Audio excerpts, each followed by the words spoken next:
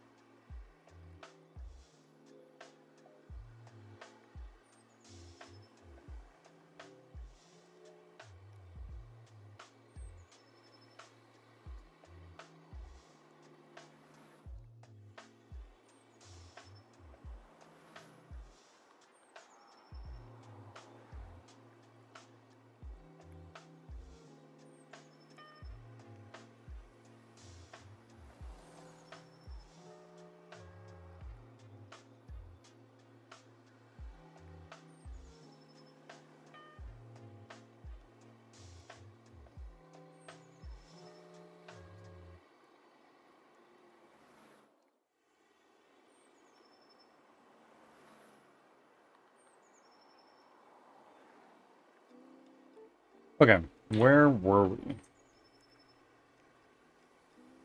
I think our problem that we were currently facing was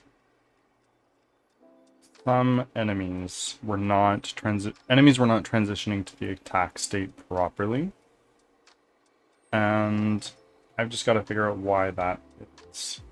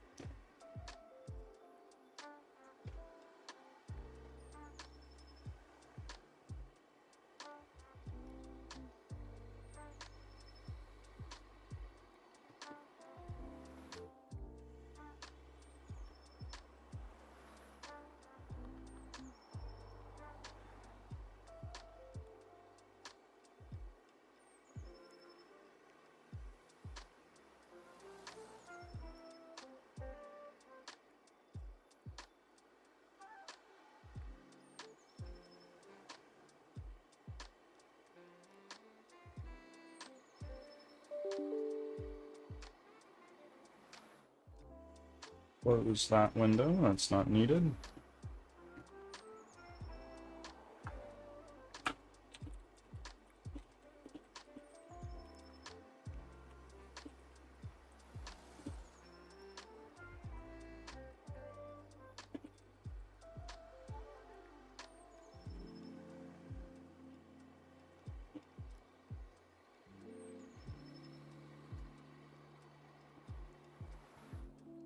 Back from ads.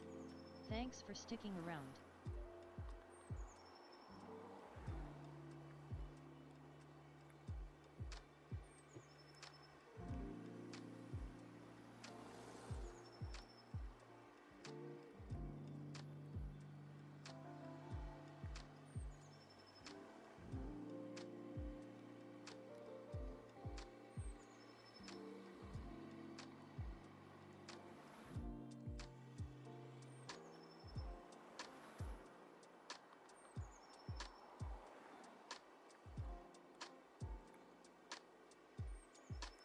Yeah, so that's our problem.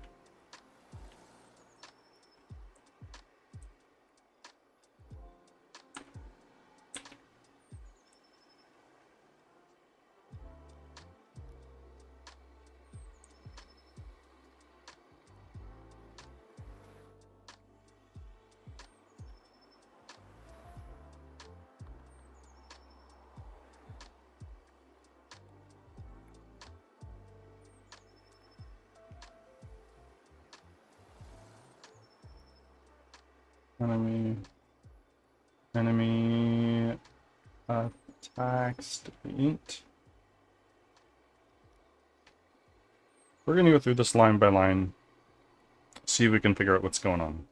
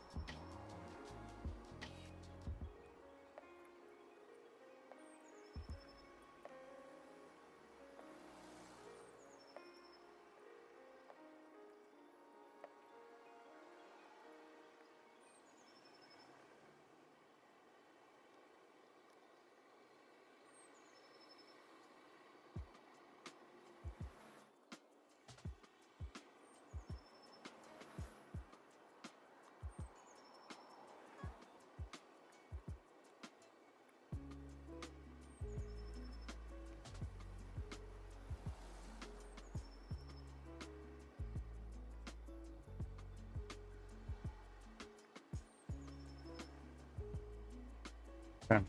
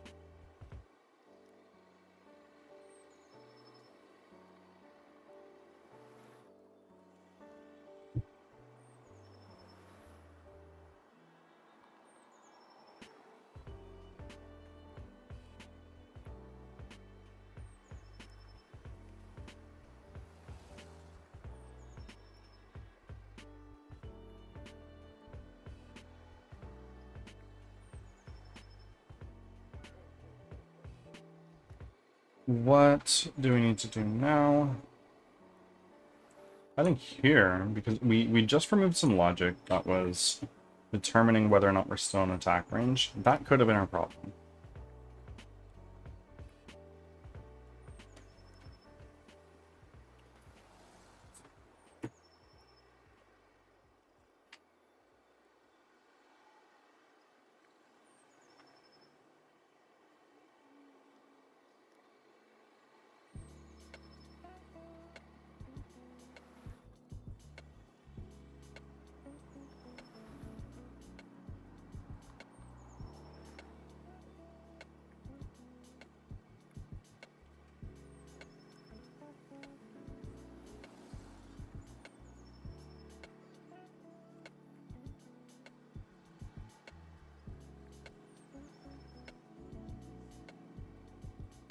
Nope.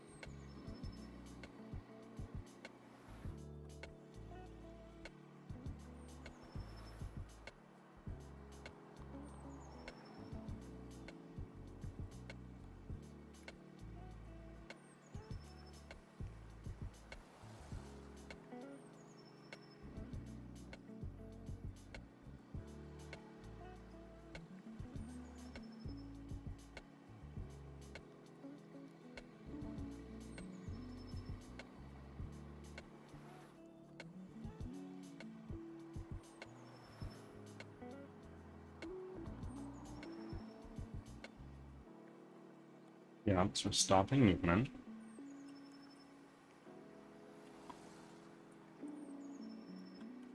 Remove useless comments.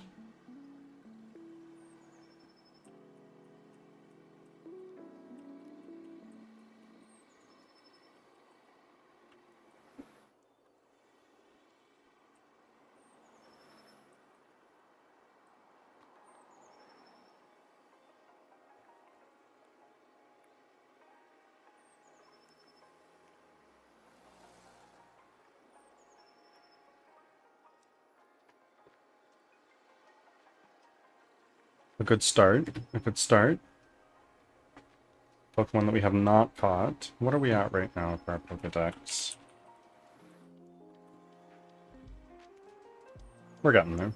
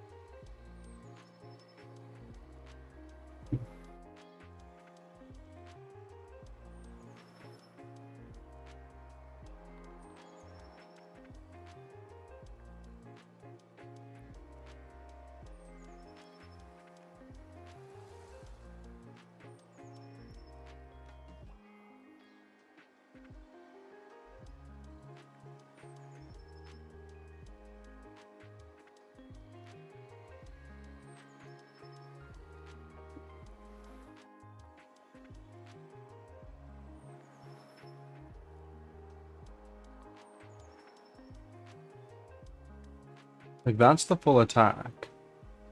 So we should be getting that full thing, but we are not. Let's fucking go. First Pokemon of the stream we caught.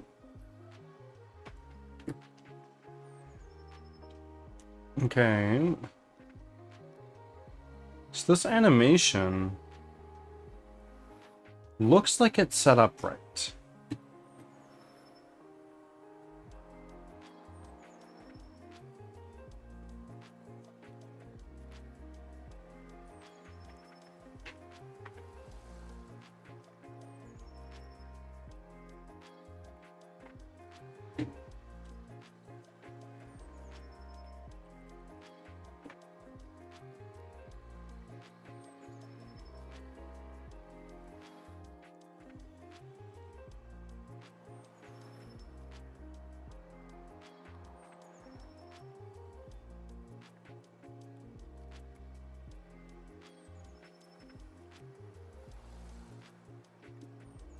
This is the chase state.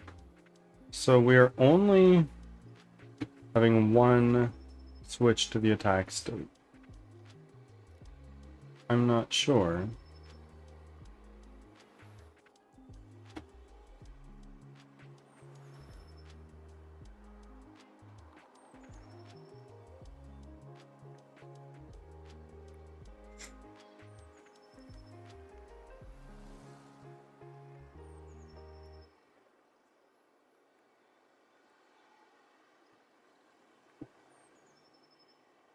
What are we doing? Look at our enemy state machine.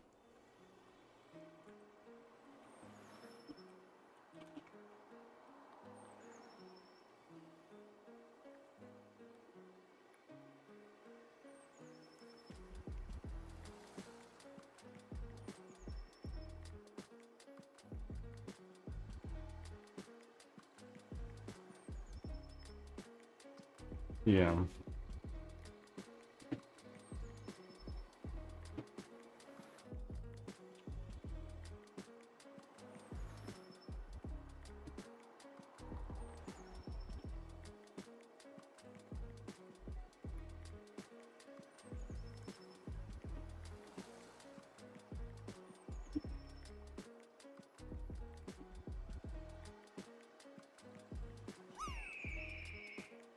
Holy shit. Too much tomato. Caw and fucking deed, welcome in. First time chat, welcome in Too Much Tomato. How are you doing? How's your stream? What's going on? I see from Frosty Tools you're streaming software and game development. Do what you need to do. If you need to get up, stretch your legs, we just need to raid and dash, by all means I totally understand. But thank you for the raid, it's much appreciated. For those who don't know me, I am Birdsong Technology. I'm a software developer out of Drilldozer. Thank you for the follow. What is your favorite bird song? I do like Blackbird. Who's that by? But, you know, if you're talking about, like, actual birds, I do really like chickadees. So you were streaming game development. Tell me a little bit about your game and your stream. Blackbird singing in the dead of night and fucking deed. Chickadees are great. A solid bird choice, yeah. I'm personally a big fan of thrushes. I like how they're so round and plump. Like, let's see. Let's see if I can pull up a photo of one of these guys.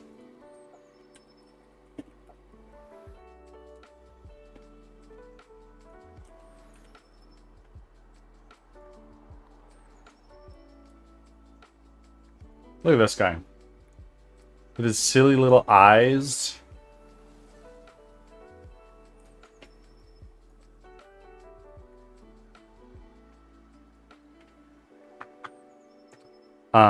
Hold on, sorry. I'm making a tennis roguelike called Torso Tennis. Just updated the Steam demo yesterday. Oh shit. This is a self-promotion friendly area. Let me pull up Steam. I'll give you a wish list.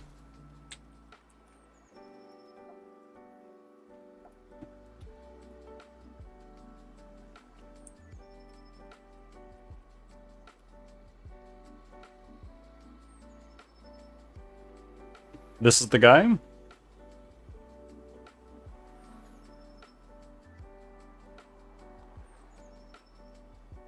This is the game. There we go. Add to wish list. Done. Thank you for the raid.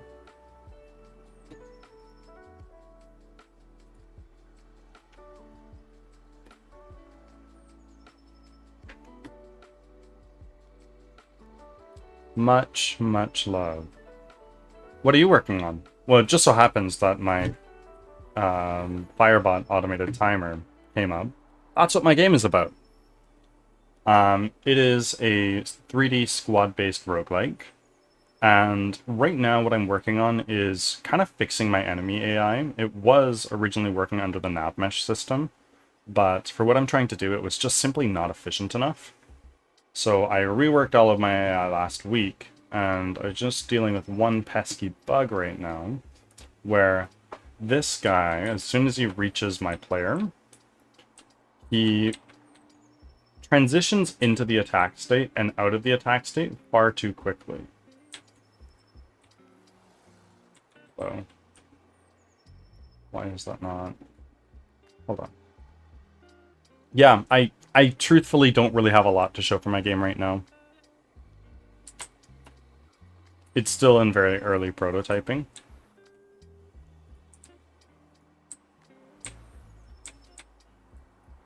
But the whole idea is that, like, this is just a placeholder asset for now. But they're going to be like a wolf-like creature, and they're going to sniff out the player, track them down, and then attack them. So this guy sees our player, gets an attack range, and rapidly transitions in and out of the attack state. That's our problem. So, for your game, Too Much Tomato, how long have you been developing it? And you have a Steam page and a demo and everything. Impressive. Not many people get to the stage that you have. I never have.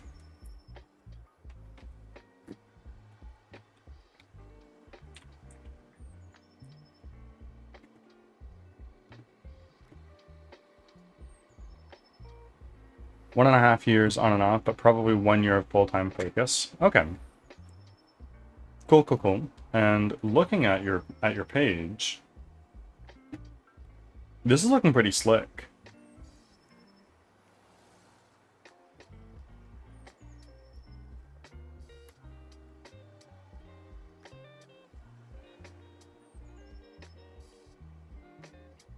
Are you a solo dev, or did you hire out some of the artwork? Or any of the work?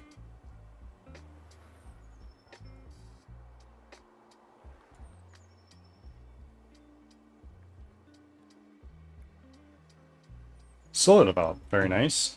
I am also a solo developer. I used to work in the web development space, so I have some experience with programming, but I'm no artist or game designer. I'm just trying my best. Solo develop, but I have a team of 3,000 working on my engine. You know what? I think my engine is about the same. Let's see.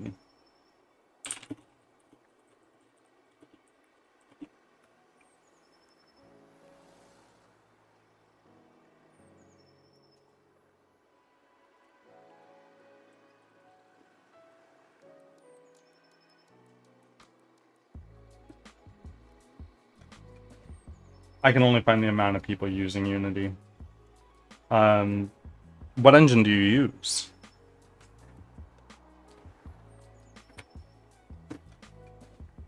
I haven't checked in the employee numbers enough. Yep. Yep. Also using Unity. Okay. Have you experienced in other game development streams some people being like, oh, you're using Unity, fuck, get out of here? Because, like, I have. That shit's crazy.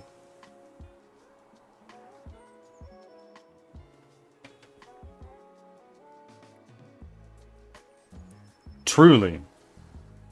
You hardly ever see anybody working in Unreal on Twitch, I find.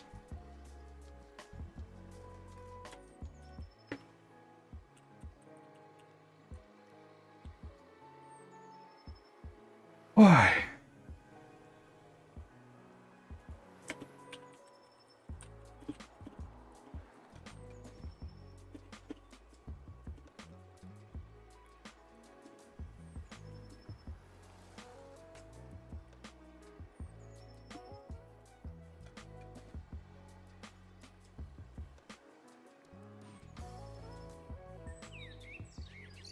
Too much tomato?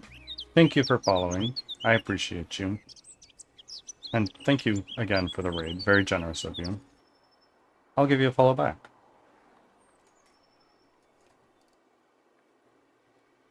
Boom. There you go. Okay, gotta run. Hope you have a lovely day. You too. Have an amazing day.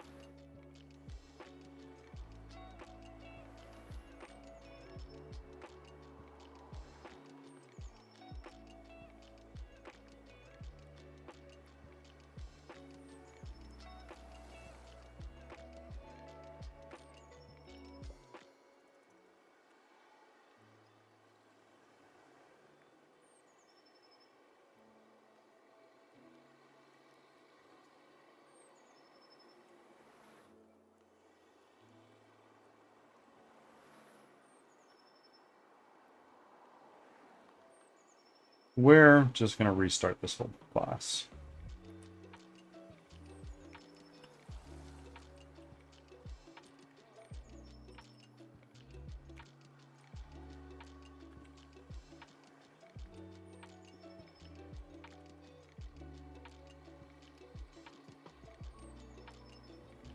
Um,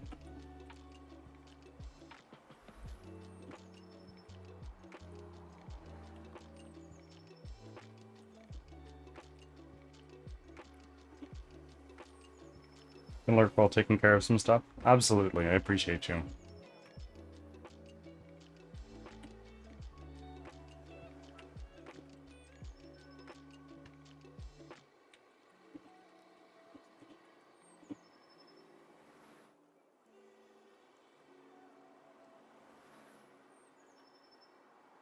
I don't need to do this in an attack in a routine.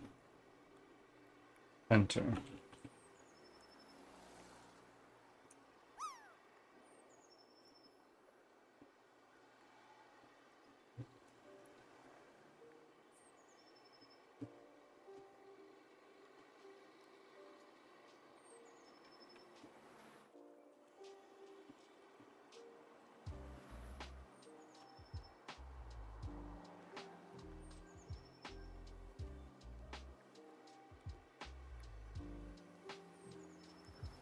Stop movement. It's not right. There we go.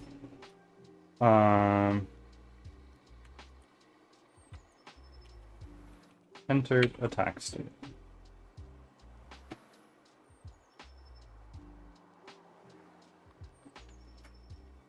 Another Pokemon that I don't have in my Pokedex. Easy stream, we're getting it.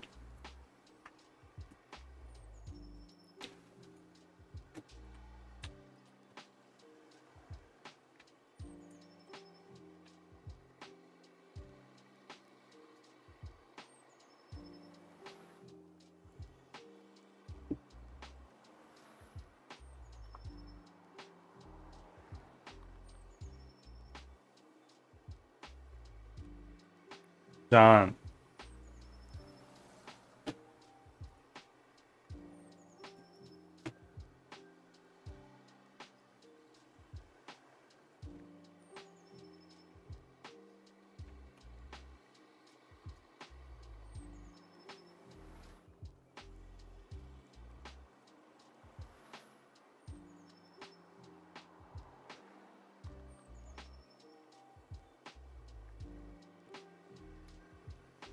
So in theory, when they enter the attack state, they should simply stop and print out the one deluxe statement.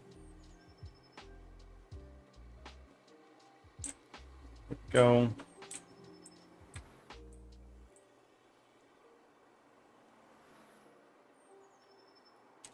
Bye.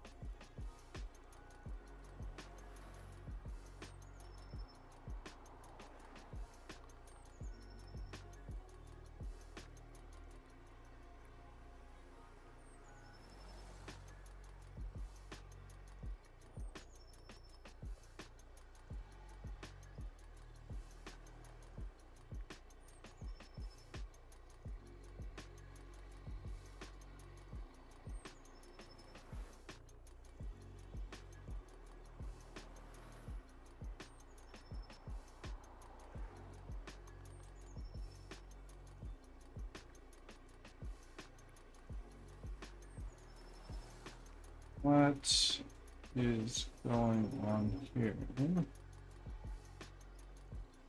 Am I subscribing to a listener? I don't think so. Arrow! Hello. Welcome in. You've been here a lot lately, settling in quite nicely in Michigan, I imagine. How you doing today?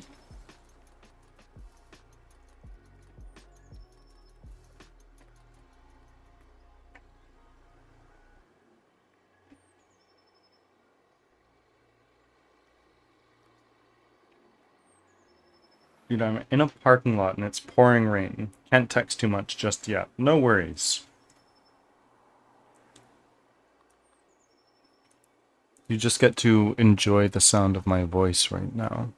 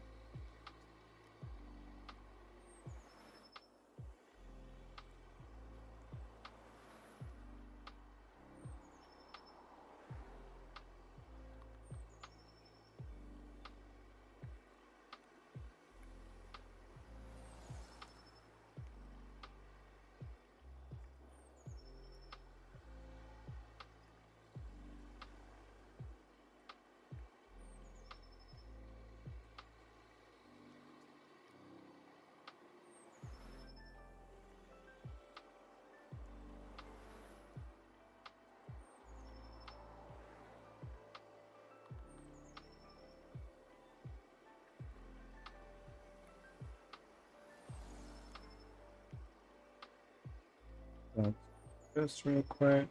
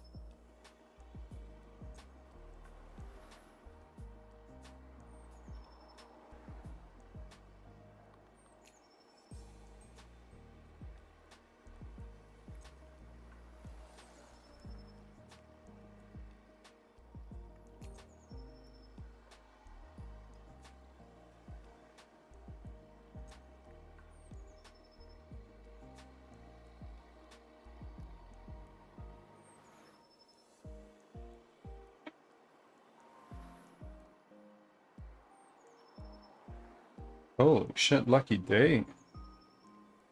First 3 Pokemon of the stream. None of them I've caught before.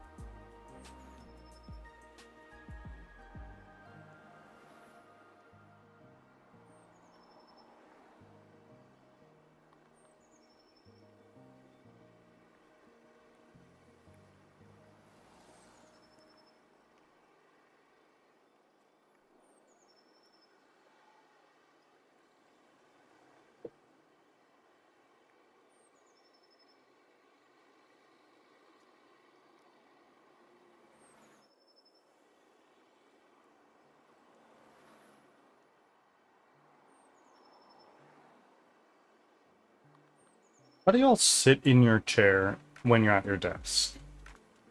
Usually I'm sitting like a normal person. Sometimes I sit in my chair like I'm some kind of gremlin. And I'm like cross-legged, almost hugging my knees. Like, I'm weird sometimes. Hello, Piggy. Welcome in. We are having a dope day. Less dope now that our music suddenly stopped.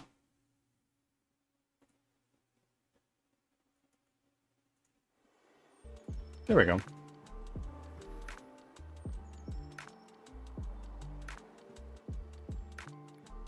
The coding is going. We're trying our best.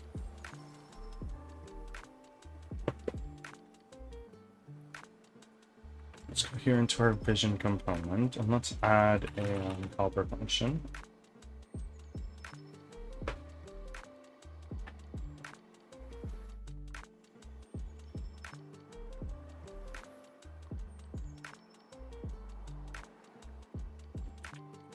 Private.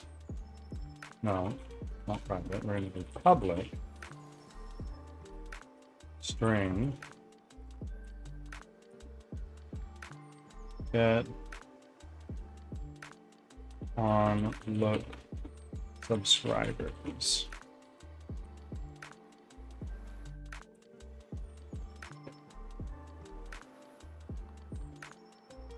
if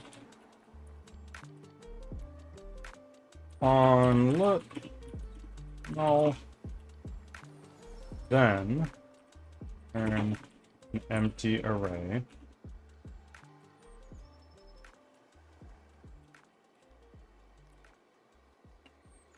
How's your Wednesday treating you, Piggy? Are you working today? You've told me your schedule like 80 times. I can never remember.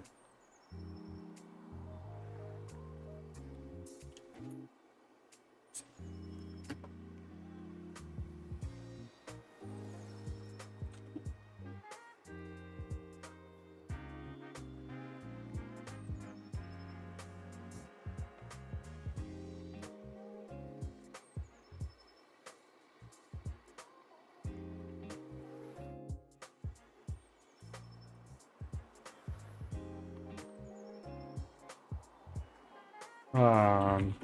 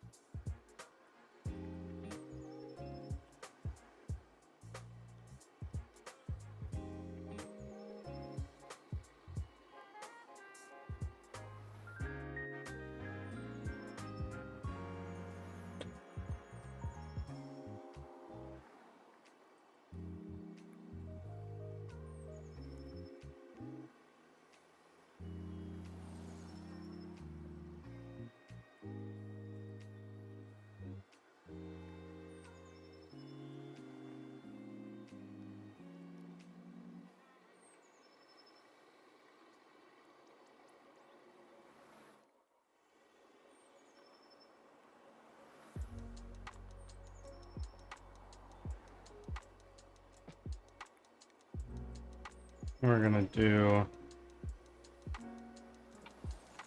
delegate E in on look get invocation list.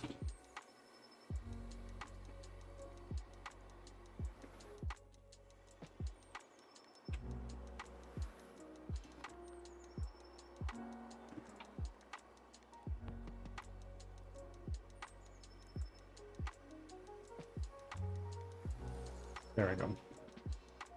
Then we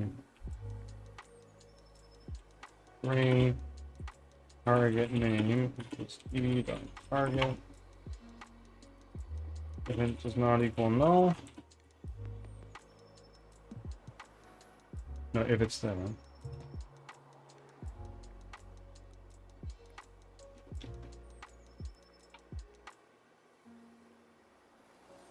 Yeah. Then we do string method name e.method.name list dot add, and we are gonna do it's gonna be a specialized string. It's gonna be target name dot method name.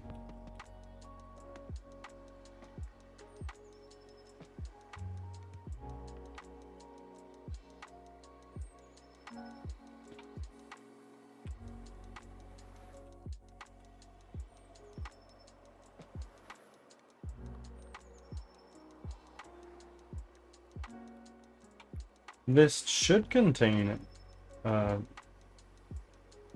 what? Return list dot to array.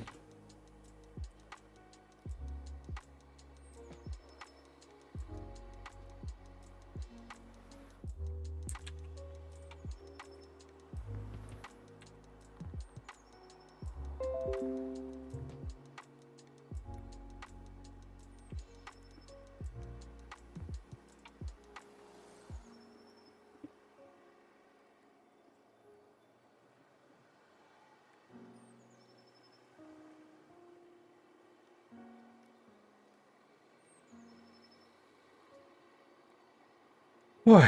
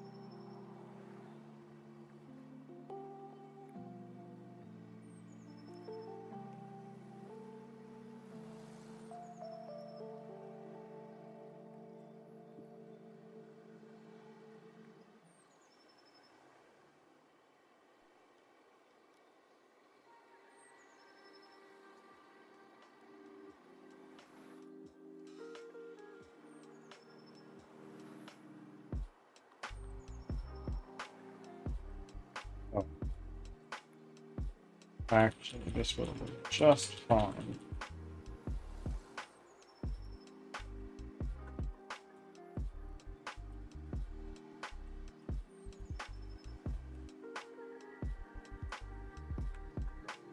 And then we're gonna do this again.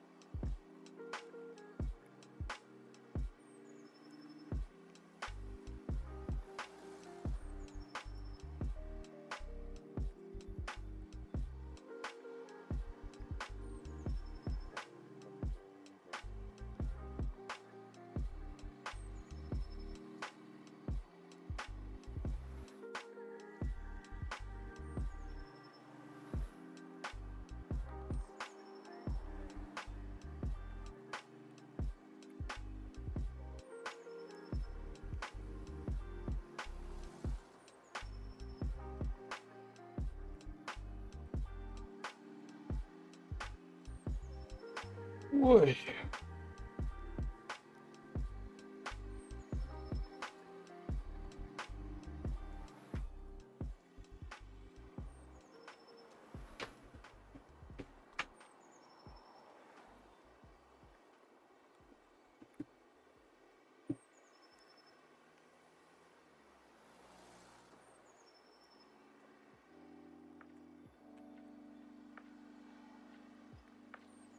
So now this should help us debug what's going on with our listeners, if anything. Ads are starting.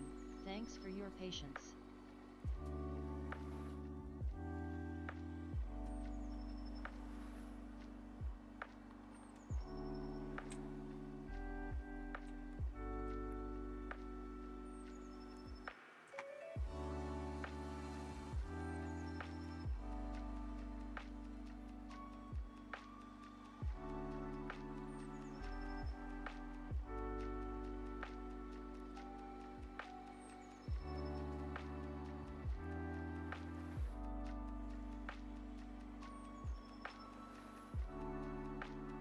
What the hell is this?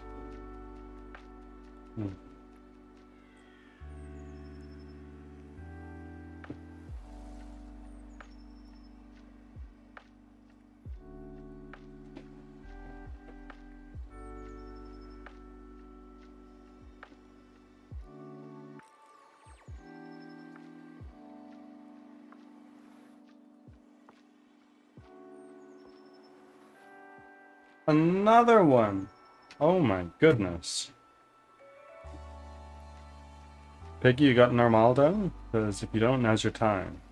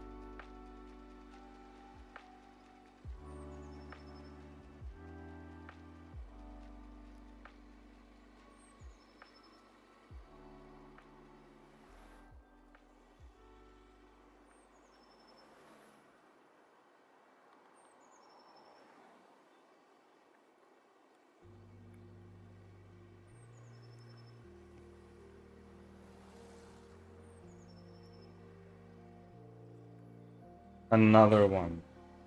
Fruitful stream today.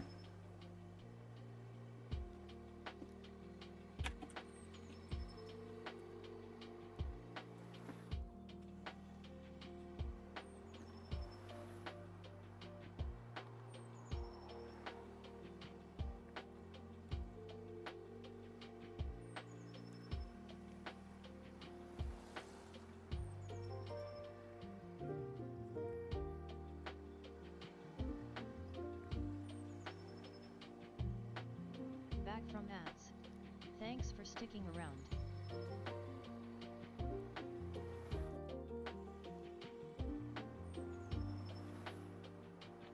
Twitch payout in a week. I am so ready for this shit. We've got an humble bundle. Anything that I can use that for?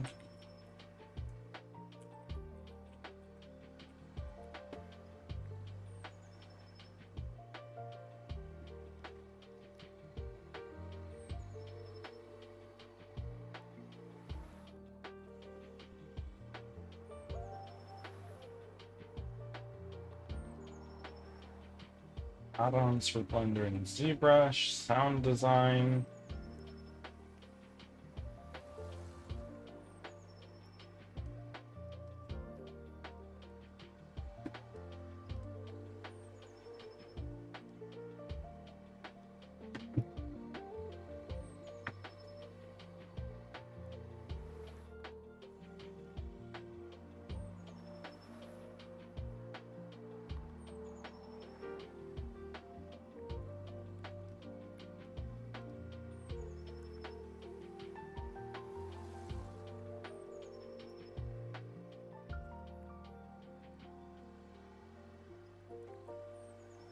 Nothing really. Not right now.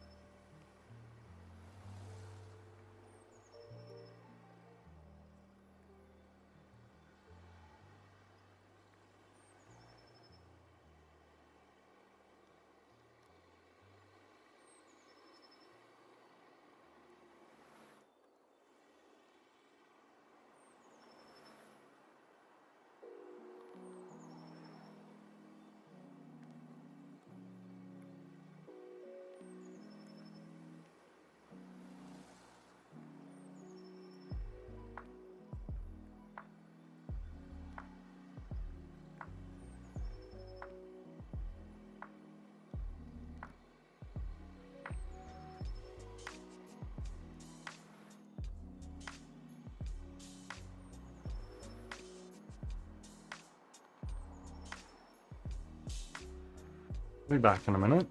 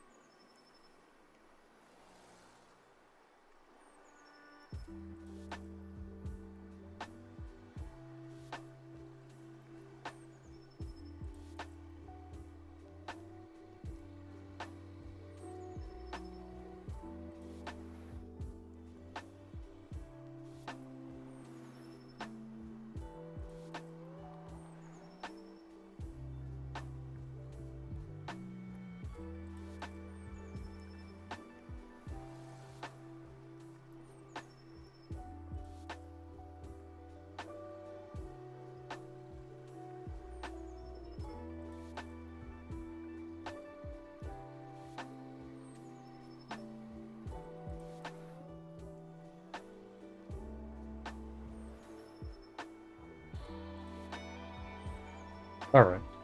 Where were we?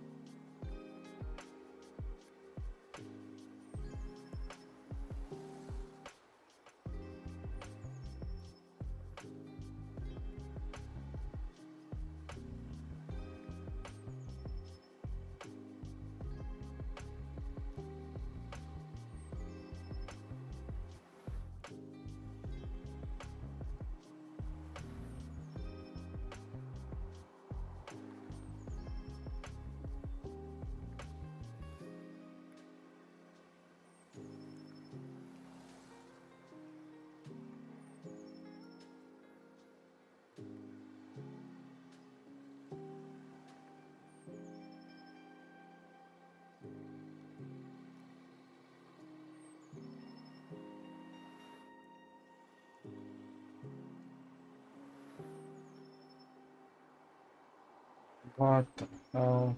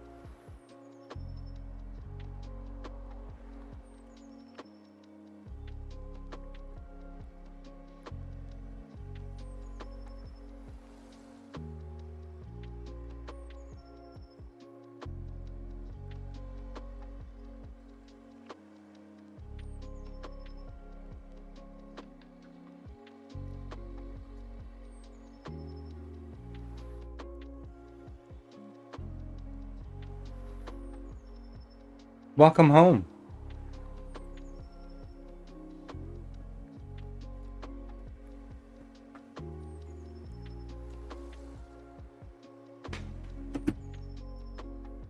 Hopefully the rain didn't slow you down too much.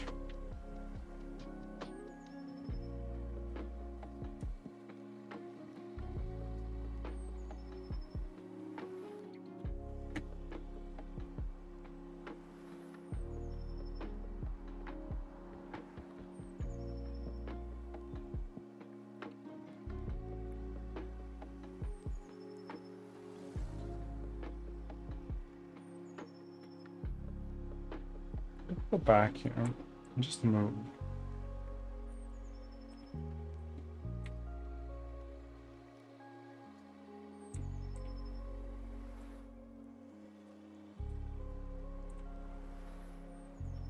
Y'all, I'm gonna lose my fucking mind. Got my first electric bill. Was much more than anticipated. Okay. Like how much?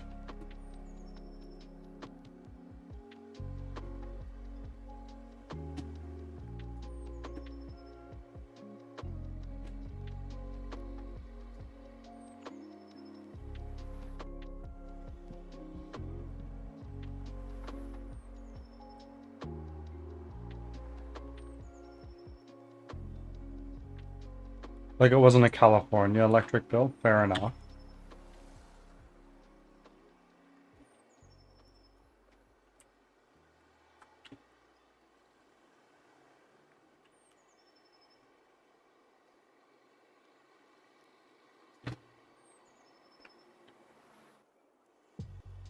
I think it was because of all the laundry I had to do in that first week. Fair enough. Do you have in-suite laundry?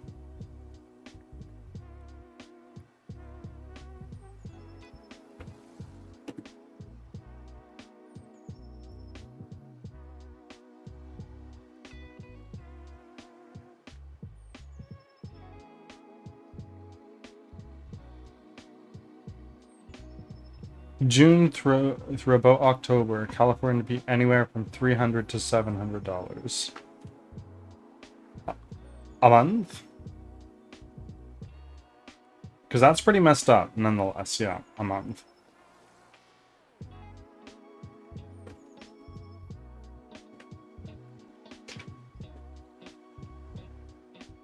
I bet.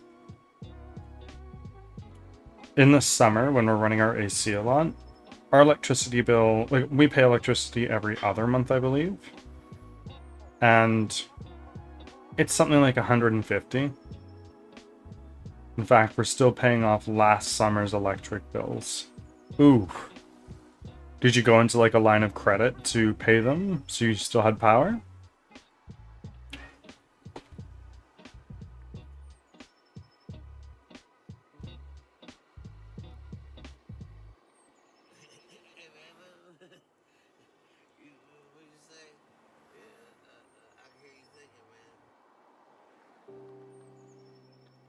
Yes, they offer payments plans because they know they...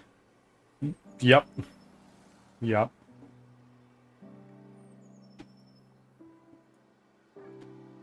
That's crazy.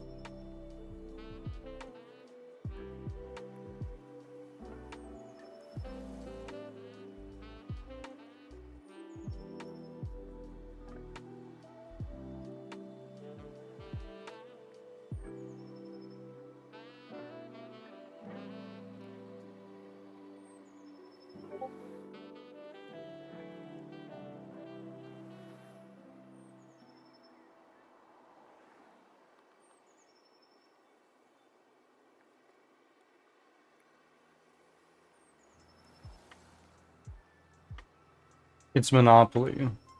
Only one energy provider for the entire state. We have one energy provider for our entire province, I believe. It's hydroelectric power, so it's not like it's not awful.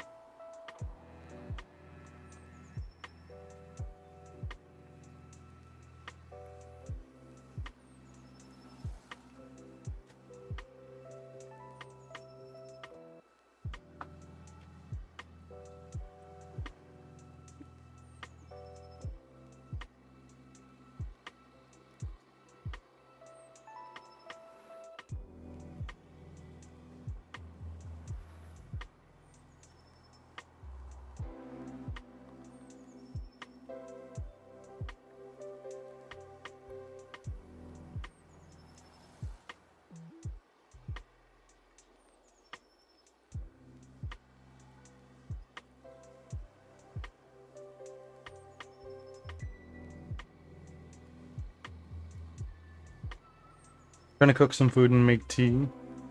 All right. Let me know what kind of tea.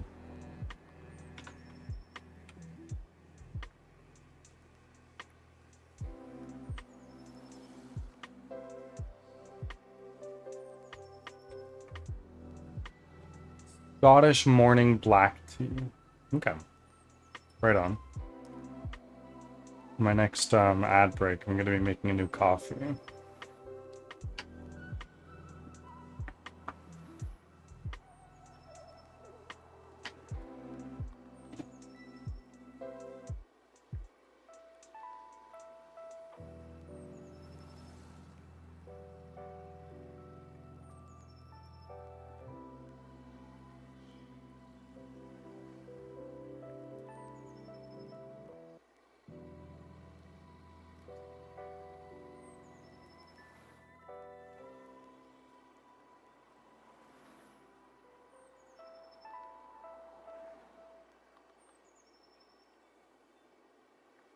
Damn, I forgot to get paper towels. Brave the rain once again. Trudge through the torrential downpour. Protect the paper towel with your life.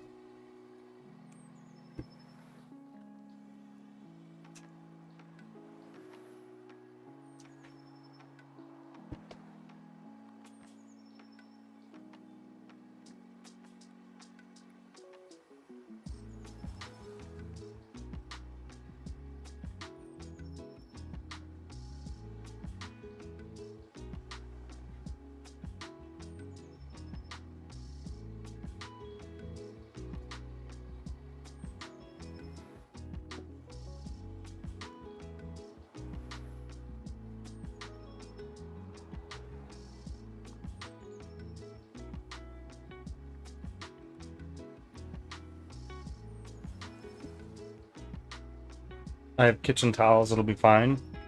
Alright.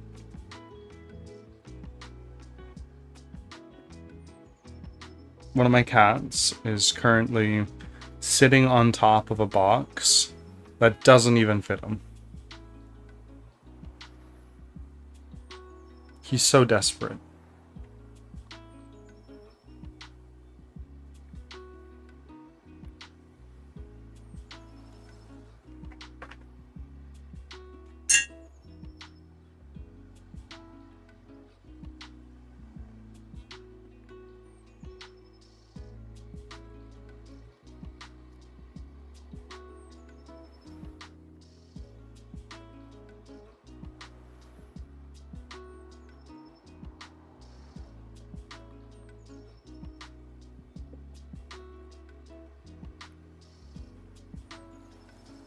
I can hear the kitty. Yeah.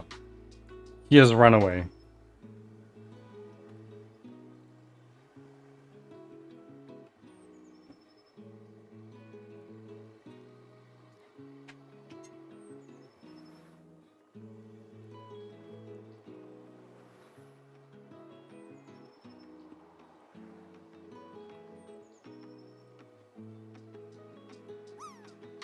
Auspicious Ash with the first time chat. Welcome in. And thank you for the offering. I don't know that person. Hello.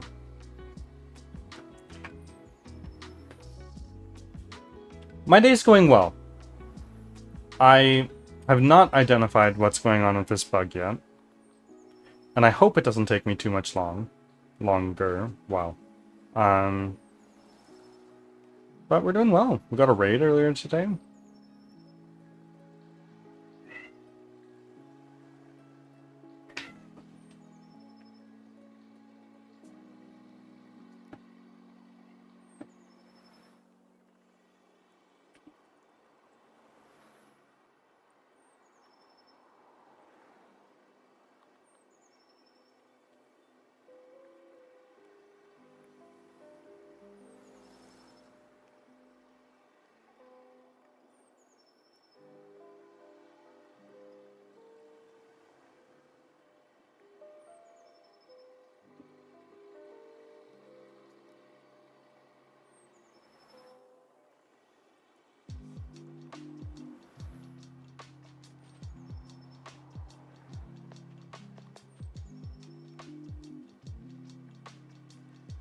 You are the hero of the story. That's crazy town.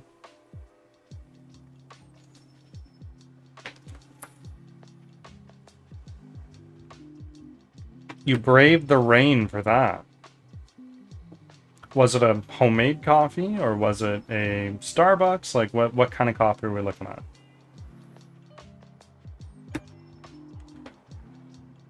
Oh God. My cat has jumped on top of the little fan above my stove and he's looking at me and just meowing. He's like, "Look at me. Look. Help me. I'm stuck. Oh, I need attention." Coffee shop. Support local businesses. 100%. In your new hometown. Yeah, dude, my cat walks around screaming at the walls and stuff. Oh yeah, like Cloud and I will be like in bed, lights out, ready for sleep, and then one of my cats will walk outside and he'll just parade around screaming. He'll be like, "Yep, it's time. It's time to start screaming now." And then we just like eventually we had enough and we started locking our cats in the room with us. Like, hey, look, this can't happen anymore. And it solved that problem, but now many of my shirts have holes in them because one of my cats, Olive, loves eating fabric. Why? Couldn't fucking tell you. I'm currently wearing a t-shirt that I got from when I went to go see a musical, and there's just a giant ass hole in the sleeve. My cats love eating fabric too. Yep. Maybe it's a universal cat owner experience, but it's rare to come by a shirt in my dresser that does not have a hole in it these days. Crunchy plastic stuff too. My cats hate crunchy plastic stuff. Like if you have cling wrap or something and you just start like dangling in front of them, they'll smack the fuck out of it. Or one of my cats has a strange fixation on sticky things. So like if you buy bananas from the grocery store, for instance, and it has like a little sticker on them saying like, hey, this is the company that it's from, this is where it's from, he'll go fucking crazy for that. Or if you get like a package in the mail and it has packing tape on it, cut it open, he'll just be like, oh my god, oh, there's sticky shit, oh my god, let me just, and he'll go crazy for it. But neither of them like bananas. There's one day where, like, one of my cats, Bean, he is fucking berserk when it comes to food time. Like, it's time to feed him, and he's all up in your business. Like, he's trying to sneak food, he's trying to smack shit out of your hands while you're feeding them so he can get a bite. Like, he's an asshole. But he hates bananas. So one day I woke up in the morning with Cloud as she was getting ready for work, and I made her some breakfast to take with her. And there was a banana peel that I hadn't thrown away in the compost yet. It was sitting on the counter. So I was feeding them. He was being an asshole, as usual. And I hold up this banana, sort of like a talisman, like, back, fiend. And he smacked the fuck out of it. I've never seen him go so apeshit on something in my life as when I held up the banana talisman. I don't know what it is. Like, I've seen cats like bananas, but neither of our cats like them.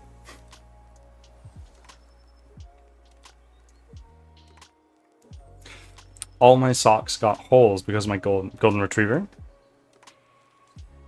My cat will pull strings out of the blanket and eat them. Anything with strings, I've learned, when you put it down, just put the strings underneath. Hide it from them.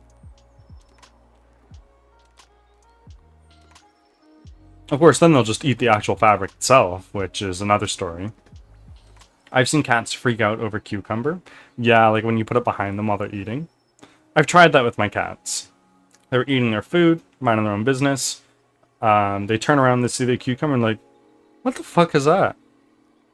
What is that? And they just smell it. Oh, this is a travesty. Oh, no, no, no, no, no.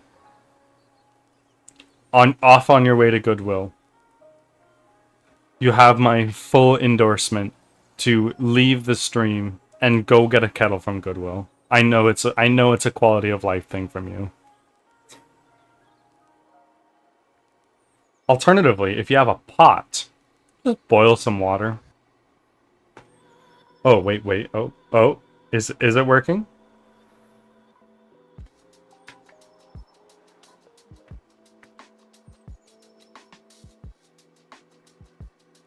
The reset button had to get pushed on the outlet. Yep. I have had full-blown panic attacks because of that.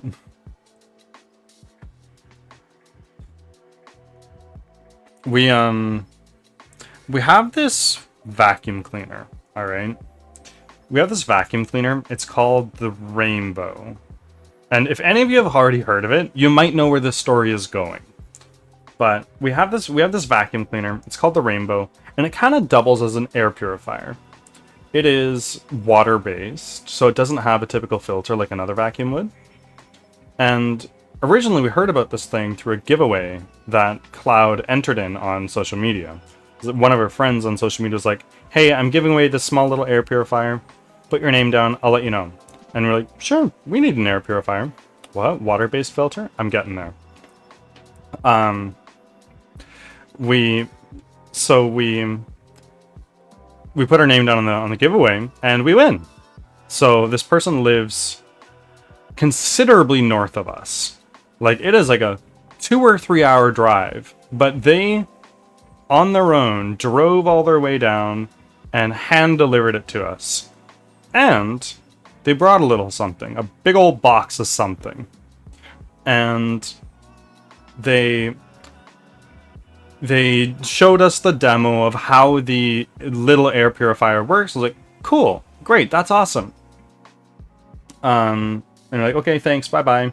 And she's like, wait, I have something else to show you.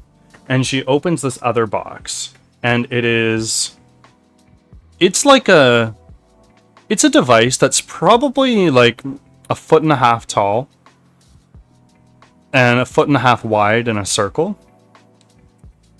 And it's got a big old tank in it. It's like, yeah, so this is called the Rainbow. And it is a bigger air purifier. It can clear all the air in this apartment probably within about 10 minutes. So we're like, yeah, okay, sure. And so she turns it on. And then she starts giving us the spiel. It's like, yeah, so it's also a vacuum cleaner. Look at all this other shit you can do with it. And she runs it over a carpet. It's like, no, she says, do you guys have a vacuum cleaner? We went, yeah, we do.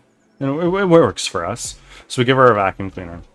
And she takes this vacuum, our rinky-dinky, like $15 vacuum cleaner that we got when we first moved in here, and runs it over a carpet. It's like, look, nothing. There's nothing in there. Like, yeah. How are you going to get shit out of a carpet with a vacuum cleaner?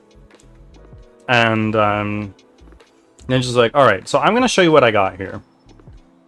And it sounds sus. Yep. So she pulls out like a full-on like vacuum attachment to attach to this thing. And she's like, all right, so this is also a vacuum cleaner. It does not have a traditional air filter like other vacuum cleaners do. It runs entirely on water, and she shows us like this. It's got this little tank that you fill with water, and it's like, I'm just gonna run it over a couple times in this spot that I vacuumed with the other vacuum that you have here, and let's just see the difference. I'm like, okay, sure, it's probably not going to be that different. And oh my fucking god, I was revolted. She runs over this thing like twice, and the water that is inside this thing is like thick and black and gray, and it has cat hair and human hair, and it's revolting. It's absolutely awful. And we're like, yeah, okay, that's cool. That's cool. We don't need a vacuum cleaner though. We're good. Thanks. It's like, are you sure? Let me just show you a few more things. And then she like takes out this other attachment, and she like she goes to our sink, and she was like, she runs the water for a little bit, and it takes a little bit to like actually go down the drain. It's like, oh, so you guys probably have like a small clog in your drain. Like, yeah, probably. Like it's fine. The water goes down eventually. We'll just Drano it eventually. It's like, yeah, so you'll spend like $30 on Drano. How about this? And she puts this attachment where it's like, it's just the right size to put in the sink. And she turns this thing on, and all of the gross garbage shit that was down our drain just came out. And I was like, wow, this seems to be a good product. And I was like, so how much is it?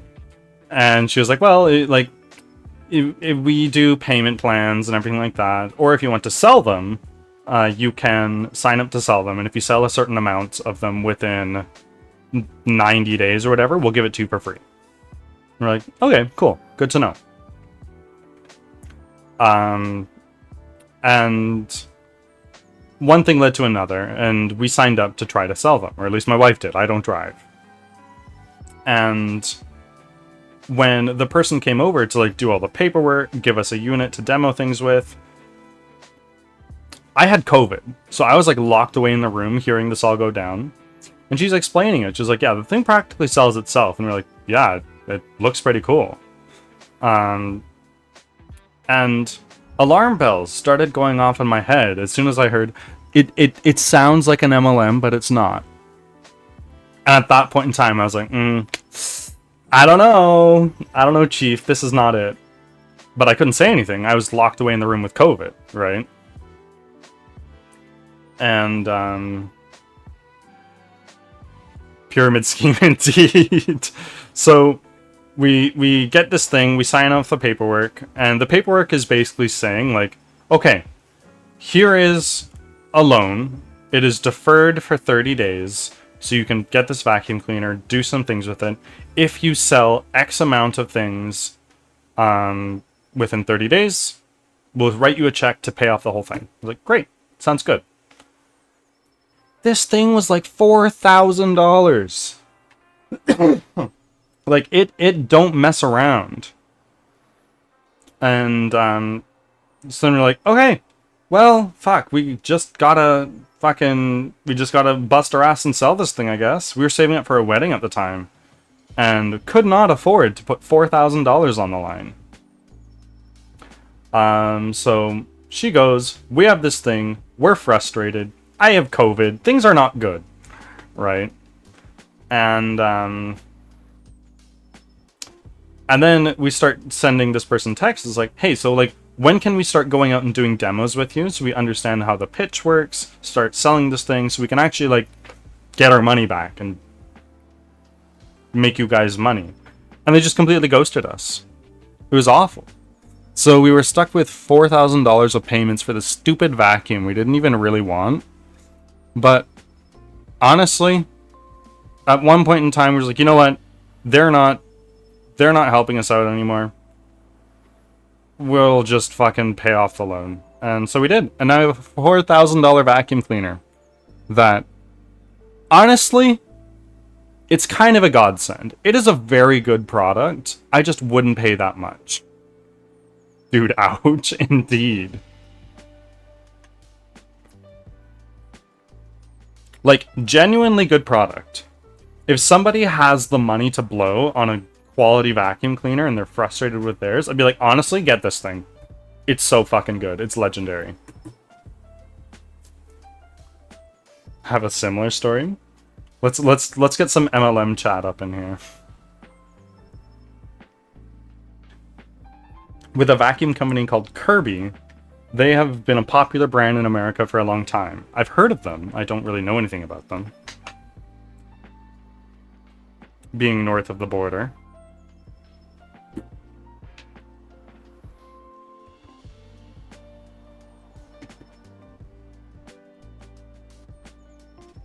They came by and used our vacuum, and then they went over the same spots with the Kirby vacuum. Yep.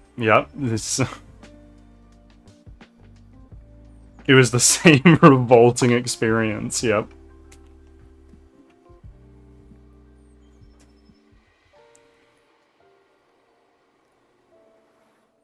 Well, I've been to an Amway recruitment conference. Oh, I have a fucking story to tell about Amway. We'll wait until Arrow's done his. Then they have an attachment to clean beds. They vacuum... Oh, God. Oh, my God. It was bad. You know what? I should fucking try it on my bed. That's not a half bad idea. I was a teenager at the time.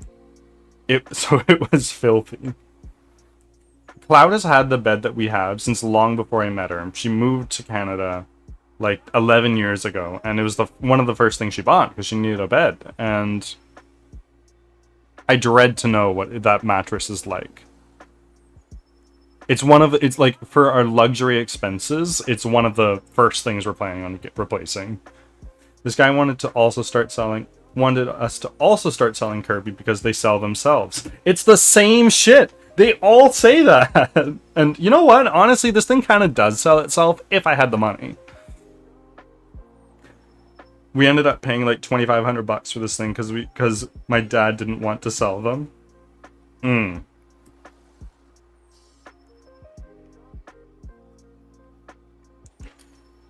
Yep. Yep. Damn good vacuum. Exactly. It's like, well, you know what? It's kind of shitty, but at the same time, came out of it with a good thing. At least it's not just like 2,500 down the tube, right? Amway. When I was in university, I've had a job, not including now, basically since I was 15 to when I just quit my job in March. I'm 25 now. And it was like shitty minimum wage jobs. Like I was working at a Dairy Queen. I worked at like a hardware store. I worked at like a pharmacy and a Best Buy. And those were all like fine retail jobs, you know, the typical retail experiences. But one of the jobs that I had over a summer was I was doing door-to-door sales for like a house painting company. Best Buy gang. I was doing door-to-door sales for like a house painting company, and it was a pretty good gig. They paid me a little bit above minimum wage, and any time that I got somebody's name down, they'd give me a $5 bonus commission, right? Like I got somebody's name down for a free estimate.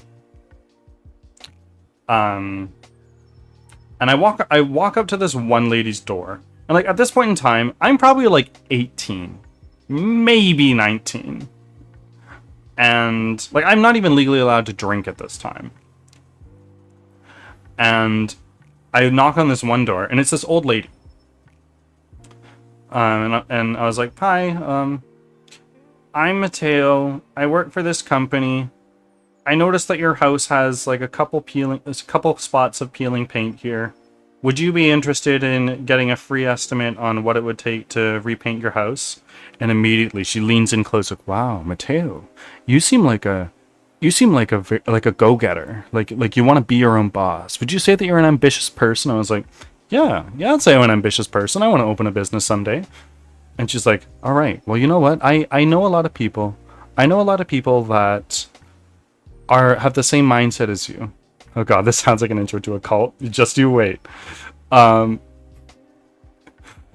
So you seem like a go-getter. You seem like a kind of person who knows what they want in life, and they need a way to get there. And I was naive. I was young. I was like 17 or 18. And I was like, yeah, I am. And she's like, "You know what? Why don't we go to Starbucks together, and we can have a discussion about goal setting?" And I was like, "You know what? Sure. You're a homeowner in my expensive city. What could go wrong?"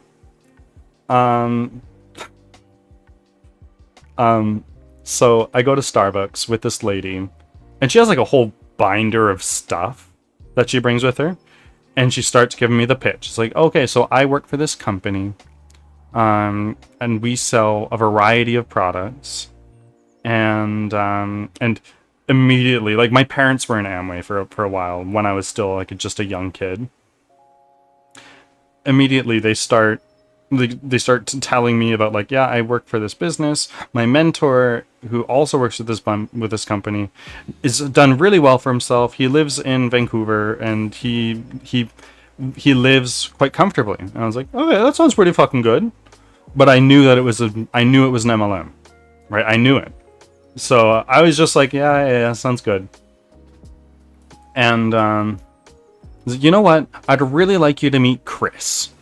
I was like, "Okay, sure, I'll meet Chris. Yeah."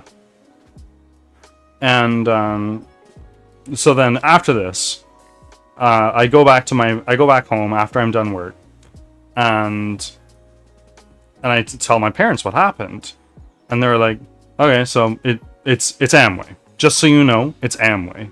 It has a different funky name. They go by a smattering of different names, but it's Amway." And I was like, "Okay, so I don't need to do it then."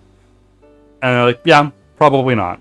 I was like, "Yeah, she wanted she wanted me to meet up with her mentor, Chris.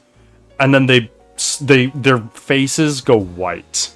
They're like, wait, Chris Redford? And I was like, I don't know his last name. And I was like, and I was just going, yeah. His name is Chris. He's from Vancouver. And they both look at each other. It's Chris Redford. That's the person who got us in 20 years ago. And I was like, holy shit. What a fucking small world. So, naturally, I have a connection to this guy. I know I'm not signing up, but I gotta go. I gotta go see this guy. And, sorry. So, I go back to Starbucks. So basically, Chris made it to the top of the pyramid. Maybe.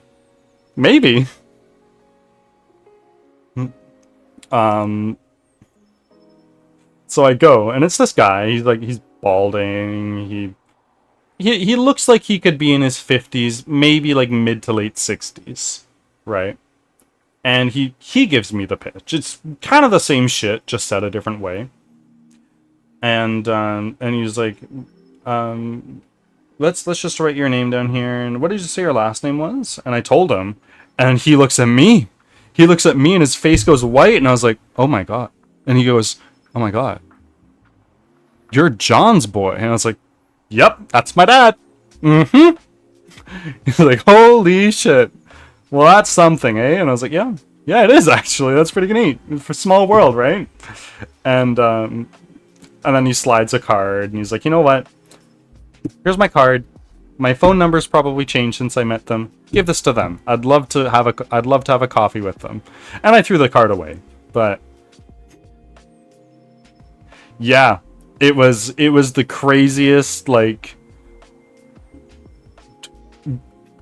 Uno reverse card. It's like, yeah, I know who you are. It's okay. You don't need to.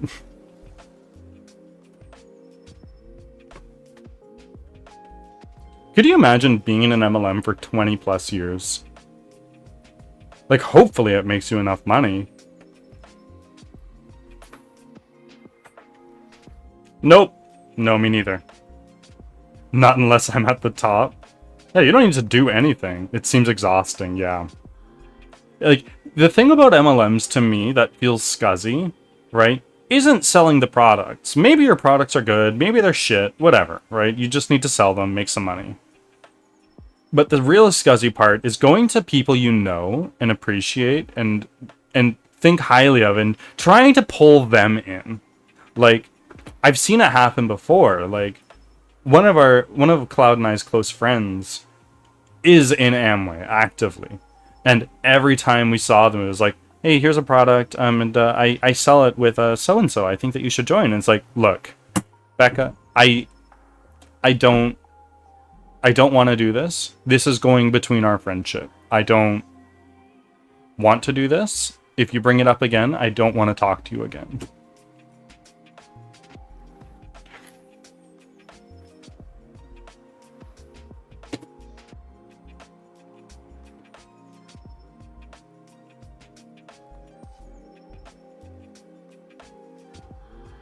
Yeah, man.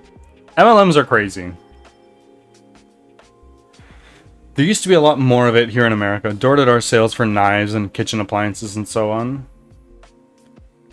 I don't actually think it's that big in my city anymore. Maybe it is. I don't leave my apartment most days, so I wouldn't know.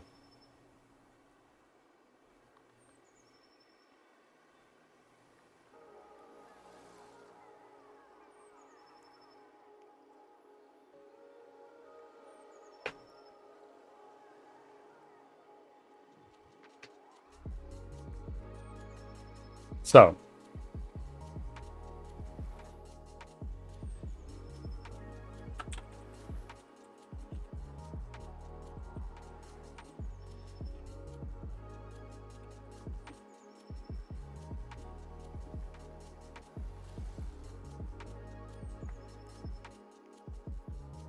people in America used to drive across country for it. work for a company who sells a product, and you would travel in America in your car knocking on doors. Yeah. It's like a whole thing.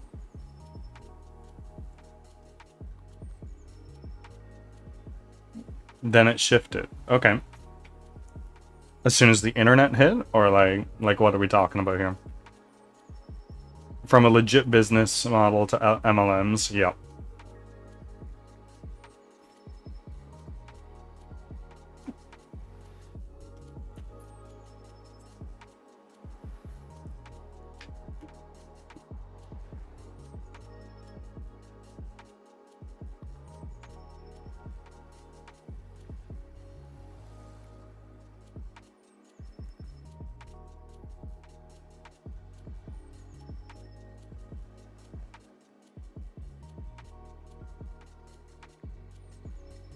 Yeah, food is down. My tea is ready. Time for anime. Ads are starting soon. Time for a coffee. I'll be back.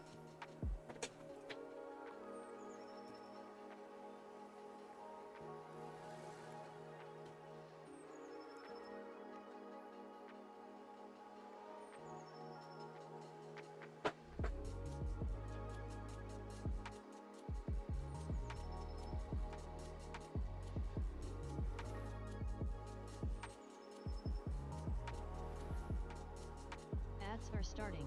Thanks for your patience.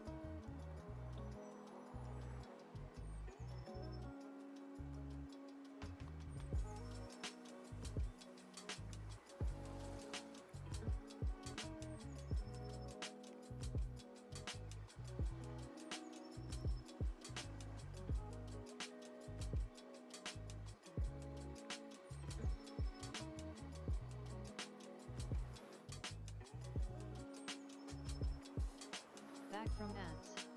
Thanks for sticking around.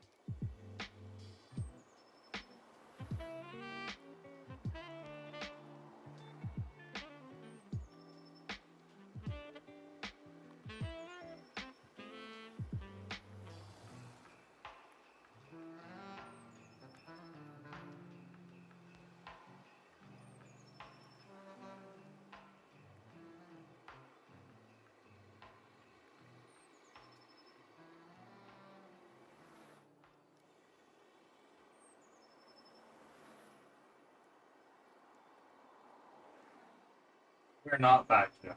I just finished making a coffee. Need to grab something else.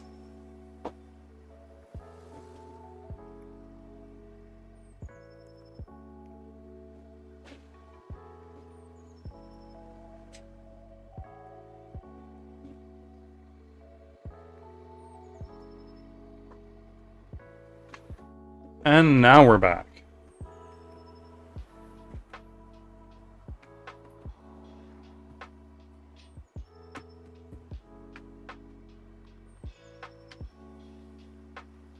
So,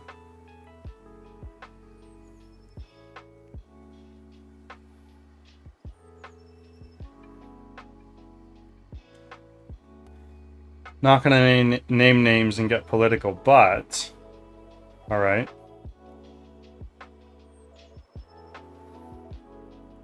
Our bill is high because of most of our energy from Canada. Yep. Yep, and let's see where Michigan is on the map.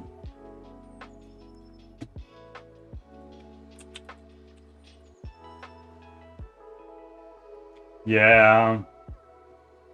Yeah, sorry about that.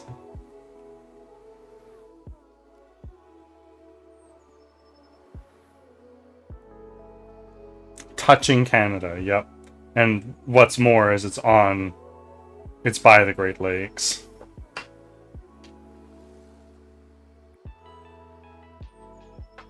Yep.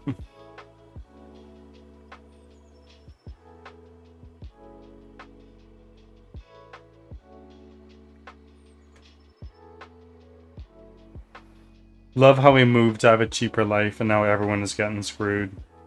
Yeah. Yeah. At the end of the day, though, it's probably still cheaper, eh?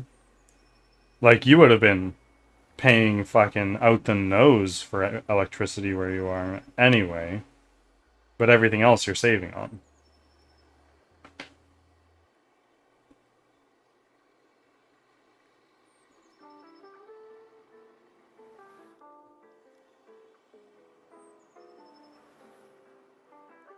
Oh yeah, dude. Because tariffs plus California. Yep. Yep. I am very invested in all of this kind of thing. I cannot speak of it on stream or I will get very heated. And also Twitch doesn't like that kind of thing.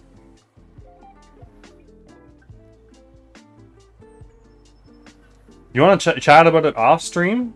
I'm all ears.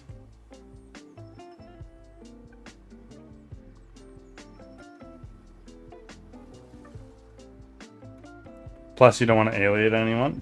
Yeah, exactly. So I will professionally abstain from giving my 2 cents.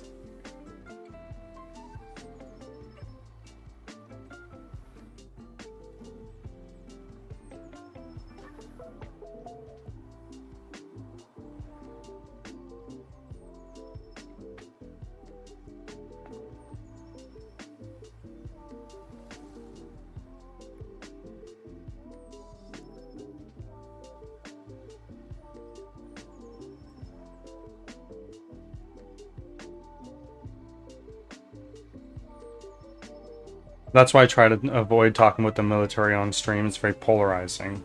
Yeah, that makes sense.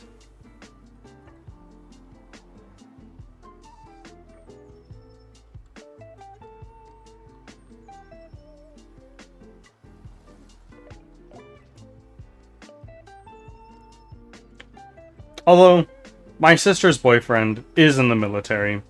If you're ever looking to chat about the military, you can do so here. I see no reason not to.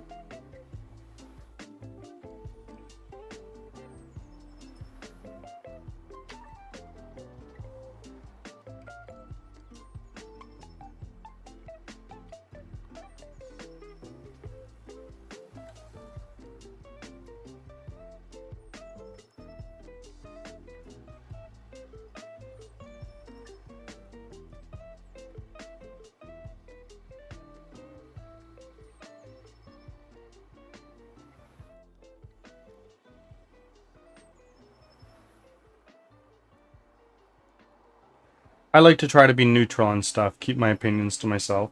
That's fair.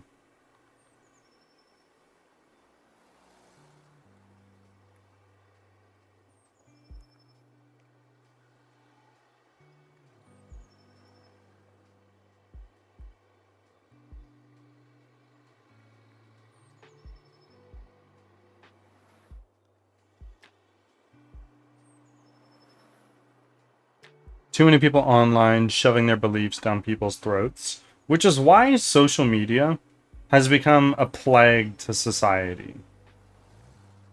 Like, it's no secret. Social media is net negative for society.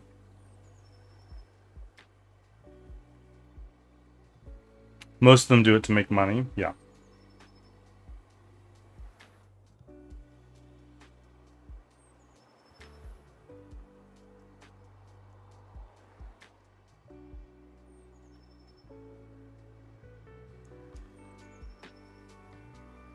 It's a grift? What do you mean? Tell me more.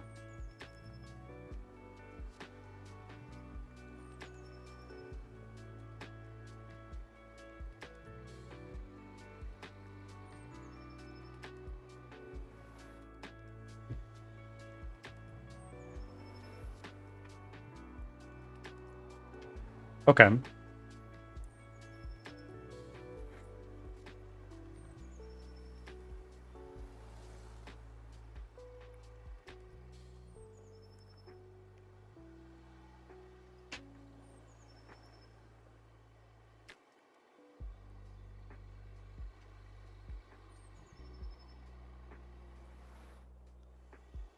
Engage in petty or small-scale swindling. Yeah. Yeah. A lot of the internet is that, though, and I feel like it always has been, to a degree, unless you look at, like, the very early days of the internet.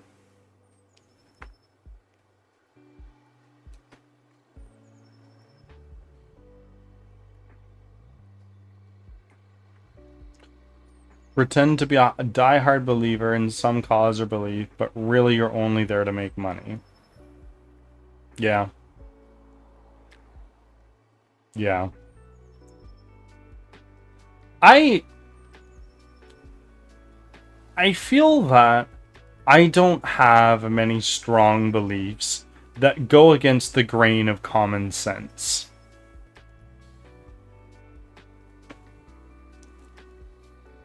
So you spend your time getting people upset or scared. Yep, negativity is what catches eyeballs, right? Which is the crux of the reason that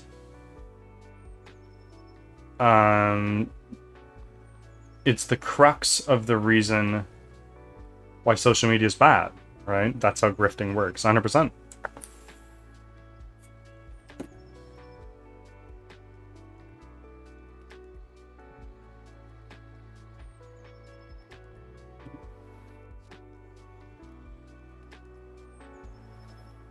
Coming for your rights, they want your guns, stuff like that. Yeah. And without getting too political, I feel that, like, a lot of that, like, oh, they're coming for our rights, comes from the strong value for freedom that the USA has. Which is an admirable thing, don't get me wrong. But I feel like it also gets in the way of meaningful connections.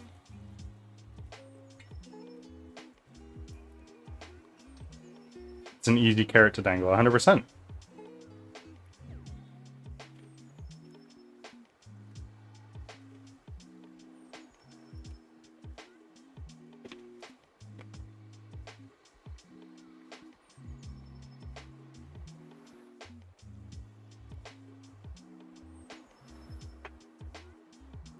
Arrow, are you a free will guy, or are you like a determinism guy?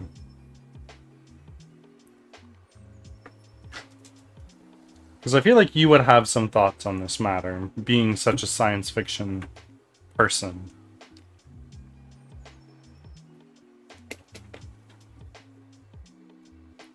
Good question. Yep.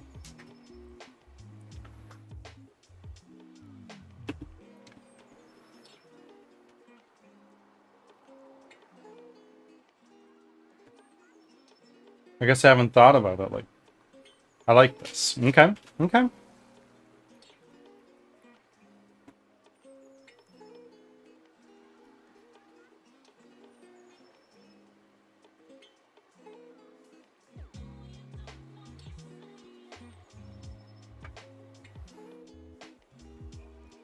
We need to start coming up with thought exercises. This is one of them. Free will or determinism? Do you believe that freedom of choice and that you acting out of your own volition is a real thing? But how would you describe those sides? Something to open up the brain. I fucking love conversations that make people think and are intellectually stimulating. It's like we were talking about this a little bit last week. Like, it opens the door to curiosity and insights to other points of view, which lead you down rabbit trails of learning, right? People hate critical thinking, at least the people I know. Fair. Fair enough.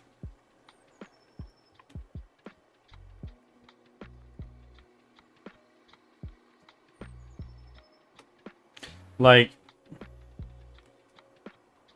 how would I describe both those sides versus like determinism versus free will?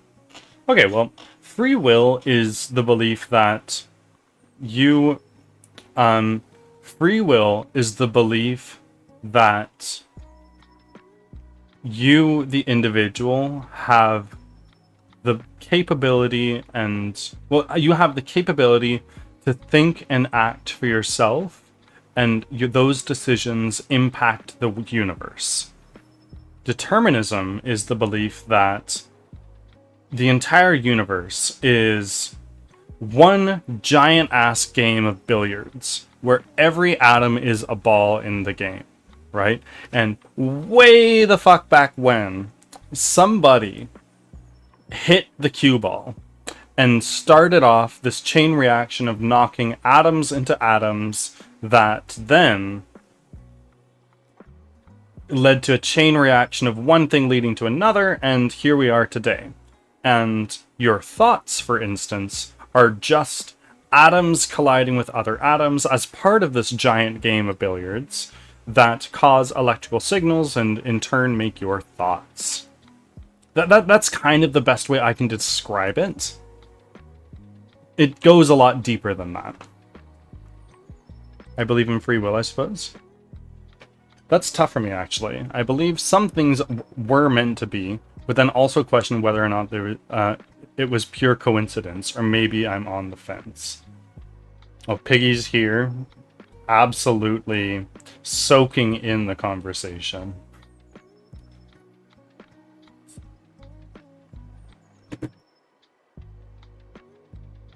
Yeah, I think that I believe in karma. Okay. Okay.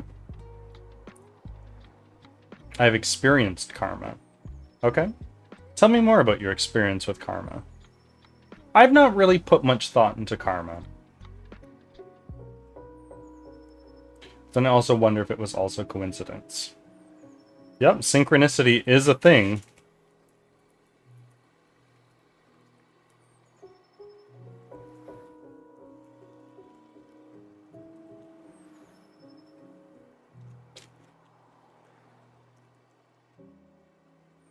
Karma can be a bitch for sure. Yep. Yep, this is true.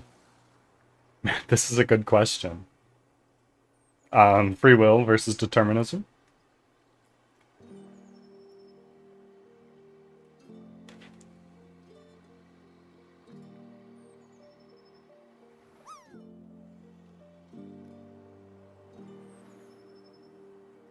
First time chat from To Danger. Welcome in. Of course, you're no stranger here. But you are an organic computer and will make the same decisions based off of your inputs. Yes, 100%. But the question really lies in, are you the creator of your inputs? Or are your inputs the creation of something else?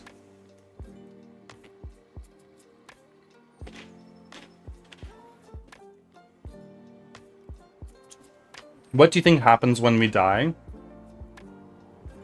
I believe in the afterlife. I think I do. I don't know. I don't really know what the afterlife would look like. Like, if I die today, June 4th, 2025, will I be reborn tomorrow as some kid in sub-Saharan Africa on June 5th, 2025? Or is time linear? And will I be born as a commoner in June 5th, 1642? Your inputs kind of have to factor in your environment 100%. Like the stimuli that is around you, such as like the light that is going into your retina, the things you see, the sounds you hear, the smells you smell, those all impact the decisions you make. But by the same token, those things that are the stimuli that is around you, that's not within your control. That's deterministically there in theory.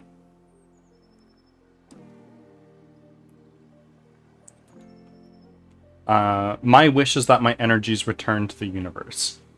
That's another thing, right? Like, energy never is destroyed. It always is, and it always will be. And when one dies, your body will decompose, and in doing so, you're releasing molecules such as carbon dioxide from your decomposing atoms, and that will then go into a variety of things. Dude, I wondered that too. Like, what if I become someone else in the past? Totally. Or just rot in the dirt as a corpse while your energy goes back into the earth. Yeah, that's kind of what I was getting to. Sorry, I'm arguing for determinism. Okay. But I know ghosts are real, so that question is hard to answer. I've heard about studies that talk about the soul and the spirit, where they would weigh somebody right before they die, and then they would weigh another person, they'd weigh the same person moments after they die, and in theory, in some of these studies, their mass went down, like their mass decreased after they died. But I think that study has been largely not reproducible, and I don't really know. And then this gets into a whole fucking different school of thought, which is, what is consciousness? I think it would be sick to just travel the universe as energy and see it all. Totally. Like, in the Dungeons and Dragons universe, there's the whole concept of the ether, where you are floating in the ether as whatever entity you are or choose to be. And you want to go somewhere, you just think of going there, and you float in that direction. I've thought about being planted as a tree when I pass on. I've thought the same thing. I think that, like, it sounds silly of me, but my last name is so uncommon that it is quite possible that if I do not have a son and they go on to have more kids and spread my name, my last name will die out with me. Which is crazy to think.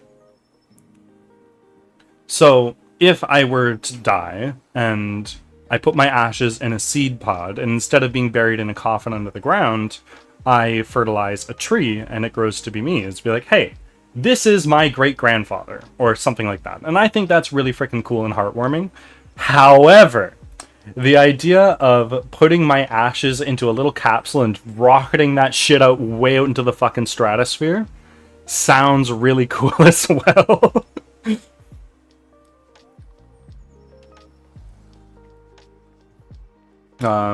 I've seen spirits and lived in haunted houses. Oh, I would love to know more about that. Do you watch Vsauce?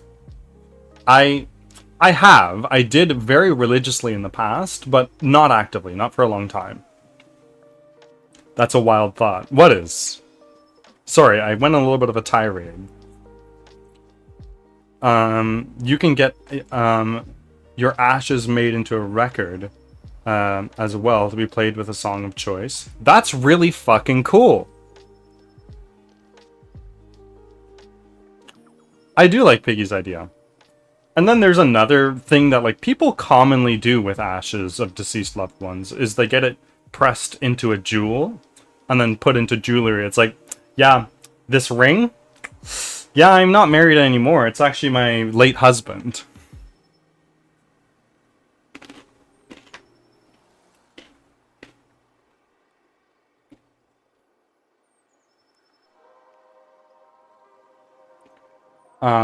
I would pick an annoying, awful song. It's a Small World After All, or a song like that. Bro, there's no other answer than Rick rolling everyone that listens to your body. My gramps died in an old house as a child and haunted it in a good way. My dad died in front of my eyes at the... Holy shit, I'm sorry to hear that. And he also haunted the house, which mostly watched me sleep. That is intense. Yeah, that must be really shitty, and I'm sorry to hear that. I don't know if you're a religious person or not. I personally am not, but wherever they are now, they're in a better place.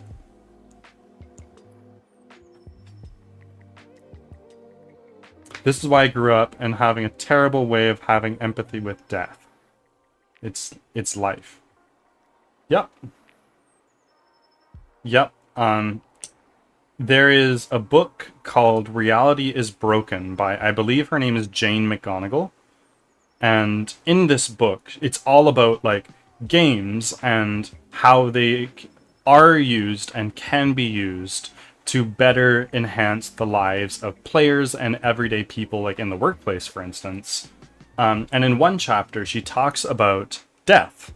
And she mentions like people who speak about death for 5 to 15 minutes every day live statistically and measurable happier lives than those who don't.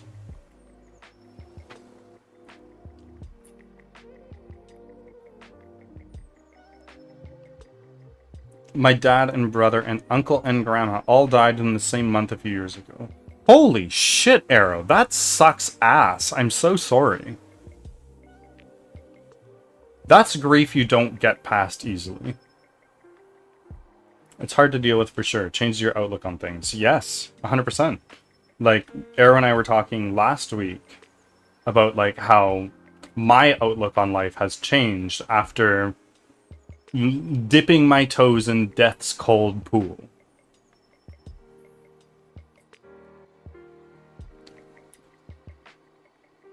It gave me a lot of empathy. I think my emotional intelligence leveled up. That's definitely like an emotional intelligence XP boost, like for life. Permanent multiplier.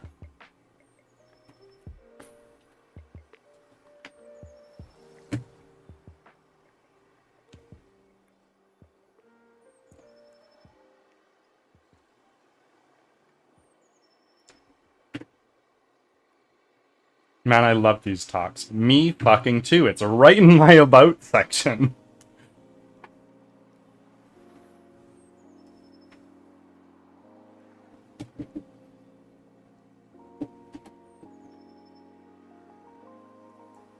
And really what I hope for this channel is that this becomes a space for these kinds of conversations.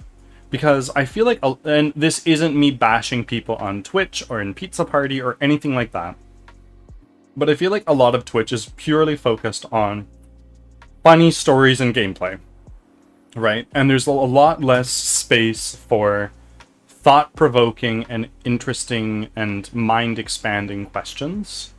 And I hope to be a place where people can do that. I feel that. And sadly, I had the opposite reaction. Death is just the epilogue of life now. There's a kind of beauty to that.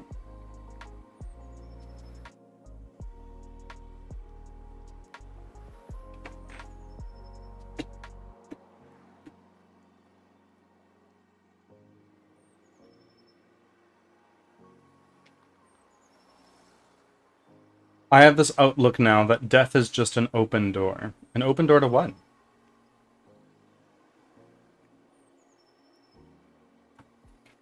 Okay, I have a question. What is your question?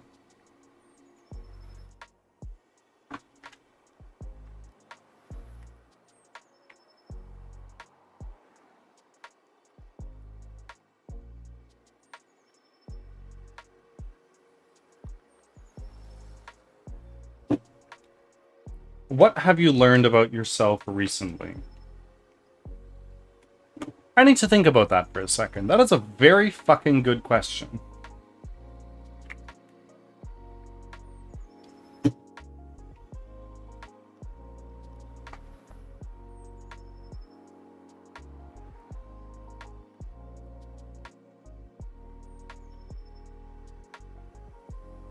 I think I've learned more about why I do the things that I do and what causes the fire under my ass. And like a lot of this, like I've known for a long time, but I've had those teachings really reaffirmed in me after going through this whole I'm unemployed and I've got to make some money somehow kind of journey. I feel like that's also something I should have the answer to. Like, if I don't have an answer, maybe I'm not growing. What do you mean? Like, an answer to, like, why do you have a fire under your ass?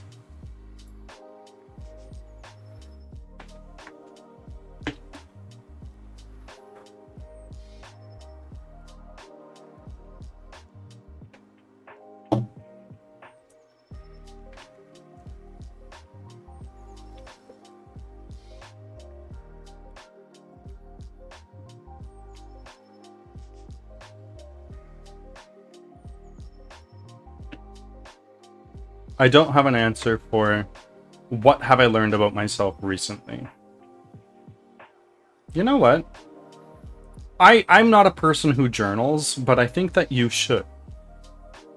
So does that mean I'm stagnant? No, I don't think so. I think that stagnation comes from not pursuing any new skills. Like I'm teaching myself to draw right now, and to some that would be stagnation because like, how am I going to turn drawing into sustainable life income? It's like, well, that's not what it's about. It's about a creative endeavor that allows you to express yourself and build new skills, right? You can express your thoughts, feelings, emotions, and identity in a different way.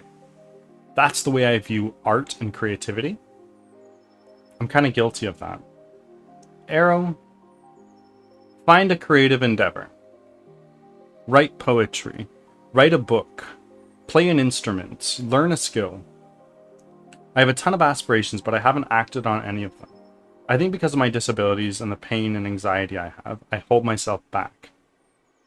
You are the agent of your own life. You need to sit down in your thoughts for half an hour to an hour and write down the things that you want your life to be like in 30 years. And then, once you have made a list of what you want your perfect world to look like, you need to write down a list of things that need to happen before you can get from where you are now to there.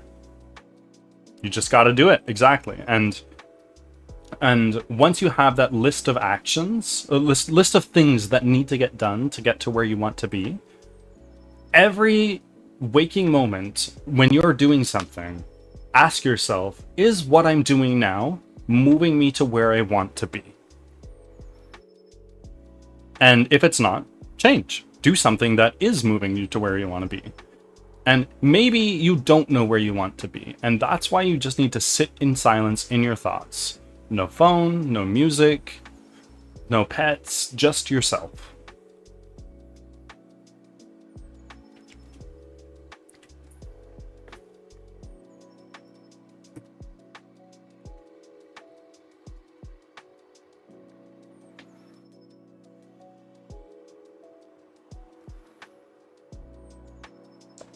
I want to write a book one day. Who knows? Maybe when this game comes out, and when the sequel comes out, and when the sequel comes out, I will write a book about the story of this game. I was scared to pursue Piggy Tales, but said screw it and just pulled the trigger. Worst that happens, I fail and would learn a lesson.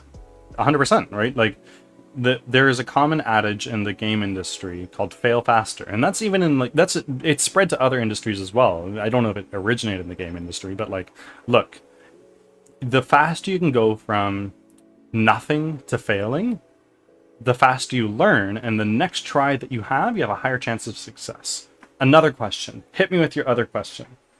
I am living for this right now.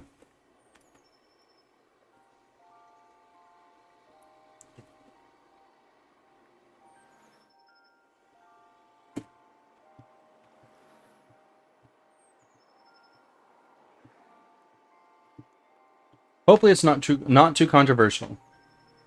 If there was an all-powerful creator and you met them, what would you ask them? Only one question.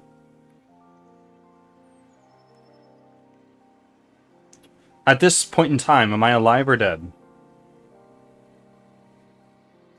Each failure is a new lesson learned for the next attempt. Roguelike, but in real life. Exactly.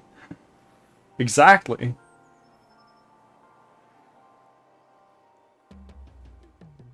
Your next attempt is procedurally generated. You get randomized events. Maybe one time you have a stroke, and that's why you fail. And then what is your lesson there? Oh, I gotta take better health of my body. Next run. Doesn't matter, alive or dead.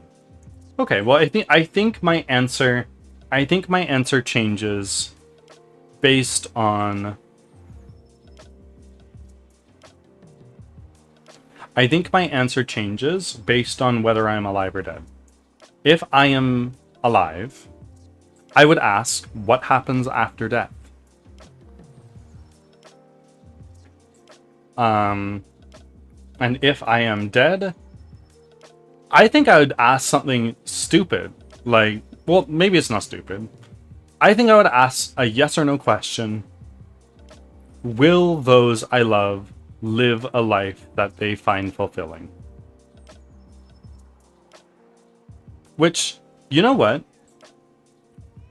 Thinking about it, if I were to ask that question, he's like, nah, they're gonna be miserable the rest of their lives. I would be so fucking sad.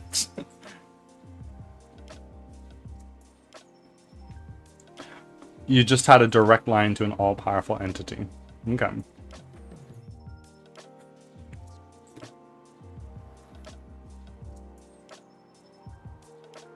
That's a very good question.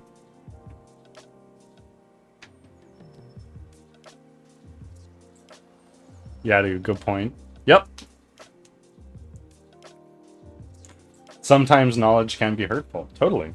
There are some things better left unknown.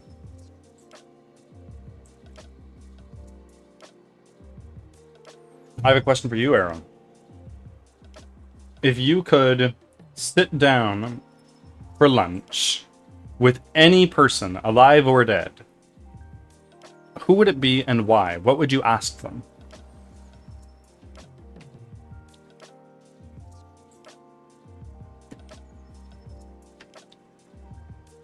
Oh, man. Oh, shoot. Oh, shit. Oh, darn.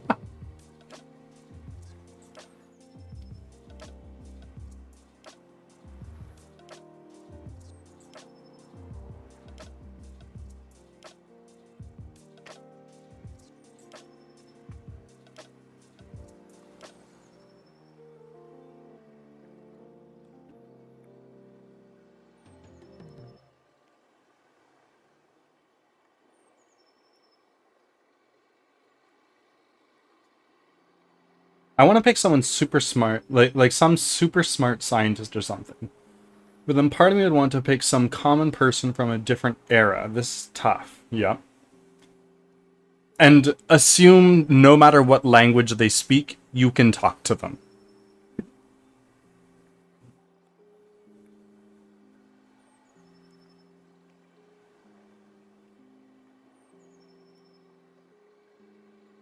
Piggy, if you're still around, you're also free to answer this question.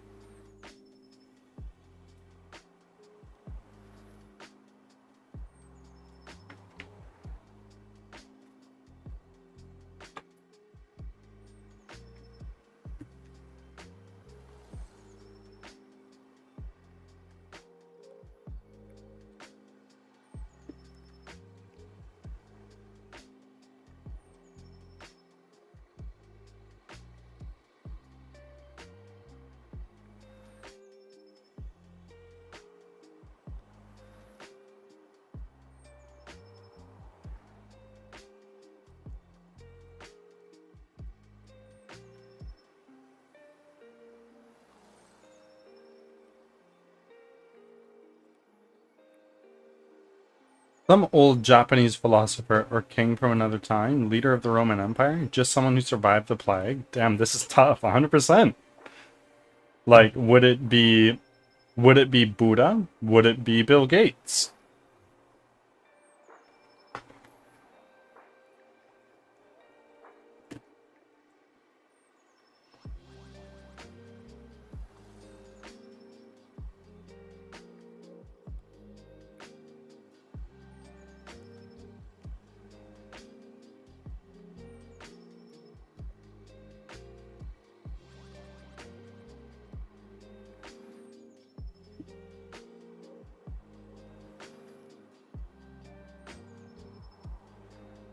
Also makes me wonder, doesn't my choice say something about me on a deeper level? Maybe. Like, if I were to say Bill Gates, does that mean I only care about becoming a multi-billionaire? Does it mean I care about technology?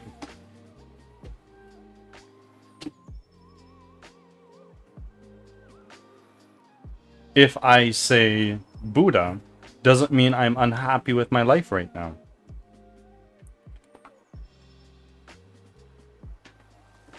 I'll have to sit in this one for a few. By all means, when you have an answer, let me know.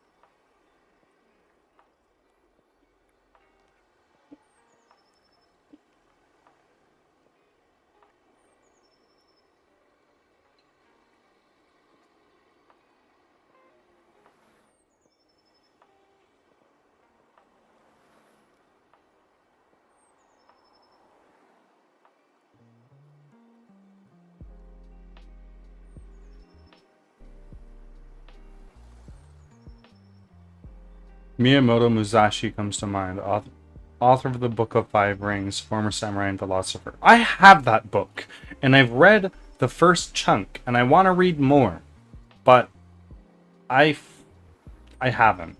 It's sinful of me.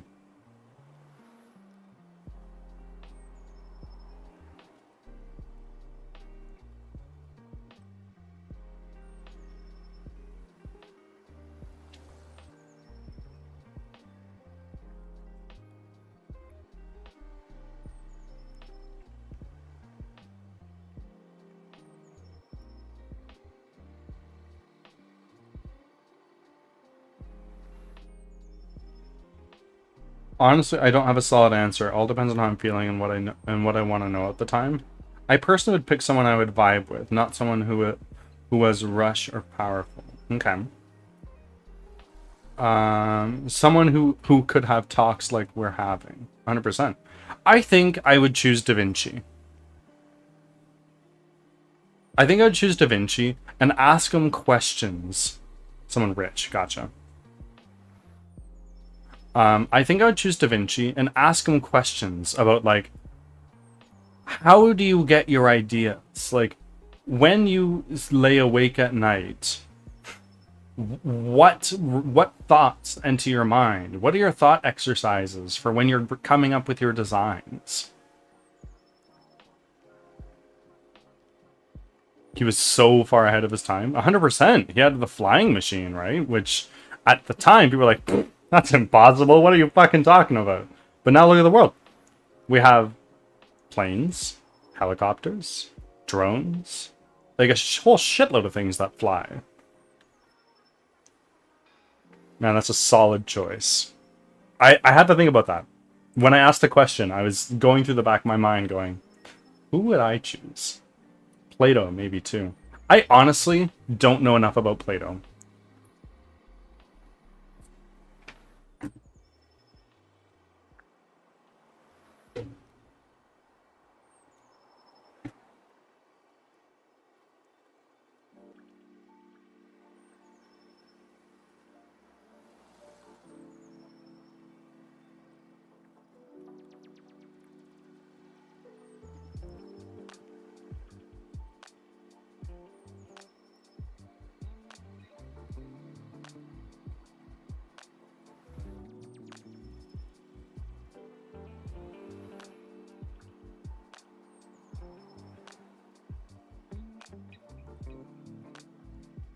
Oh, dude, do some research for sure.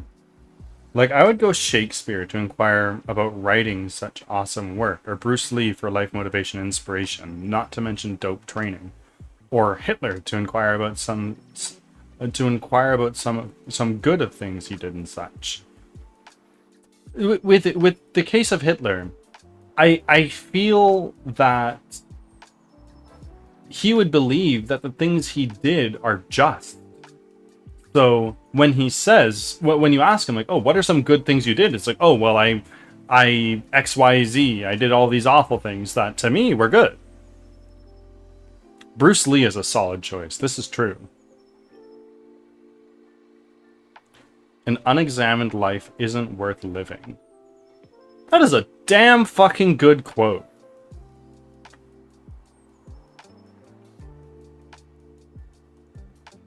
No, I'm talking actual good, like help create VW, like Volkswagen? I'm sorry, that's all I know for VW.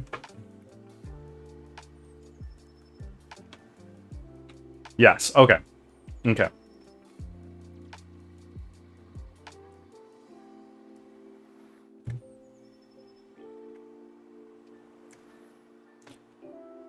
Wise men talk because they have something to say. Fools because they need to say something. Also, he did a lot with animal rights. Okay. Okay. I suppose it's a case of yin and yang, right? Kind of.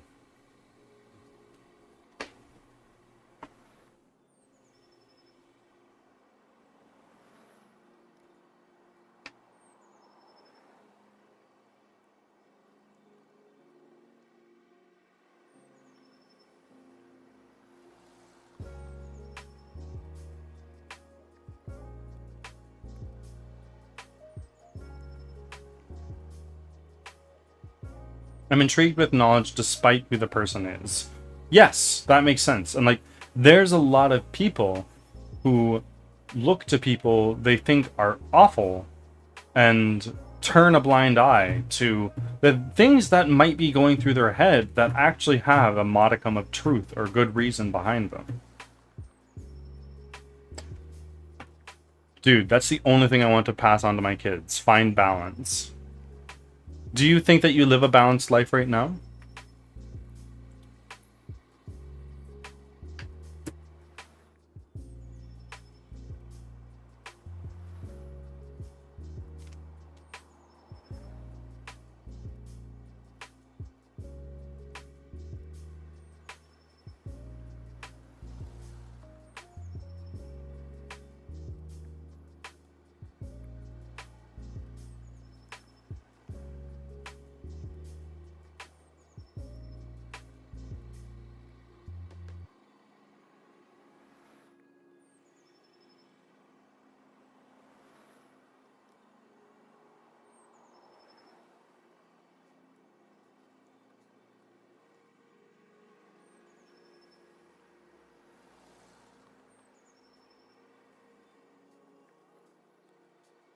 No, but I'm trying, man. I believe that's the key to happiness.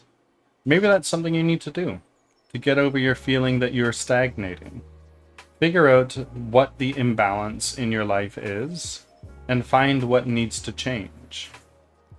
If you had all the resources, time, and land available to build whatever you want, a house, a park, a monument, what would you build?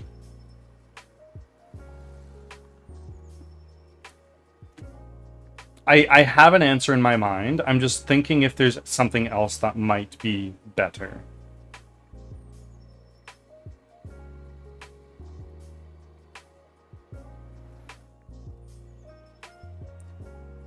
I would build a school that is designed for teaching disabled children. Being somebody with different disabilities, I feel like I was in a school where I felt greatly supported. And I just recently transferred to this school. If I didn't do that, I would right now be homeless. Just because I would not have the tools, resources, and skills under my belt to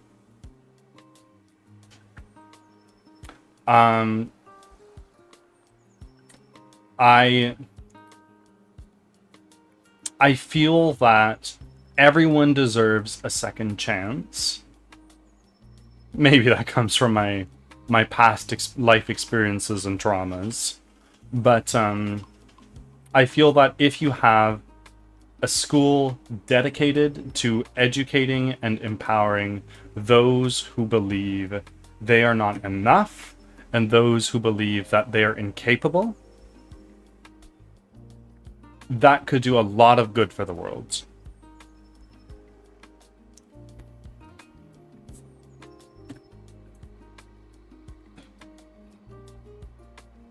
I would build a city underwater. That's a thing. There's a group of researchers who recently have made like an underwater habitat where people can live to for up to like a week before they need to come back up. I think. I don't know if that's like actively being used or if it's still being developed. I'm sure it's still being developed.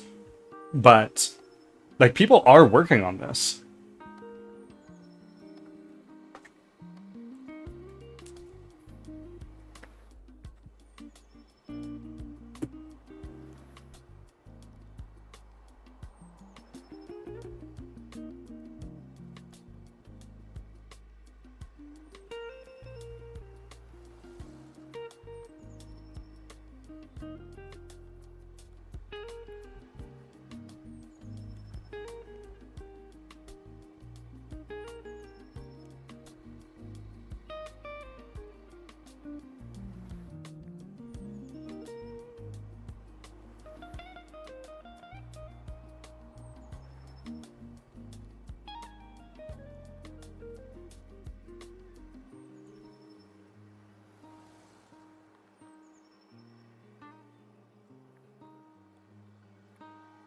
Okay, I got one. Go, hit me with it.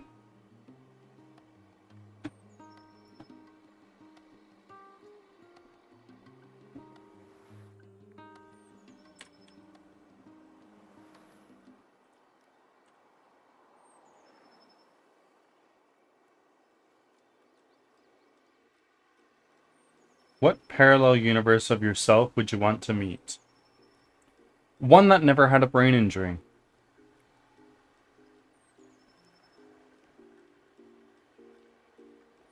Exactly the same, but I was born without a malformation in my brain. I feel like that's kind of a cop-out answer, but I think about it all the time.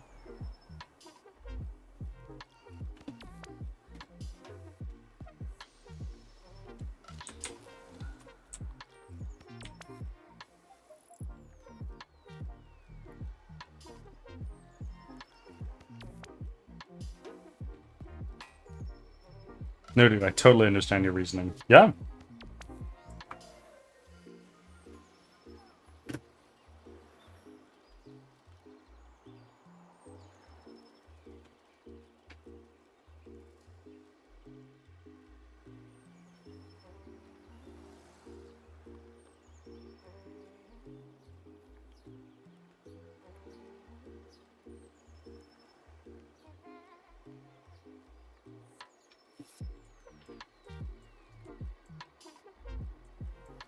What if I just increase my attack range?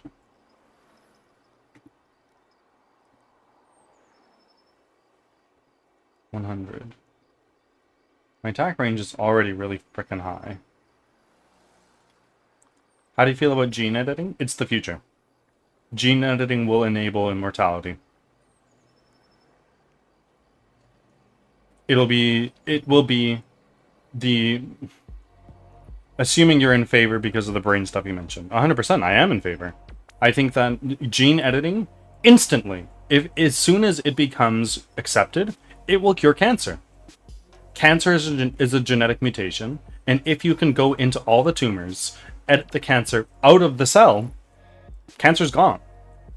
It will cure Alzheimer's. It will cure dementia. There would be no disease. The only reason one would die is if they get, say, hit by a truck, or if if their body simply becomes too frail to carry on. Ads are starting. Thanks for your patience. How do you feel about using it for vain things like what colors you want your child to have? What kind of hair and build would they have? Things like that. I think it's inevitable. I don't think it's a bad thing. Um, hmm.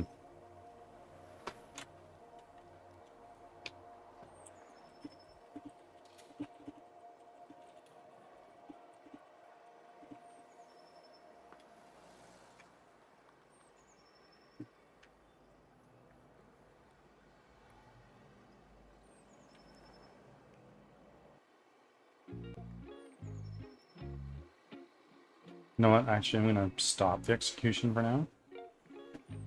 Let's set the idle timer to like something way higher, like 5 seconds.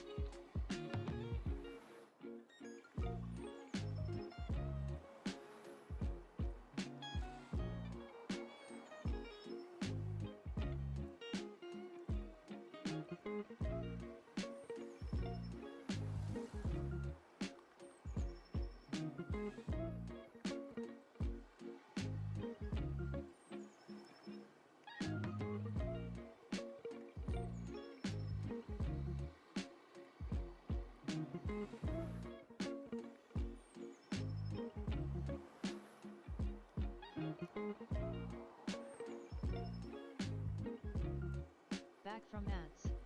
Thanks for sticking Back. around. All right. Vain things for gene editing. I feel that it's inevitable. It will happen. You will have people that are like, damn, bro, I want my hair to be blonde. And they won't dye their hair. They'll just edit the genes in their follicles, be like, hey, make me have blonde hair. It'll happen. And I don't think that's inherently bad. I think it could be dangerous. Like, what if there is a criminal, for instance, who has just killed 25 people, and they're like, you know what, I need a new identity. So they edit their genes to be, instead of an exomorph, they're an endomorph. They have blonde hair, they have green eyes, and completely reinvent who they are and what they look like. I think that has the potential to be dangerous. Oh shit, good point. Yep.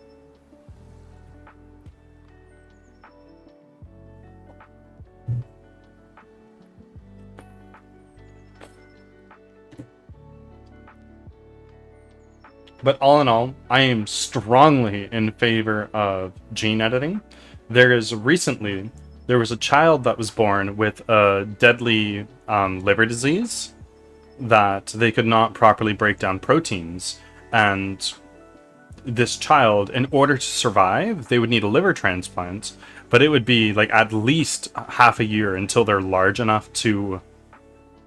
would be large enough to survive such a procedure. So they used the CRISPR gene editing technology, and after the first It's already here, exactly.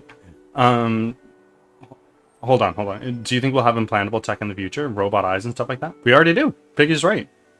But this kid had a liver disease, needed a transplant, would die if they got it when they were born. When they were born, they were on like the 9th percentile of body weight at birth.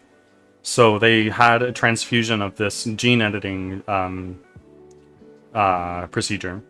And afterwards, they went from like the 9th percentile to like the 30th percentile.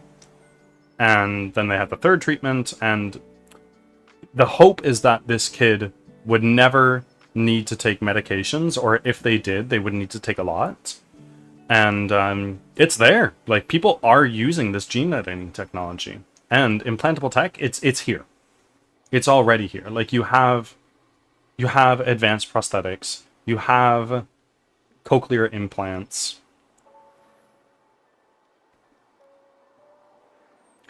Elon just tried to patent telekinesis and telepathy. Telekinesis? Telepathy? I feel that could be a death sentence for the singularity. Yeah, man, that stuff hurts to even think about. I get those St. Jude Children's Hospital commercials and they kill me. Yeah. Yeah. Being one of those kids, I think it's so important that people realize, like, look, people don't only die when they're like 83 years old. People die when they're like 3. For his Neuralink implants. Yes. The Neuralink telepathy is very interesting, but I don't think that it's like telepathy as we know it today.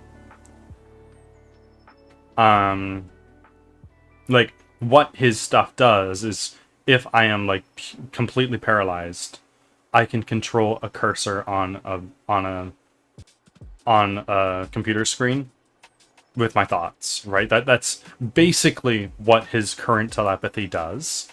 It does not allow for the communication between two individuals with this implant, which is how you define telepathy.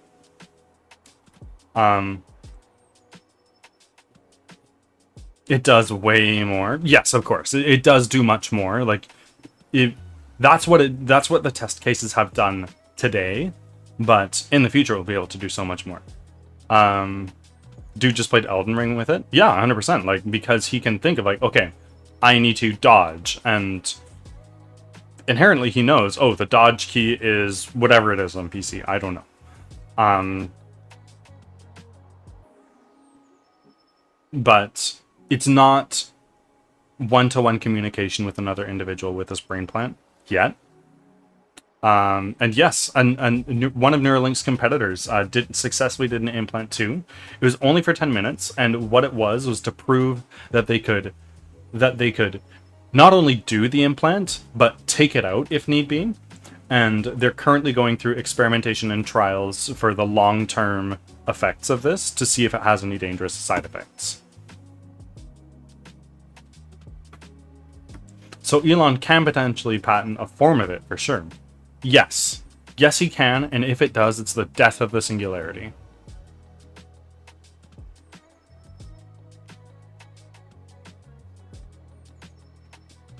By definition of the words, yeah.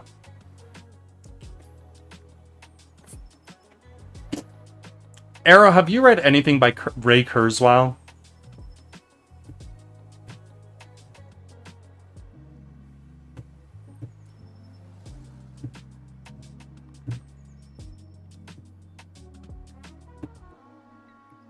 No. Should I? Yes. Yes, you should. He has a series of books all about the singularity that I think you would go fucking bananas for.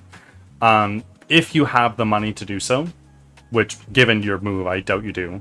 No shade, of course. But start with his book that came out, and I believe it was 99 or like 2000 or something like that. The Age of Spiritual Machines.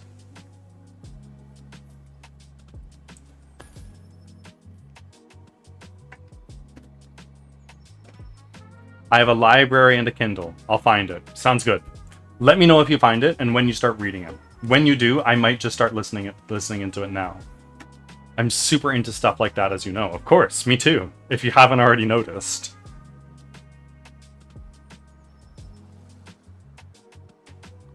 Yeah, The Age of Spiritual Machines by Ray Kurzweil. Some people look at his work like, the guy's a quack. That's not possible. But at the same time, it's not possible right now. But who knows where we're going to be in 10 years, 15 years, right? Like, we don't know what we don't know. And it is entirely fucking possible that things that we take as like laws of physics or mathematical impossibilities, it's very, very, very possible that next week there could be a dramatic revelation. It's like, wow, actually, this is possible. And everything we know about the universe will change. Like, I was thinking about this yesterday. I was like, it is a known law of physics that no object can move faster than the speed of light. But then it had me thinking, I was like, well, what if that's not true? What if we find a mathematical or a physics loophole that was like, actually, you know what? It is possible that we can move these small particles at way faster than the speed of light.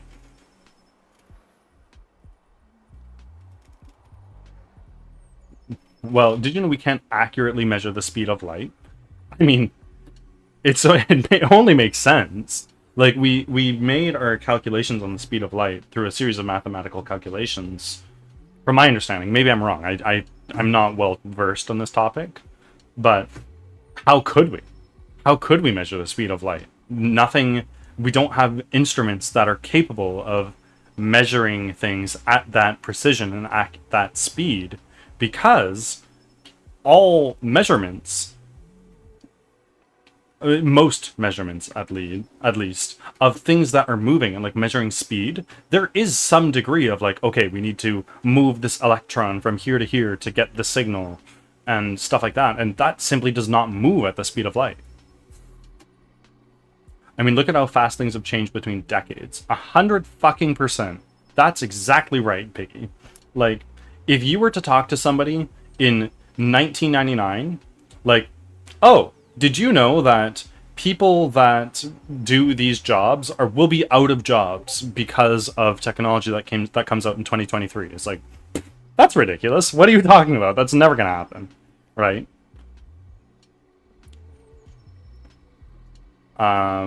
We don't actually know the real speed of light. Gonna send you a video about the speed of light.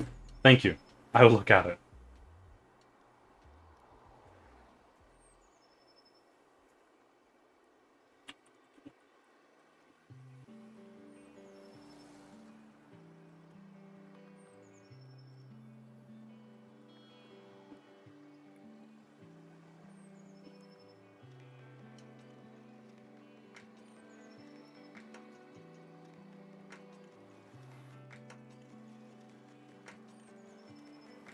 We can talk about the video on another stream. Okay. Or I could become a reaction a reaction streamer and pull this up on stream right now. But I don't know that's what I want. Not yet.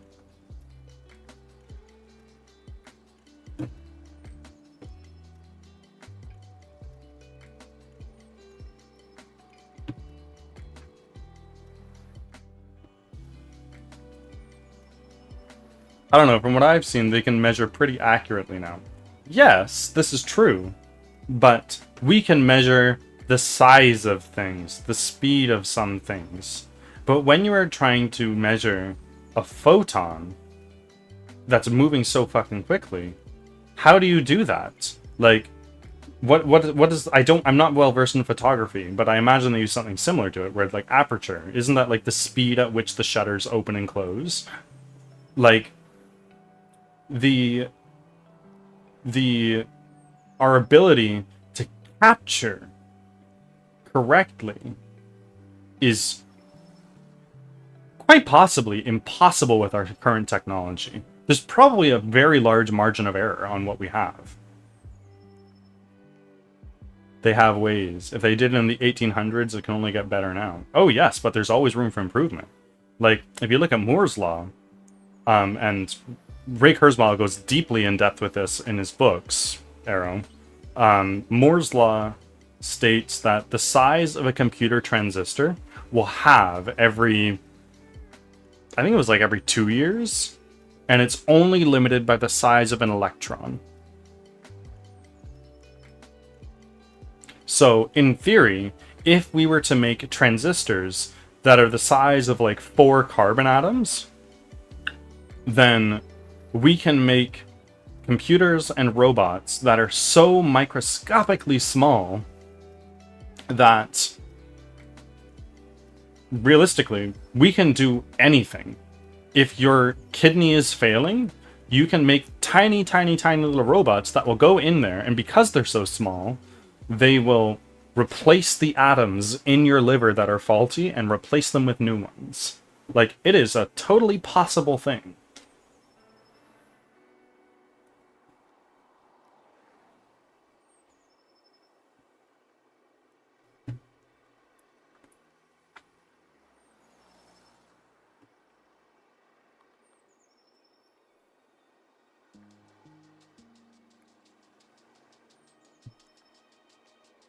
That was another topic I wanted to talk about eventually. Nanotech. Oh yes. We're seeing it. I follow someone on YouTube who, Arrow, you might fucking love. His channel is called Dr. Ben Miles, where he talks about recent breakthroughs in science and technology. And there was one that he released recently where there is a group of researchers that developed a tiny little robot that was small enough and designed in such a way that it could weave itself through brain matter without damaging cells. And what this basically means is if you have something like an inoperable brain tumor, you could equip one of these tiny little robots with a payload of cancer treatment medication and reach it to that inoperable area in the brain and deposit it directly at the source, as opposed to doing like a full-on body-wide sweep of chemo. After Maxwell published his theory of electromagnetism, it became possible to calculate the speed of light directly instead of measuring the magnetic permeability and electric permittivity of free space. This was first done by Weber and Correlouche in 1857. In 1907, Rosa and Dorsey obtained 299,788 kilometers per second this way. That was one study I read from a while back. Arrow, it's a YouTube short.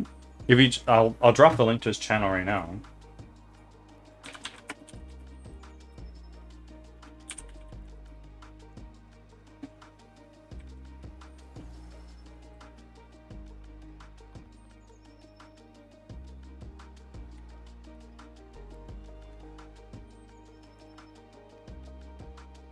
There you go.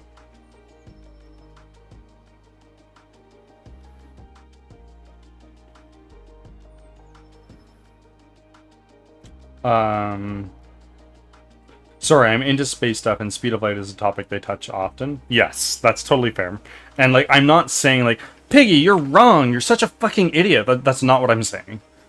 What I'm trying to say is, open your mind to the possibility that we are wrong. We don't know what we don't know, and it's very possible. Like in this study that you're citing here, there's a gap of, what is that, 50 years between Weber and what do you say that? Correlouche and Rose and Dorsey. It's quite possible that in the, what is it, 68 years that it's been since then, we are wrong, right? Same for all the flat earth stuff. Exactly. I mean, 1 times 1 don't equal 1 in theory, so I get it. Oh, well, there is a fucking book.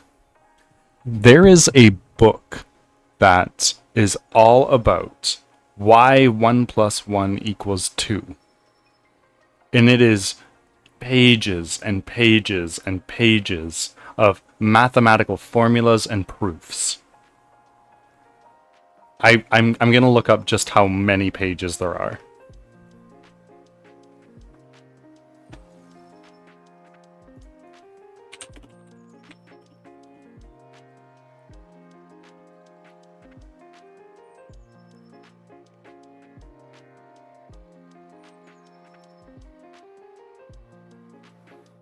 Yeah, so the book that proves that 1 plus 1 equals 2 is over 300 pages long. And on the last page, it says, this proof is occasionally useful.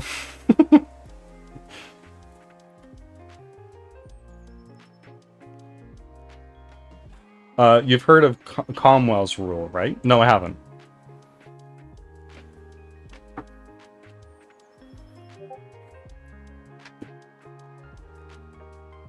I beseech you, in the bowels of Christ, think it possible you may be mistaken.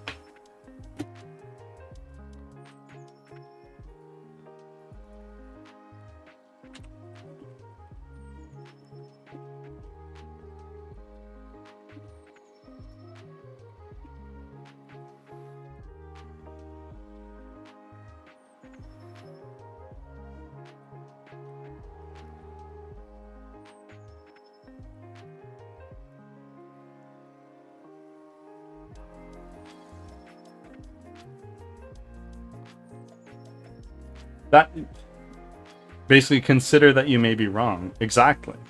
Exactly. There's a quote by somebody that for the life of me, I will not be able to remember exactly what the quote is or who said it. But it's something along the lines of like, true wisdom is knowing that one has the power to change their mind, or something along those lines.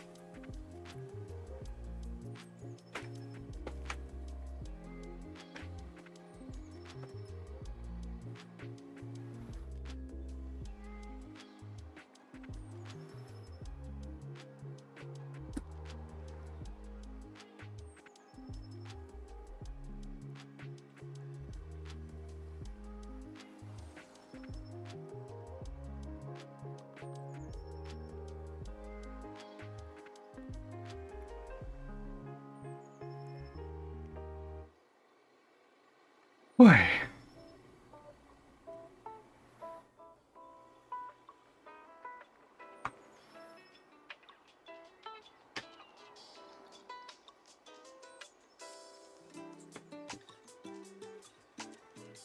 Maybe in another life I was a philosopher. Or I studied philosophy or something.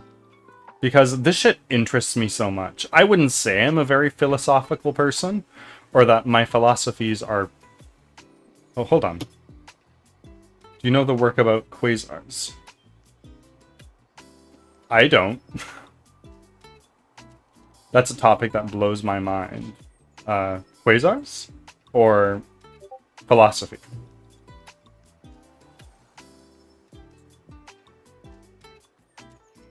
Dude, they're the opposite of black holes. Go on! They constantly smite huge amounts of energy. Emit, okay. There is a Chinese space agency that has recently launched probes that will land on comets and meteors and asteroids and all this stuff to collect rock samples, which will be the catalyst to asteroid mining, I believe. And when that happens, the price of gold is gonna fucking plummet. And there will be trillionaires that are made. But if you think about the possibilities that that provides, is imagine being able to create a little miner drone that rockets itself out to space mines a shitload of rare earth metals and brings it back to Earth, right? Like all of these countries that have rare earth mineral deposits, and that's like what the backbone of their economy is, their economies are going to get wiped out. But by the same token, all of these rare earth minerals are going to be so cheap that innovation is going to fucking skyrocket.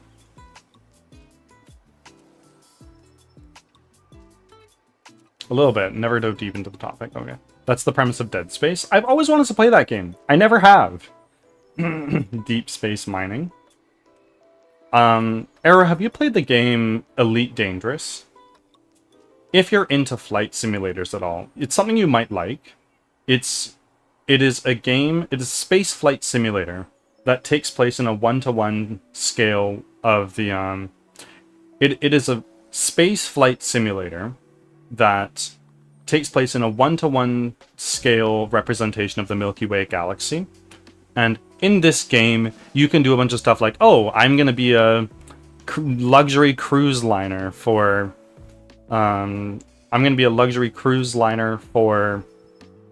passengers, take them from one star system to the next. Or I'm going to be a space miner, and I'm going to get a lot of minerals, sell them. Or I'm going to be a bounty hunter, or I'm going to be a criminal, a whole bunch of shit. It's super fucking cool. I love that game. It's just, it goes deep.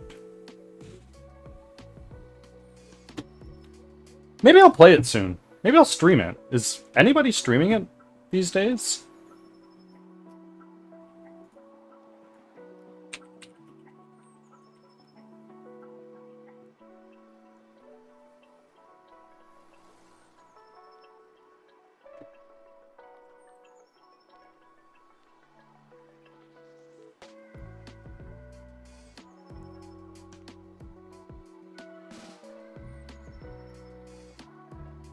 Yeah, there are some people streaming it.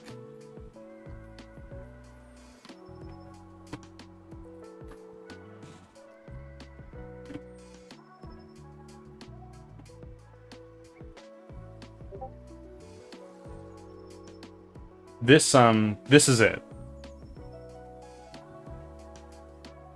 So this guy's doing PvP in an asteroid belt. It's one of those games, though, that, like, it's on console and stuff like that, but if you want to get, like, the real experience, you're gonna need a flight stick.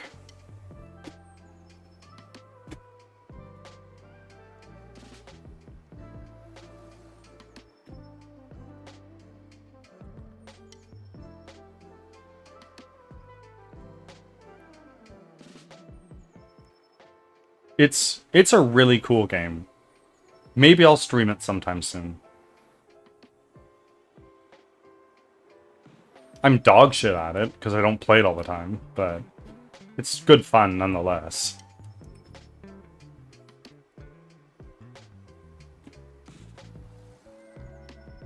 I always did like either bounty hunting or mining.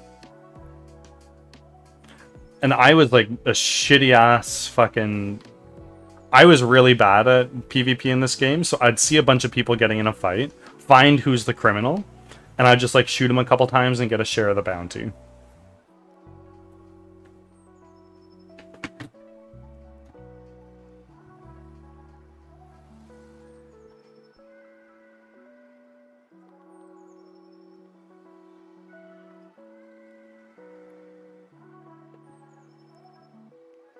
Anything involving space is fun for me.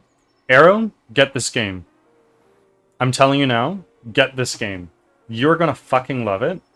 And I will play with you. We can collab stream it. Oh, and the voice chat in this game? Like, you don't play it on Discord.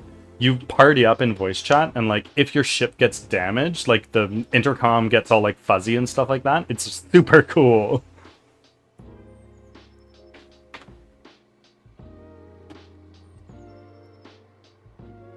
Let's see. I'm just gonna rip open Steam. Library. Well, I'm gonna install it right now.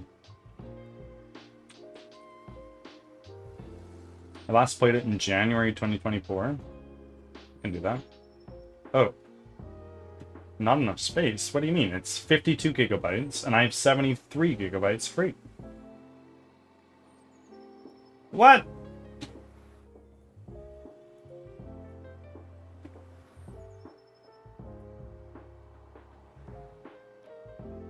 Okay, well, I recently installed a game I'm not going to be playing anytime soon. Where is it?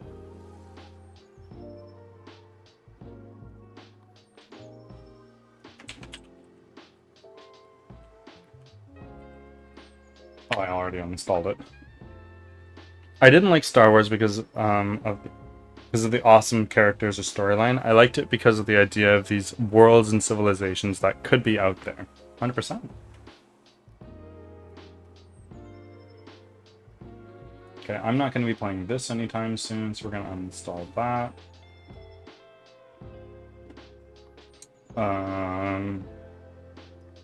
I don't think I'm going to be playing that anymore, so we're going to uninstall that too.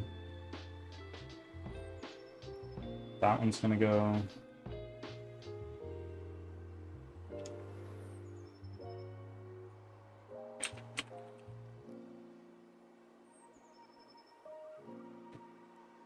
There we go. Okay, I'm installing a 56 gigabyte game, so I might be a little bit laggy.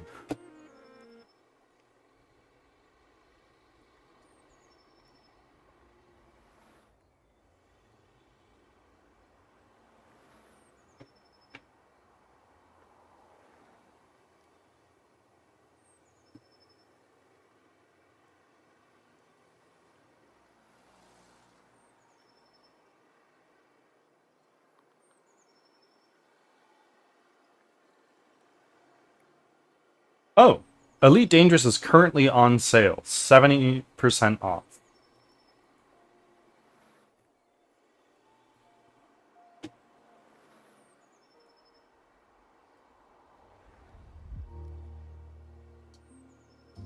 So in Canadian dollars, it is $7.79, which is what in US dollars?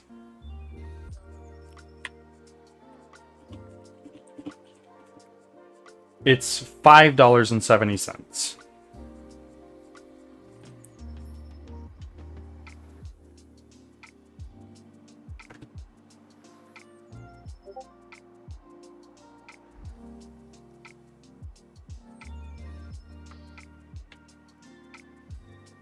Five freedom bucks, 100%.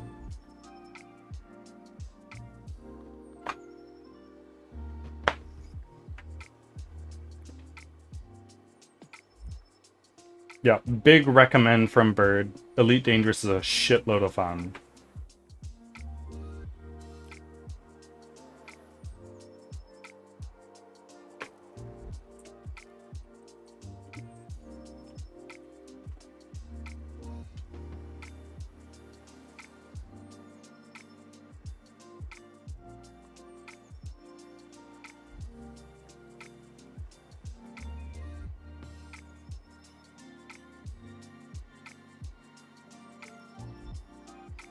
I just made a rookie mistake. What was your rookie mistake?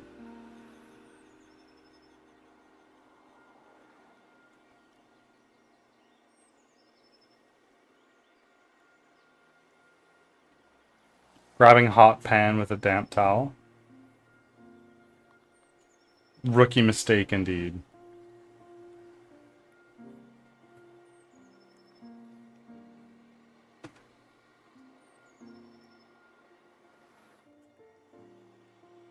That got hot real fast. Yeah. At least it wasn't, like, not damp. Or, you know what, maybe that's worse. I don't know.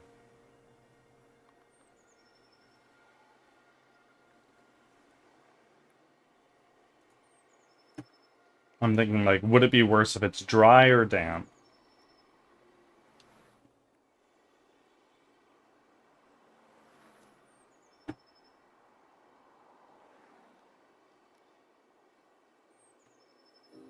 Burns you? Yeah, I imagine the water gets really freaking hot and then you're having a bad time.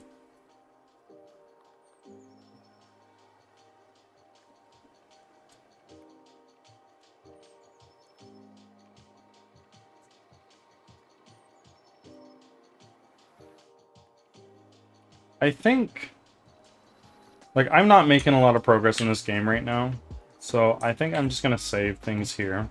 Maybe switch over to Baldur's Gate.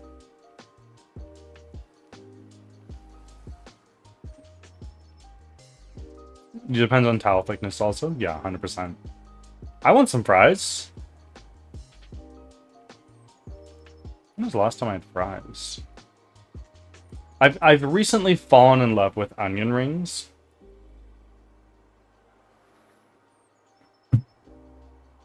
Those are really good. Question. All right.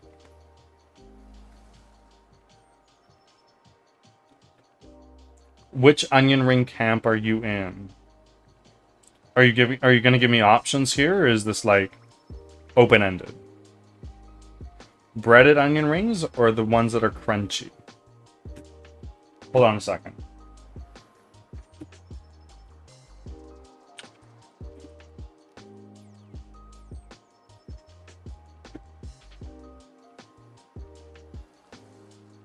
You're thinking like these guys for breaded? Is that what I'm...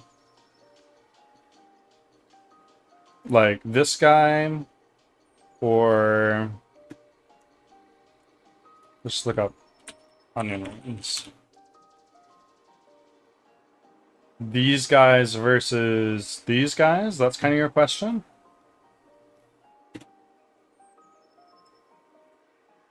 Yeah, so I'm personally of this variety. This is my preferred.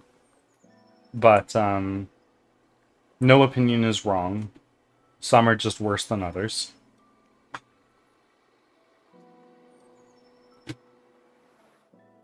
I like the crunchy outside. Yes, yes, yes, yes. And if there's a dipping sauce, this does it better. More surface area for sauce to cling on.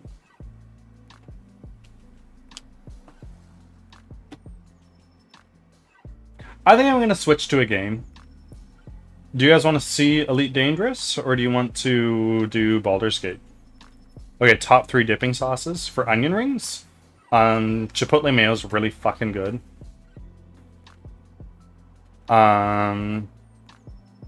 Chipotle mayo is amazing.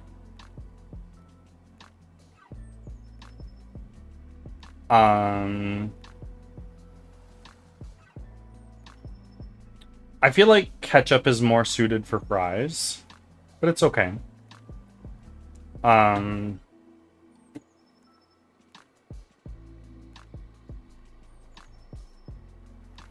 Yeah. What else?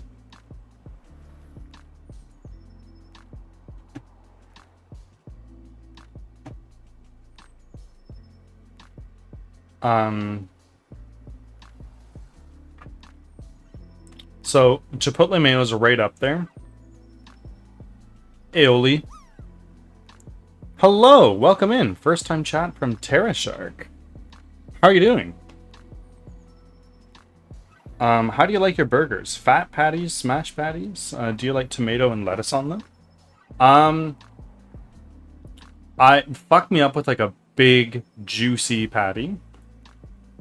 But honestly, I'm not the biggest fan of tomato. I'm not a picky eater, but it's one of the foods that I've never really liked since I was a kid. Only lately has my palate been changing to like it more. Yeah. So lettuce 100%, but like I'm not a Big Mac guy. Like cheap fast food burgers are not for me. I'm much more of like a burger joint, like sit down, get the quality shit. Terra Shark, I'm doing pretty well. We've been having some philosophical conversations in here, and now we're talking about onion rings and burgers, so that's how this stream has went. Not making a lot of progress on my game, but that's fine. Glad to hear that your Wednesday's going well. I like burgers. I love burgers.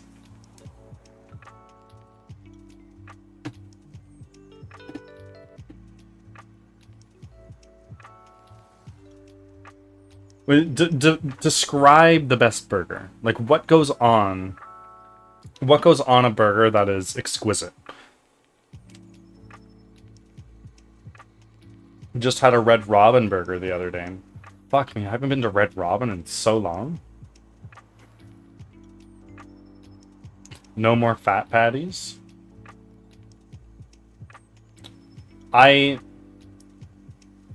Describe to me a smash burger. Maybe I'm uneducated. Grilled onion and 2 smashed patties. Just cheese, bacon, and a sauce. Alright. No cheese and no veggies. Okay. Hadn't been there in so long before then. I didn't realize until I got there how long it was. There's like 1 Red Robin in my city. 3 patties preferred. My mouth is not big enough for more than 1 patty. Depending on the patty, I guess. But like,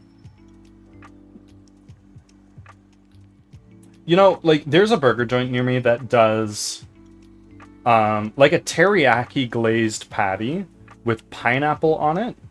And at first I was like, that's a little weird, but I was super into it. When I was a teenager, I could eat 3 triple burgers from Burger King in 1 sitting. I'm sure I could. I'm sure I'd hate my life afterwards. I would just get a Texas Whopper from Burger King as a triple burger. Y'all are making me hungry. I had some cereal earlier, and now I'm like, might be time soon. I've always ate like this. Even now, I'm a 3 patty minimum guy. Ain't nothing wrong with that, you know? As long as you're staying healthy, eat whatever the fuck you want. People who tell you otherwise, they're wrong. Food is one of the biggest joys in life, and restricting oneself to eating a subset of food is silly. If there's dietary restrictions, totally understand. But food is too good to limit yourself. Oh, dude, you can talk to Piggy about food all day. I'm sure I can. Whoa. Oh, man. A lot of people ask me what my favorite food is, and oftentimes I say sushi. Probably more often than not I say sushi. But I am, like, half my family lives in Argentina, and an authentic Argentinian barbecue with, like, a whole bunch of different cuts of meat and different kinds of meat that you wouldn't get in Canada. That shit is exquisite. It's divine.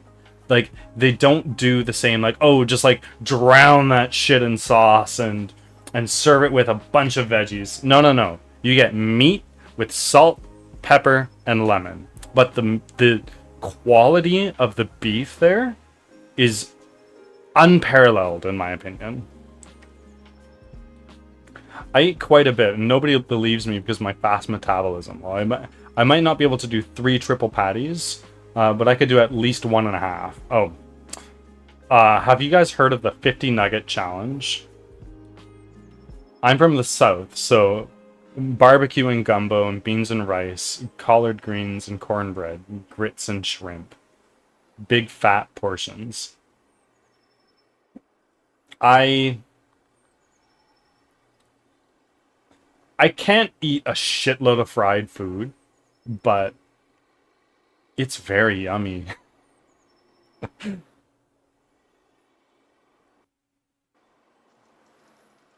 The 50 nugget challenge, easy. You say that now. You say that now, but until you've tried it, I don't know, bro. I did it once with probably the biggest eater I know. He was a rugby player and ate like a fucking horse. But he got to 48 and had to tap out. He was too done. Oh, Elite Dangerous is done.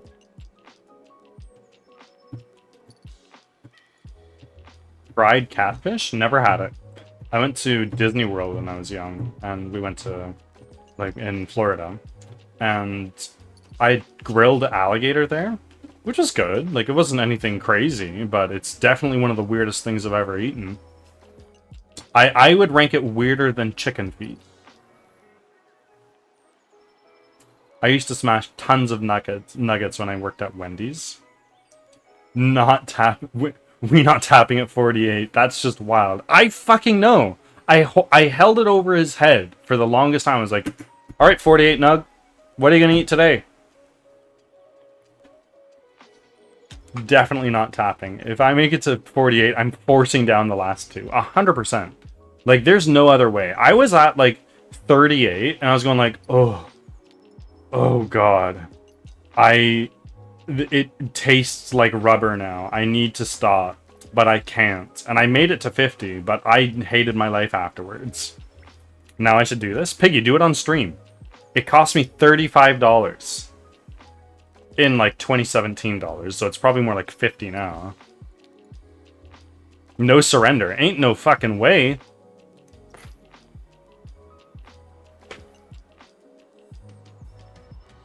Plus, an animal had to die for that meal, so make the most of their sacrifice. Exactly. I'm serious. I was already looking at prices. Do it on stream. Send me a message on Discord when you're doing it. I will watch. I will be there. Do they all have to be from the same spot? I did. I just went to a McDonald's and asked the person. I was like, I have a question for you. And they're like, yeah, what's up? How much would it cost for 50 chicken McNuggets? And she looked at me like I was from another planet. She was like, 50 nuggets? You know, yeah. She had to call her manager over and was like, how much would it cost for 50 nuggets? The manager looked at me and said, you want 50 chicken McNuggets? I was like, yep. And he goes, okay, it's going to be like $35 plus tax. Because Mickey D's taste hella tasty after 20 or 30s. Wendy's has a 50 nugget bucket? Oh my god. I prefer Wendy's nuggets. Never had them. I was just like... way more flavor? I'm sure. McDonald's has taken a nosedive since like 2010. Which, honestly, saying that to a group of American people, some would flame me. But like I said earlier, no opinion is wrong. Some are worse than others. Oh, hell yes, they have. Too large of a company now. I did 10 tacos in 10 minutes on stream already, so this would be dope. Dude, I don't really like McDonald's at all. I'm so glad I joined your stream. This is an amazing conversation. I'm so glad you're here. Whenever Arrow comes in, it's always philosophical conversations and burgers and whatnot, I guess, now.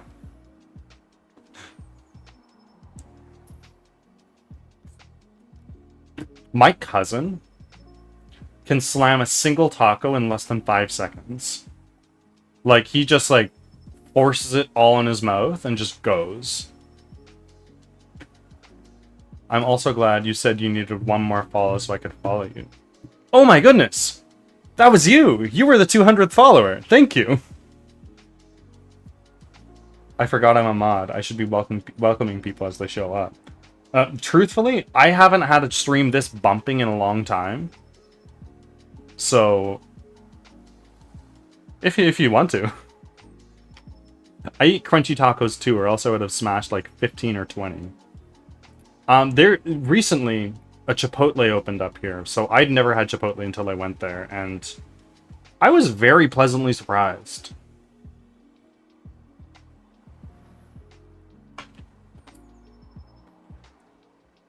Chipotle is butthole fire, and Chipotle is goated. Here we go. Here's two conflicting opinions right here. And in the left corner, we have Arrow Hyphy with Chipotle is... It wrecks me, bro. And in the other corner, K-Pig Network. Taco Bell also wrecks me. There's one Taco Bell in the city I live. No, not in the city I live. It's like a 3-hour drive north of me. And I've never been.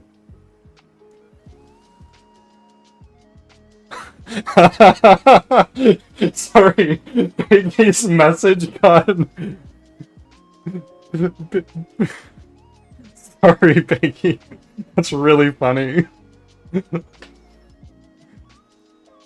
I've had Chipotle once in my life. Me too! Bad, Piggy. Never again. Arrow's fine. He's a mod. He got through just fine. But no, Piggy's not.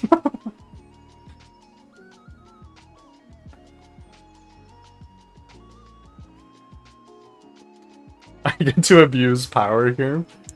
Don't make me regret making you a mod, Arrow.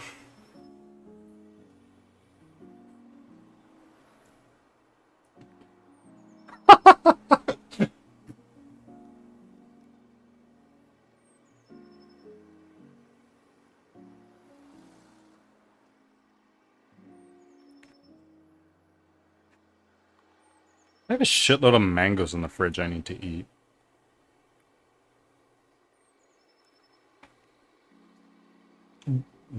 See, this is what the internet was designed for. Conversations about burgers and tacos and shit. Yeah, 100%.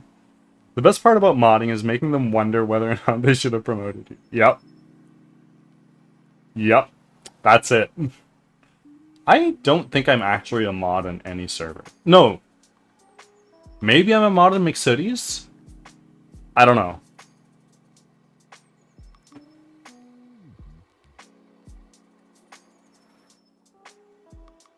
Terra Shark, do you stream?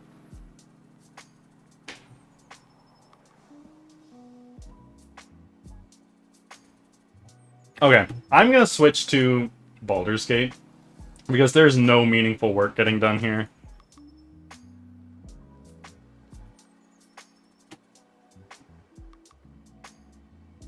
Yes, I stream. I'm on like 5 channels. If these all stream at once, it gets confusing, I bet. Well, what do you stream? Like, this is a self-promotion friendly area. I'm interested in learning more about you.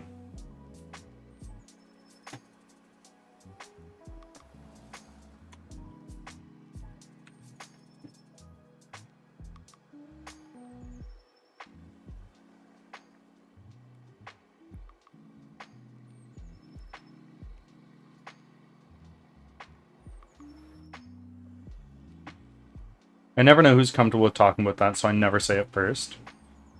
It is right in my chat rules. Self-promotion is encouraged here. Just ask before posting a link.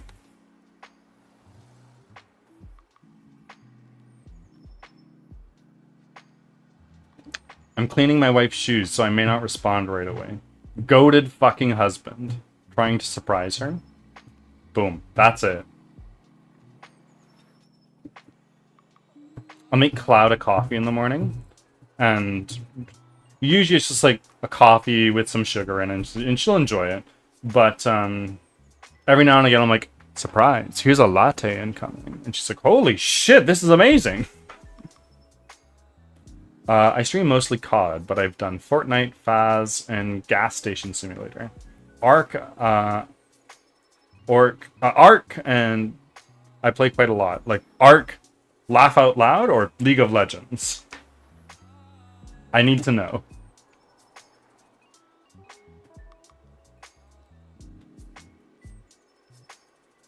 Laugh Out Loud. Okay.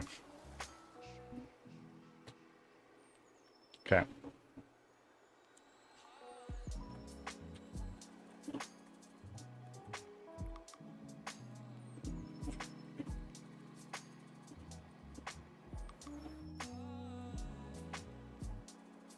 We are going to change this to Baldur's Gate 3.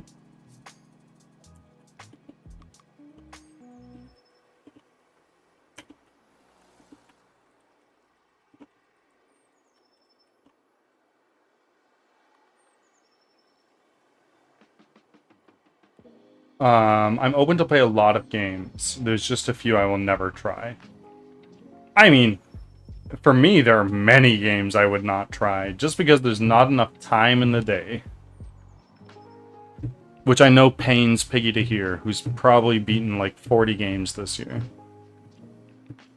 How many are you at now, Piggy?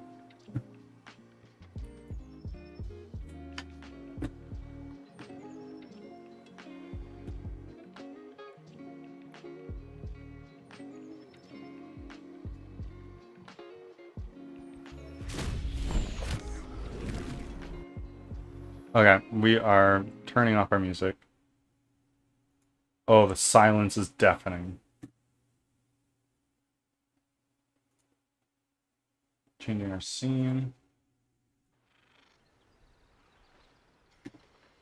Why is this shout out still up? That is a raid from ages ago.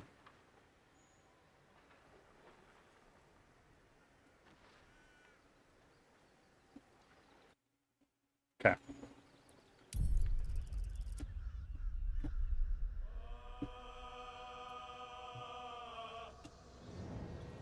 Time is a big factor, but mostly because they don't interest me. Okay. Okay, like what kind of games get you going? Like, it seems like shooters are up your alley. Personally, not for me, but that's me.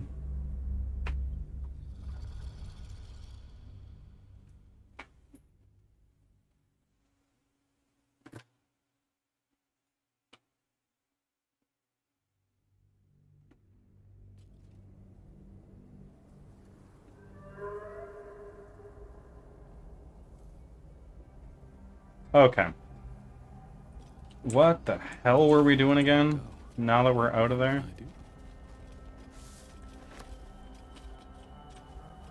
Burlap sack up there I haven't looted? Let's go get it.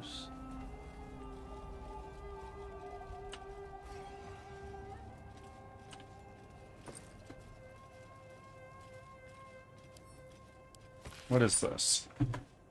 This field research of the Shadow Curse is quilled by a cleric of the god of the worshipping sun, of the morning sun, Lathander. They are not particularly clever or insightful in their observations, but whatever nuance is lacking in interpretation is made up for in spades with determination. It seems with an eager and hopeful heart, the cleric set out in the deepest part of the cursed area to conduct an analysis, though based on these blood-smeared pages and pages near the book's end, you guess they did not get so far as they would have liked. Shooters, definitely, but I like the ones that I kind of have to focus on, not so much that I can't pay attention to anything else, if that makes sense at all. 100%. I sometimes play League of Legends with YouTube playing on the other monitor. League is the only multiplayer game I always find myself going back to. I am visually impaired, so shooters don't agree well with me.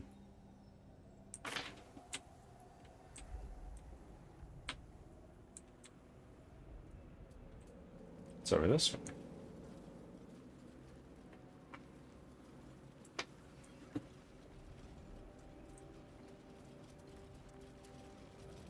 I'm locked in when it comes to shooters.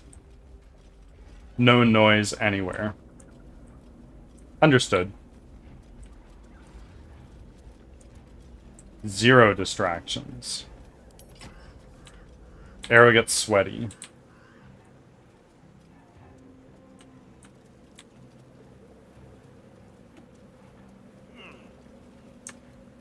Campfire.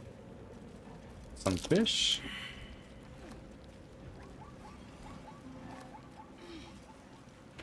Okay, she's encumbered. You can throw some stuff away, right?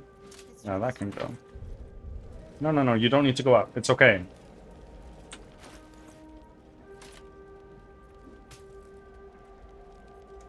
Ads are starting. Thanks for your patience.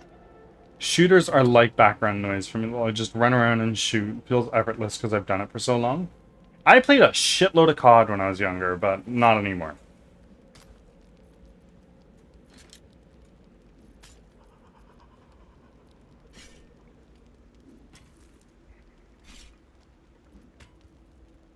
Everburn Blade. I'm gonna hold on to that for now. But Shadowheart is frickin' set with gear.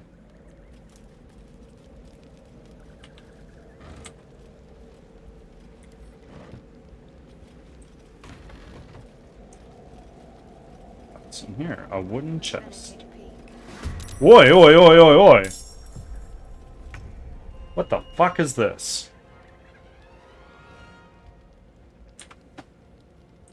Okay, Gale's up first.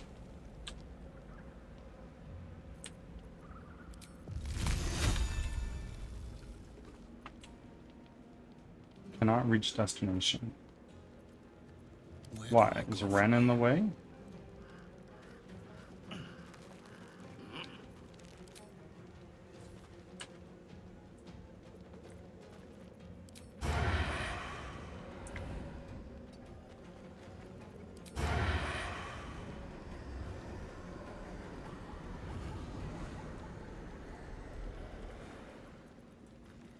Okay, well, I'll just do a regular plain old shot, I guess.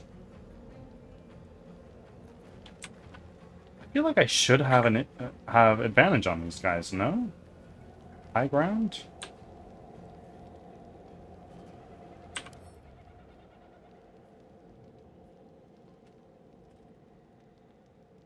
Hold on, gotta be a dope shooter like Division 2, or when I was younger, I used to do campaigns because I didn't have the internet. Once I got internet, I was on those games daily. I was maybe 15 when I finally got in. How old are you now?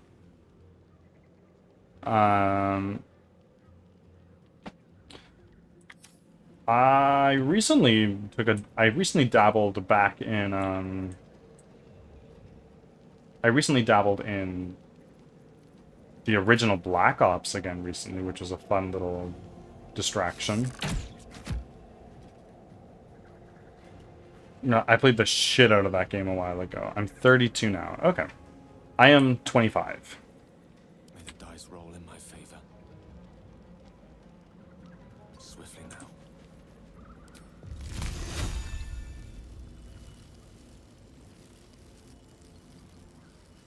This will be fat. Back from ants.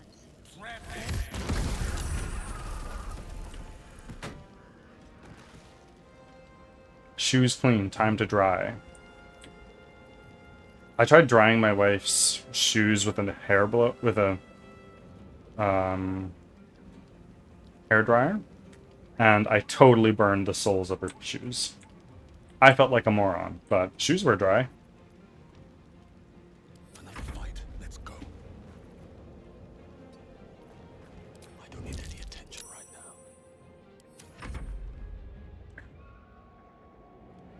I have bags you can put in the dryer. Okay.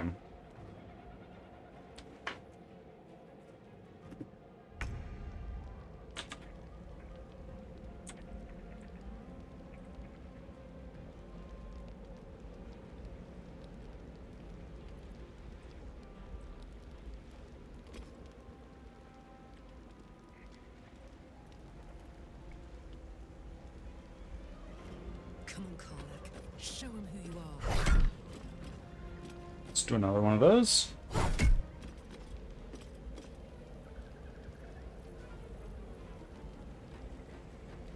end this. Okay, what do I have now? Shar's Darkness. Beckoning Darkness. It's a level... Oh, I can do this every fucking turn?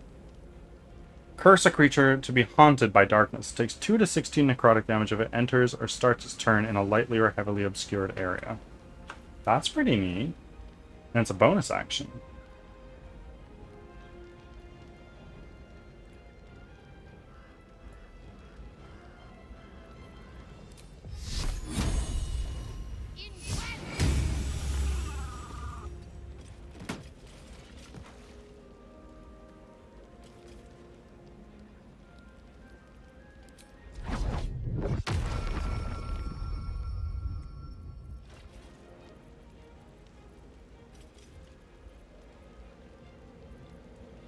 Let's just throw a healing word on Gale.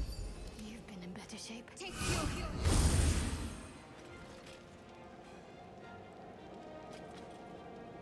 I still have the first division on disc. One of my all-time games. The second one is on Game Pass now. Play it every Christmas. Why every Christmas? I love both of them, and I definitely have to get back into it. I haven't played any of them. Sorry. I could talk about the first division all day. Only reason I decided to jump back on was so Purse had someone to play with. Good friend.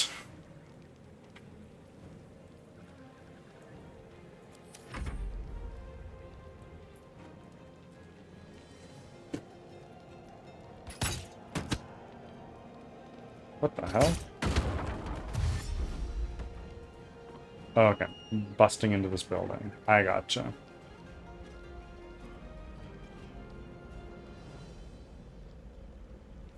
Very glad you did. Like, is it worth it? It takes place during Christmas. Okay. That's cute.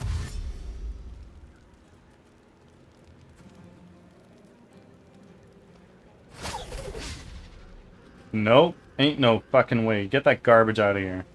Fucking cursed ass fish. These guys are like murlocs.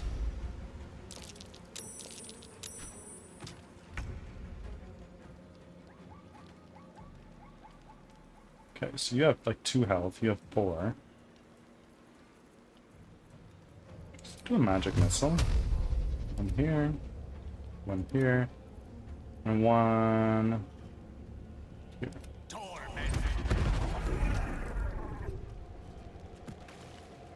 Legendary. Yes and no. Well, I love the game, but have over 1,500 hours in it. So I'm going through the story again is a bit mundane. Fair enough. Definitely worth it to try the new Brooklyn DLC and the raids. I never did. I never realized that there were raids in Division. Blood comes easy these days.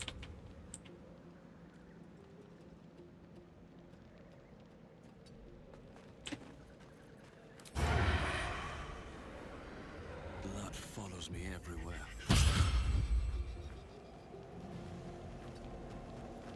Out of sight, out of mind.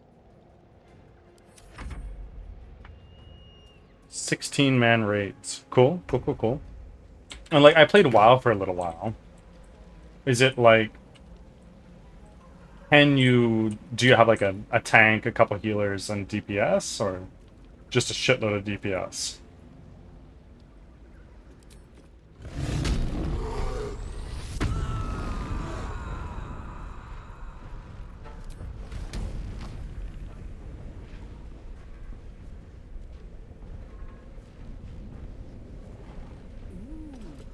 Nothing like WoW. Yeah, I figured, being a shooter.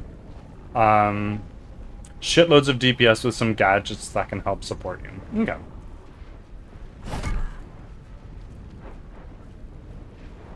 Focus.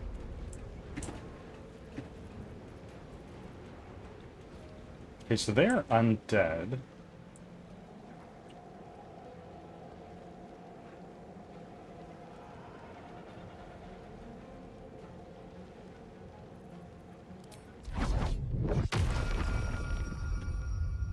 This is a bonus action. Why don't I do Shar's Darkness? I'll do it right.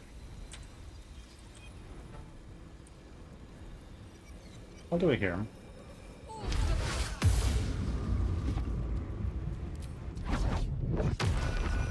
Let's see.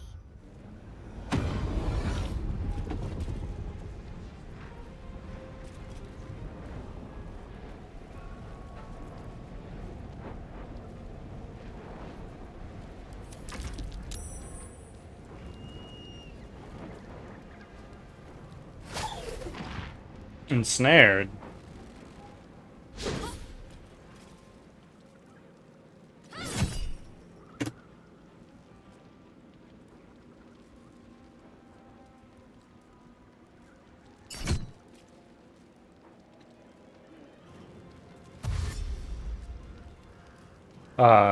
You have whatever your team is geared for to kill everything they throw. Enemies who are bullet sponges, yeah. Is it like a horde of enemies, or is it like one big bad? If you don't have the right setup, yeah, I imagine.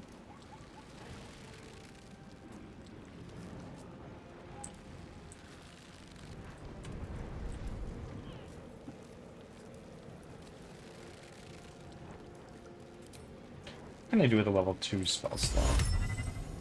It's not a humanoid.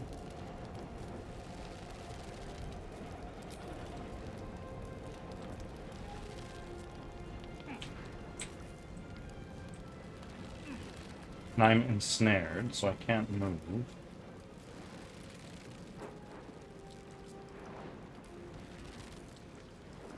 If I examine you, you are resistant to necrotic and fire damage. You're vulnerable to lightning and bolt. So I will just do a Ray of Frost on you.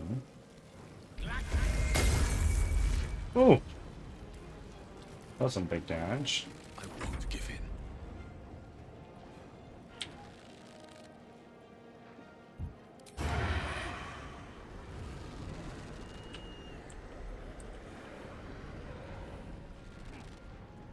Another step forward.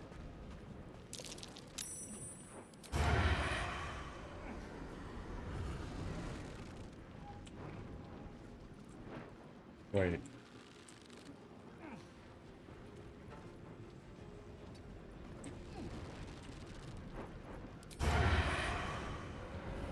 Actors interrupted. Shit.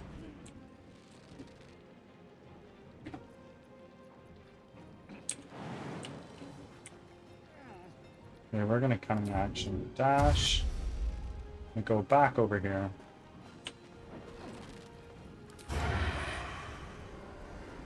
Get a sneak attack on you.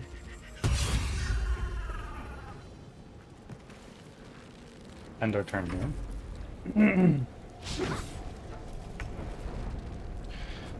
Small groups that leads to a big bat or two. Okay.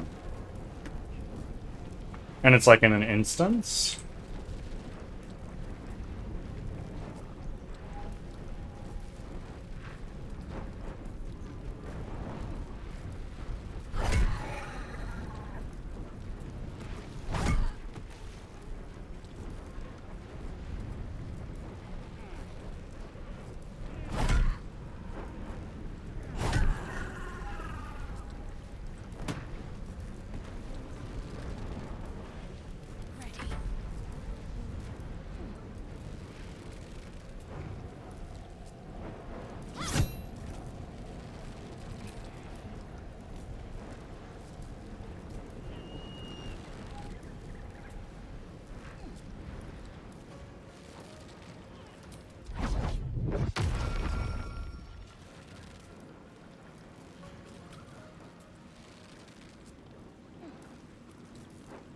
Go from this side.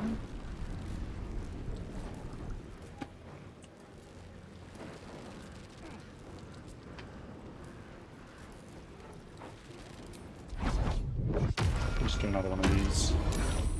Saved. Okay. You could say it's spread out throughout the mission depending on the location. Okay.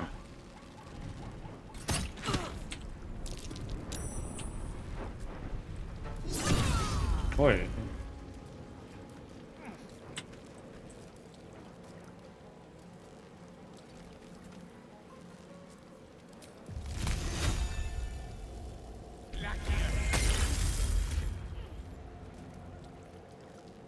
Can't even catch my breath.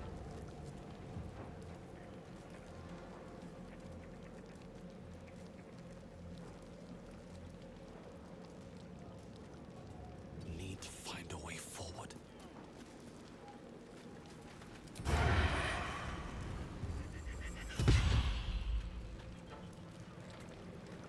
Just out of view.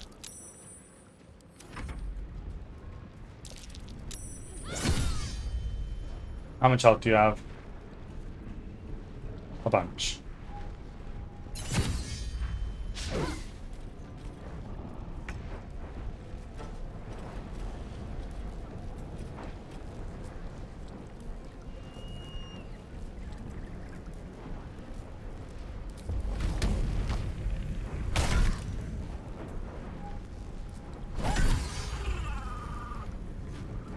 No!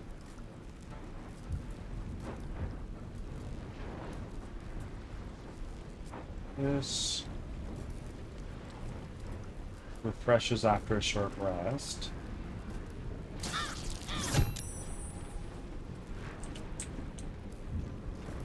A bonus action, I can...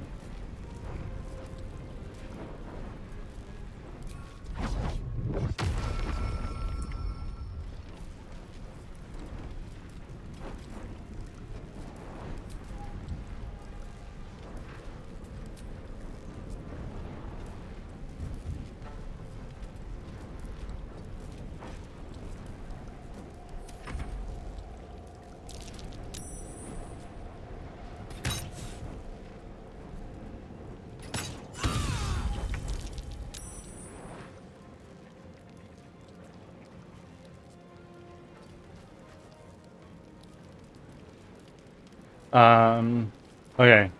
Time for Black Clover. All my chores are done. Oh, I just saw an article. Are we facing tech extinction? An Oklahoma tech expert predicted that artificial intelligence becomes so omnipresent in the planet that Earth, with a current estimated population of about 8 billion, will have just 100 million people by the year 2300. By that time, we'll be on other planets. So I'm not concerned, personally.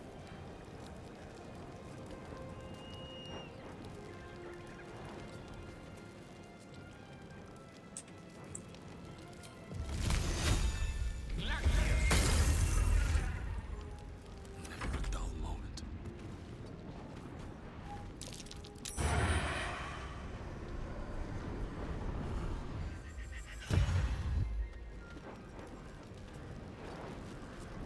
Better be cautious. Okay, I've read the article. Go on.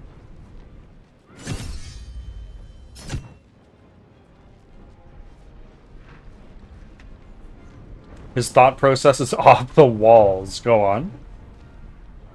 It's a lot of extreme speculation. Okay.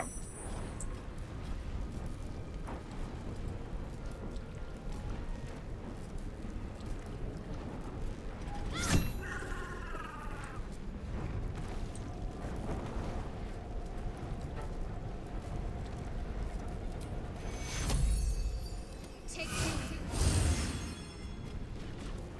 Watch this.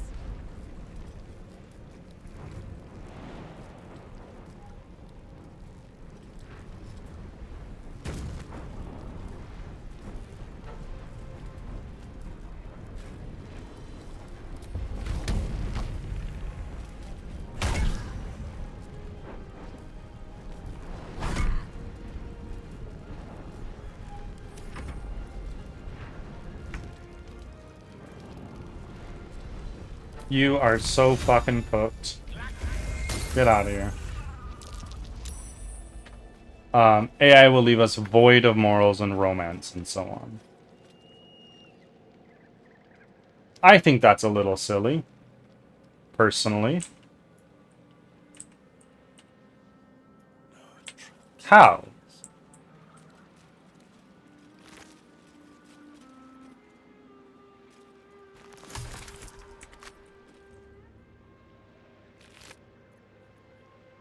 A starfish.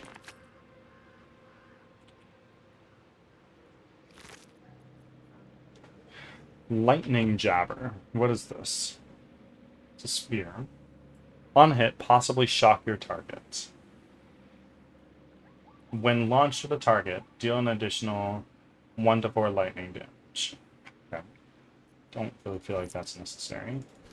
Tumor, Pearl, Topaz, and Onyx.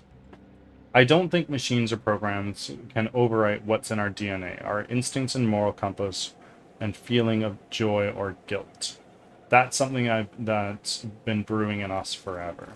Oh yes, it's literally since the dawn of humans, which there's more that comes before humans, right? Like Neanderthals were our predecessors.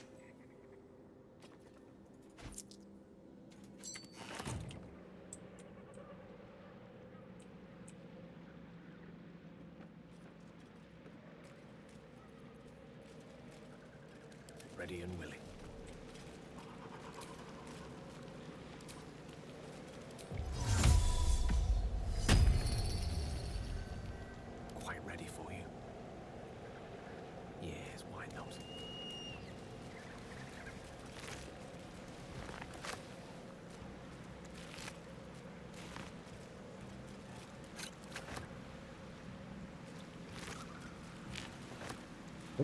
My headphones are going to die. 1 second. Of course, take your quick call.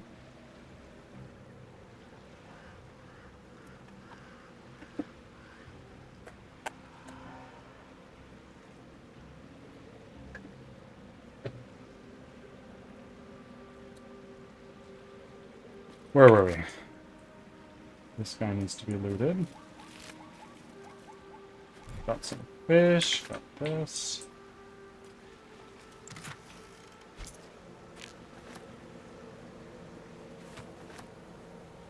A heart-shaped rock.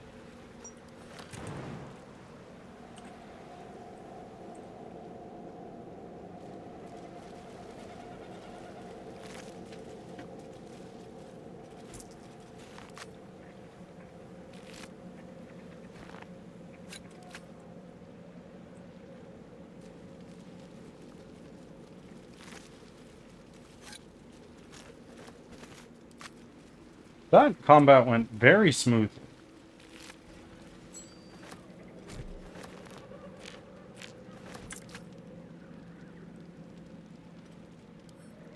Might as well. Gone fishing. Catch you later, Ellis.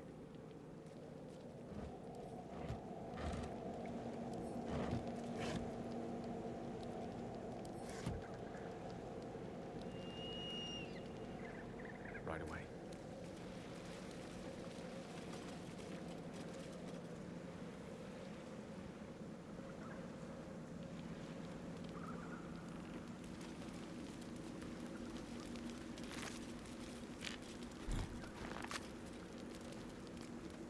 Just a lot of money here.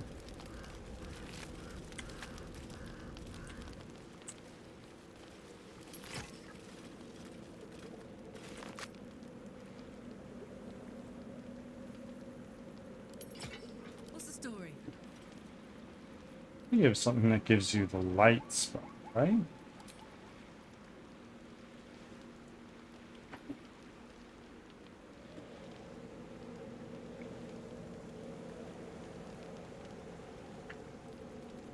Light.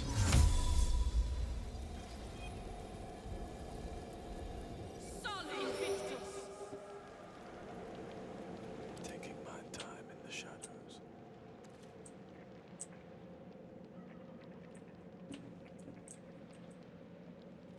These boots have seen everything.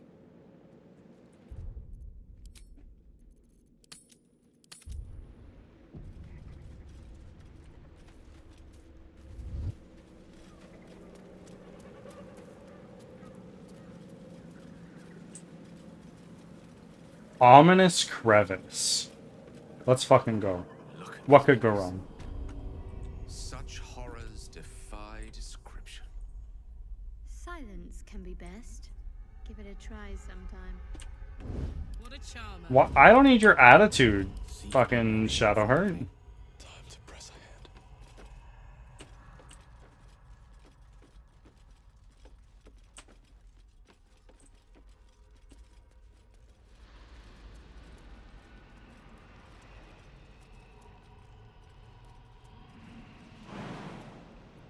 Well, well.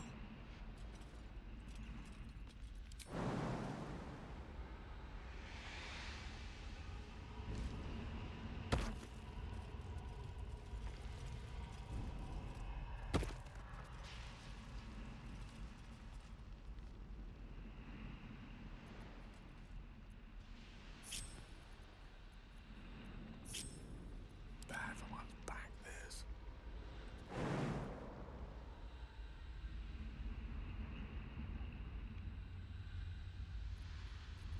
Okay.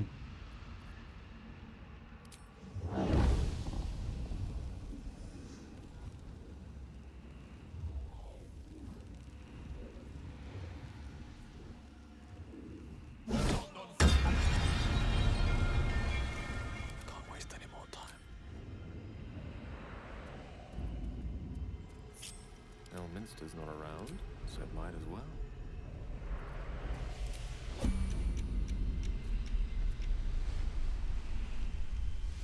Waiting with bated breath. Right tool will do the trick. Give me one of those.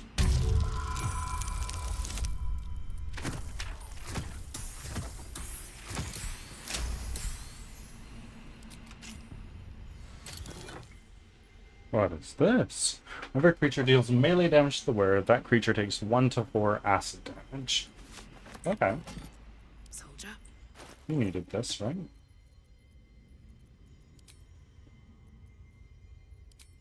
There you go.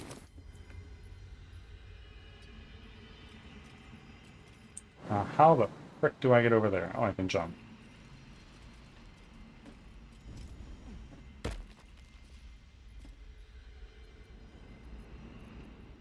What's next, I wonder?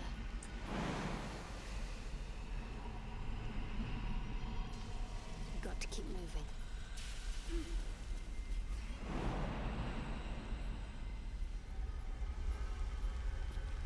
No time for chat just now.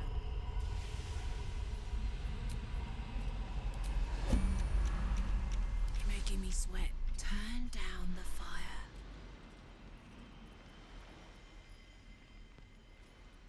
What's next? Target too far.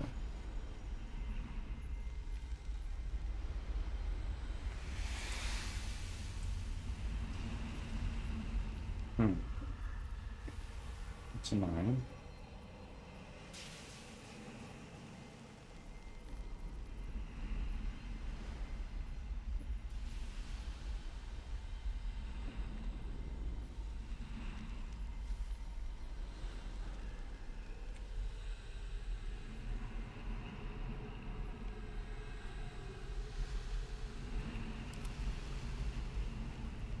Best think ahead, or I'm lost.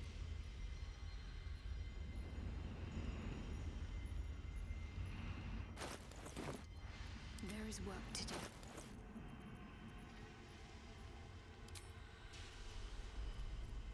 Where's the one that gives me Misty Step? What is giving me Misty Step? Oh, I can just do that, can't I?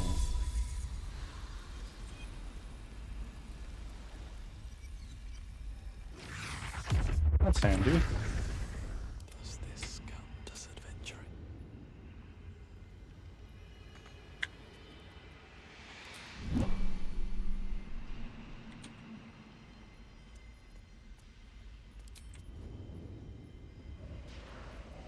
Your desire.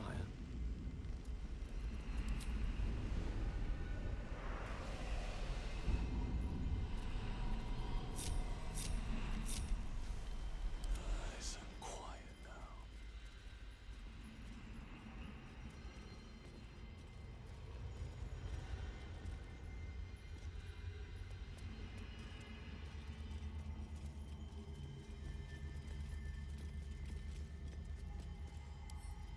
Come on, open up. There's a flight is now gone. Ooh, this might be tricky.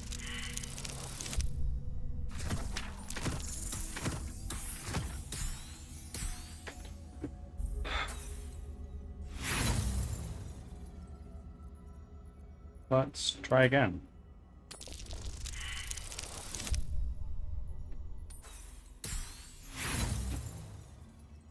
You gotta roll really well.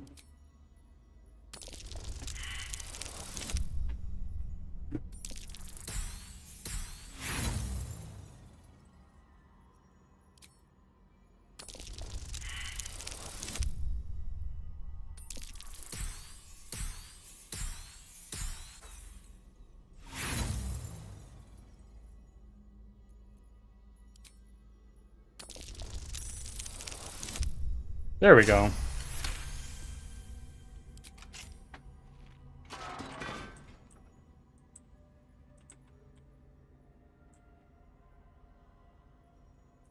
There are enemies in here.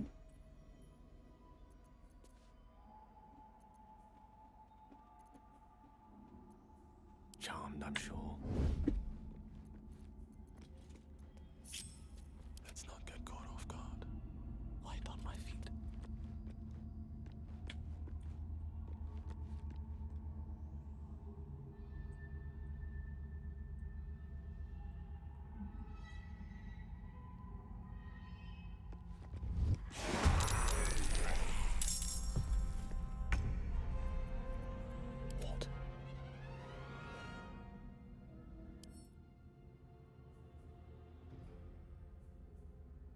Okay.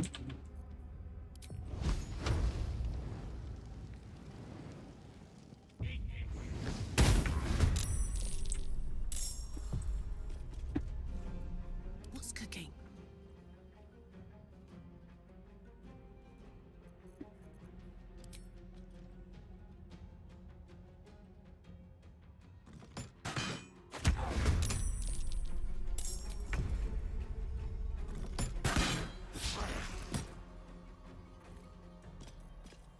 Still on my feet.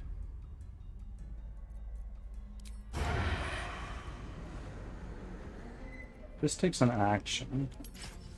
Yes, it does. I'm a moron. I shouldn't have done that. You've made a grave mistake. Oh, it did a fair amount of damage anyway. What fools these mortals be. With haste.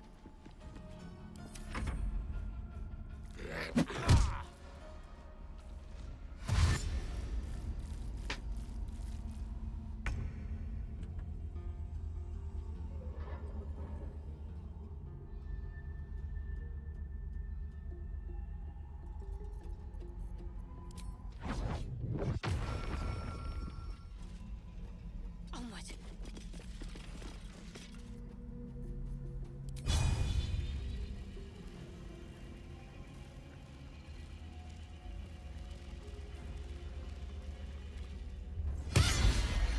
Critical miss? Pardon the fuck me.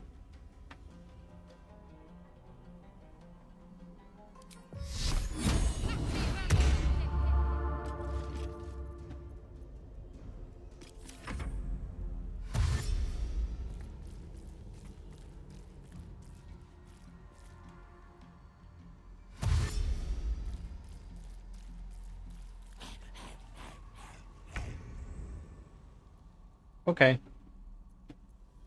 Um...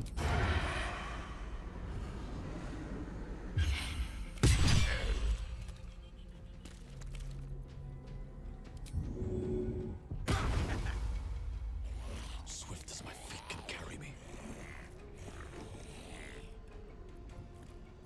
Fuck yes.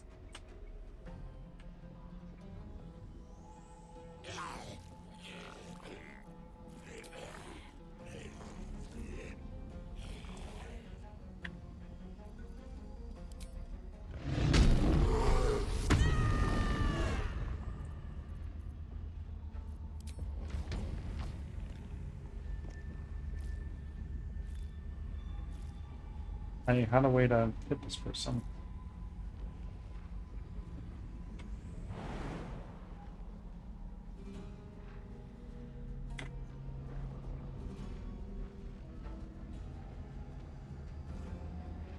Covered.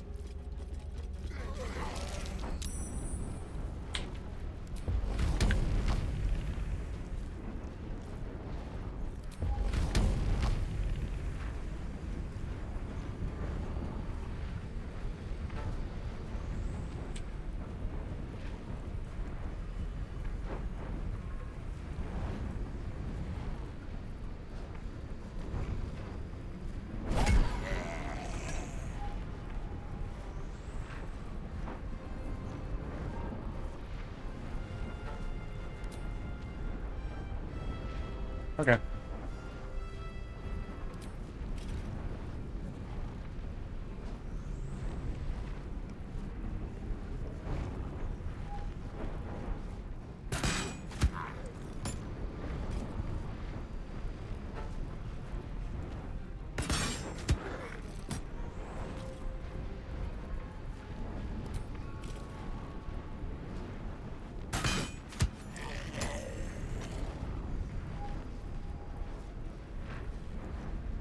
Nothing will stand in my way. Mistra Rill. Do I have any sort of AoE? Not really.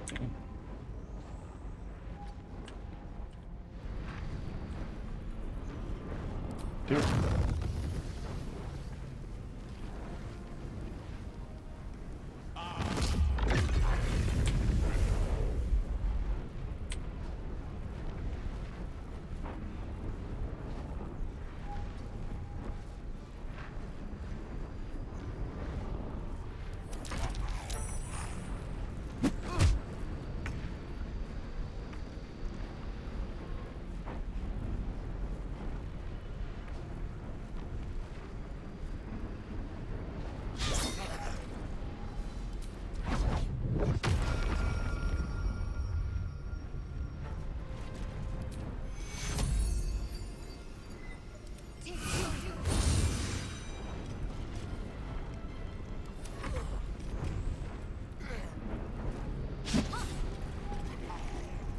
Can I make opportunity attacks? What's going on here?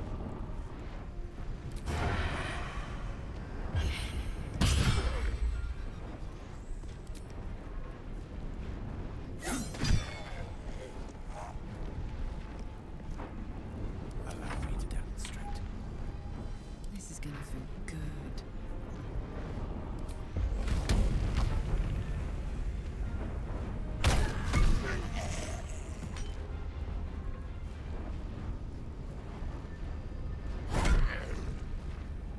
Let's go. More damage. I speak, they burn.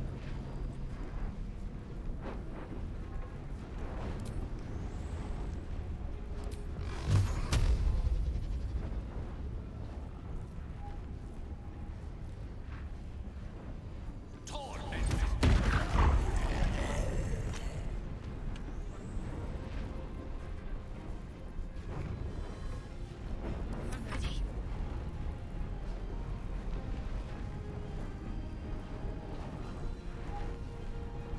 What's this? Edge of Darkness. Create a cloud of darkness where you attack. And this is a bonus action. Sure.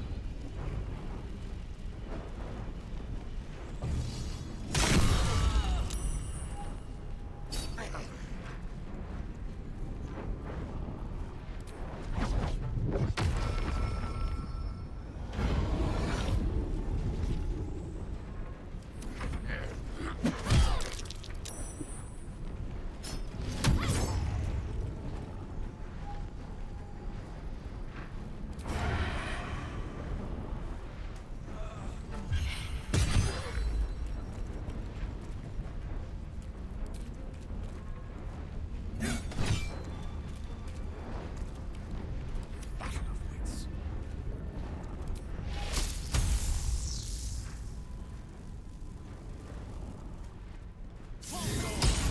What the fuck? That's not what I meant to do. My turn.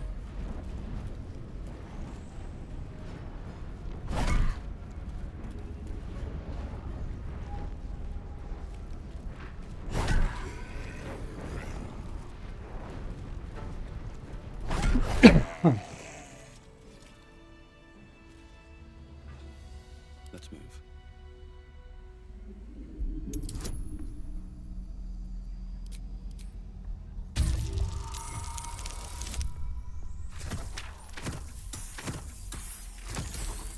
Boom.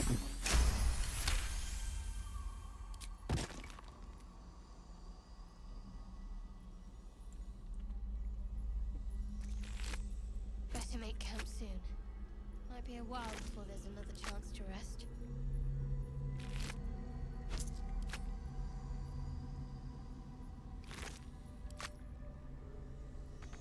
Open up.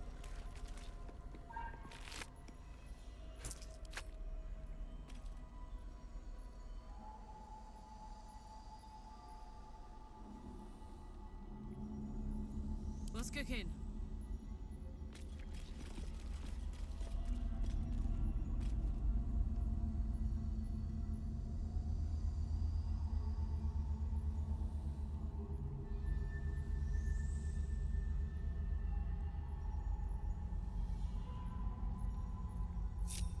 Hey, everybody. Still breathing. Let's just plow That's fine, through. Very well.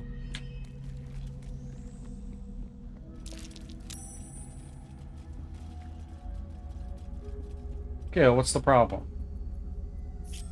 At the ready. With haste. What the hell are you guys doing?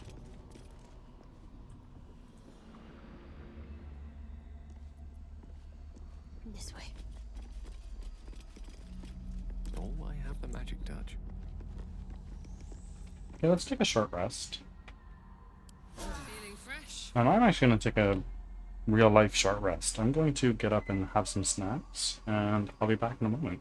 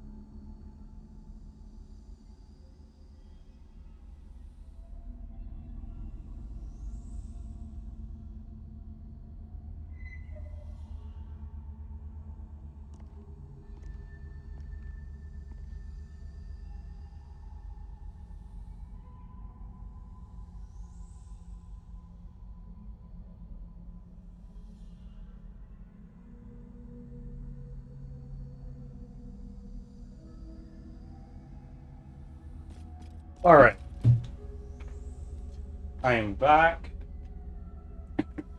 Gone to the bathroom, I've had a snack, and I've got a Japanese canned coffee in front of me.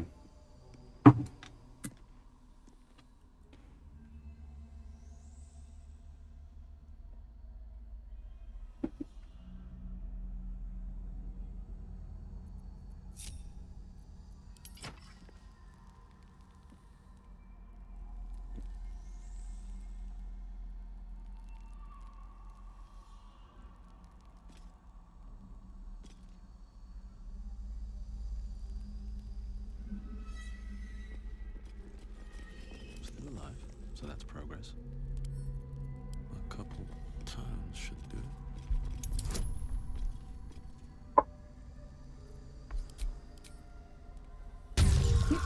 it. Oh no. Made it.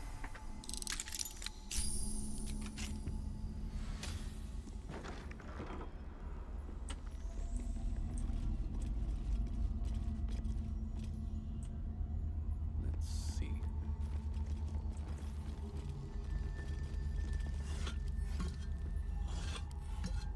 With haste.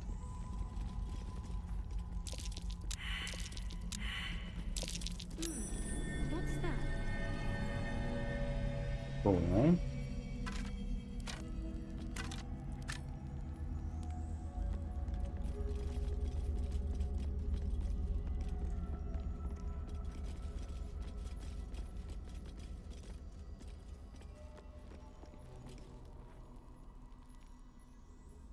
Might be useful. And Trap. Be cautious. let's disarm.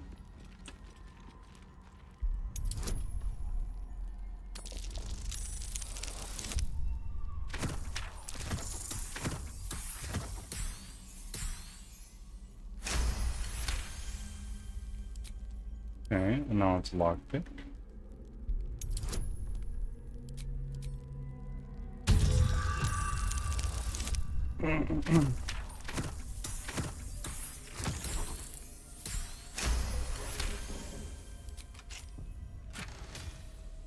Inside an Eversight ring. The wearer cannot be blinded. And we got some dye.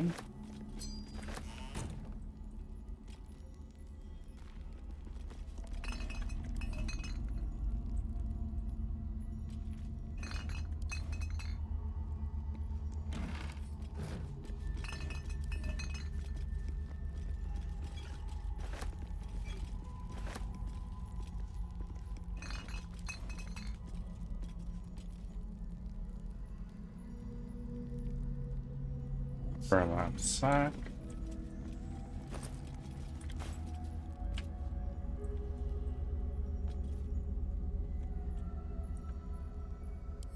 I discovered all too late that I was making things much harder on myself than necessary. There was no need for such complex chemical experimentation. No, foolish me. I ought to have turned to which was already perfected by nature. Fortunately, my research led me to the carapace of the carrion crawler, which contains a paralytic agent so powerful I must be quite cautious not to breathe in during the refinement process, lest I fall asleep at my workbench.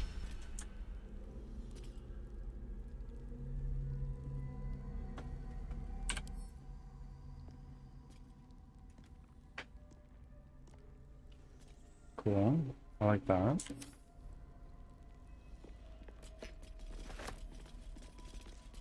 Tissue and organ register. Oh wow.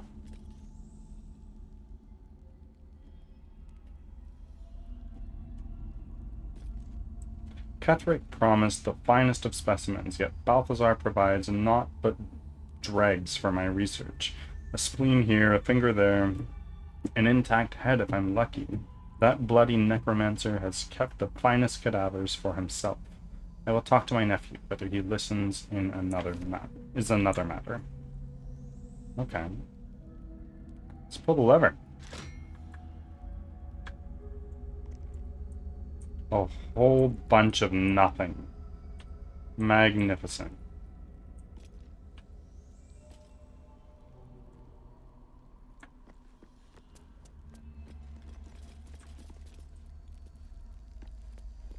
Well, we got a ring here. Not that it's incredibly useful right now.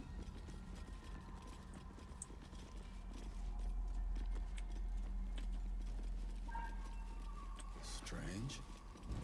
The dust on the leftmost door has been wiped clean.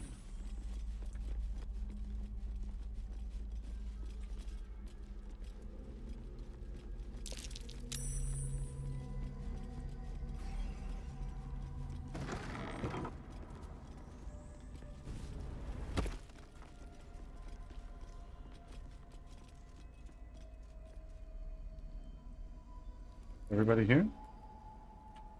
No. Carla. What are you doing, girlie?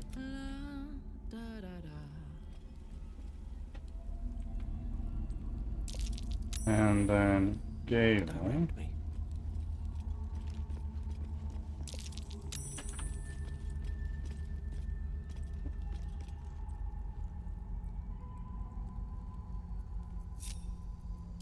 No time to rest. Breathe deep and move.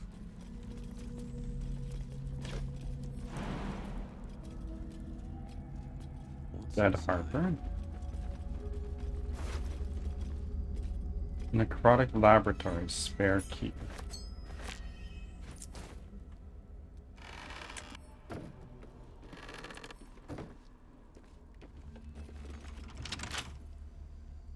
Don't give me trouble now.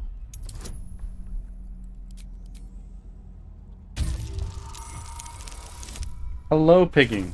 Glad to see you're still here.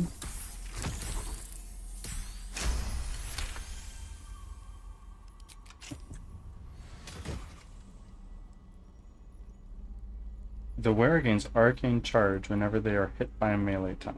What does that mean?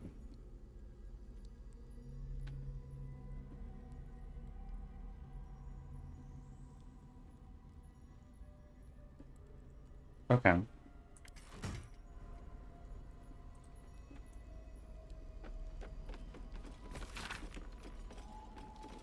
Day 2 of Darkness. I stood calm as Ketherick uttered his final curse and then withered. As my fellow harpers dragged his putrid corpse from the battlefield, I allowed myself to feel relief, even solace. A wrong had been righted, an evil thwarted, victory had come, but I had yet to know its true cost. The darkness shrouded the land like a vast cloak. It began as a chill, as the claw of winter had gripped us. Within hours, every breath was a dagger piercing my throat. I hungered for air like a wolf hungers for meat. Yet I could still get my fill, thanks to my armor. Would that the men and women of Wraithwyn had been so well equipped. One by one they fell, only to rise as shadows of themselves, intent on extinguishing all light, all life. The shadows hang less heavy in this place. It still takes some effort to fill my lungs, but better to expend effort than to unite with darkness. My trap should keep me safe, or at least safe enough. Day 5. So this is 3 days later. The shadows ebb and wane. A torch flame is sometimes enough to burn them away, but no light can expel the deepest of them. I might as well be molasses or tar. It is hard to choke down. All beings should walk free of fear, I thought. Oh, if only I were granted such a fine fate.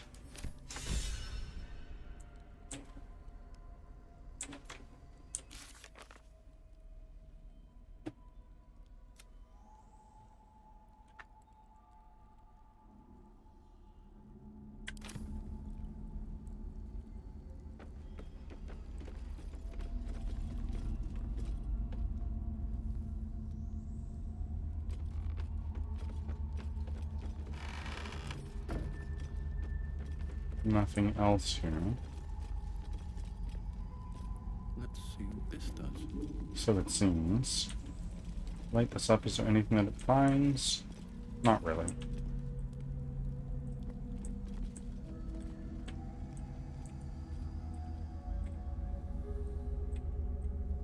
Okay. There's some big doors here. Fuck it. Let's get going.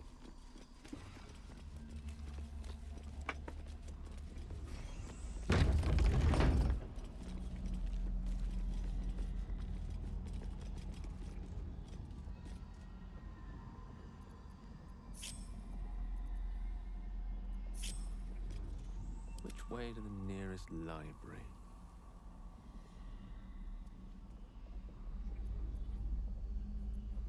Lost in thought.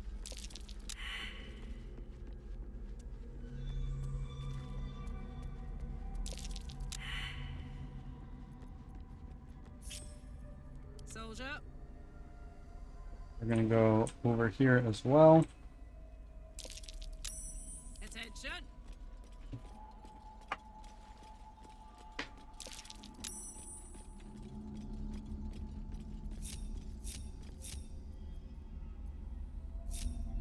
I have a lot on my mind. And, well, in it. That might be worth a look. Button. Oh. Interesting. Don't waste a step.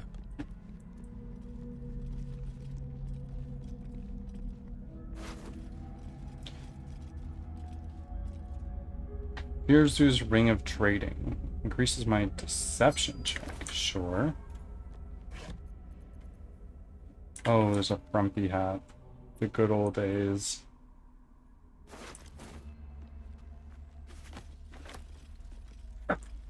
Didn't mean to pick that up, but that's okay. What do we have? That looks like it could be fun. Magic.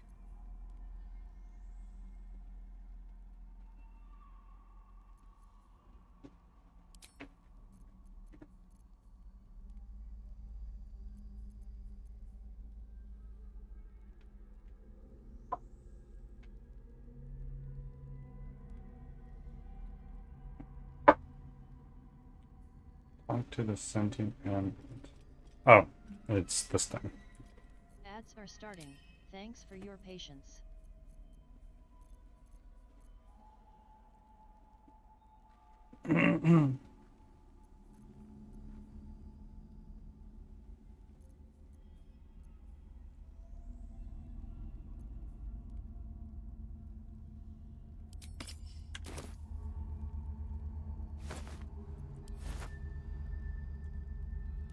Curiosity must have Another satisfied. jar of curves. Nothing there. We'll take the red apple. It's a backpack.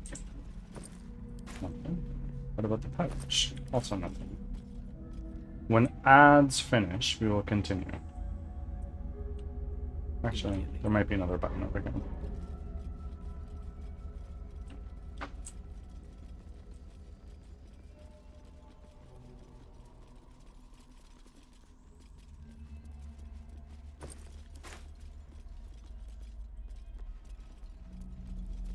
Mine for the taking.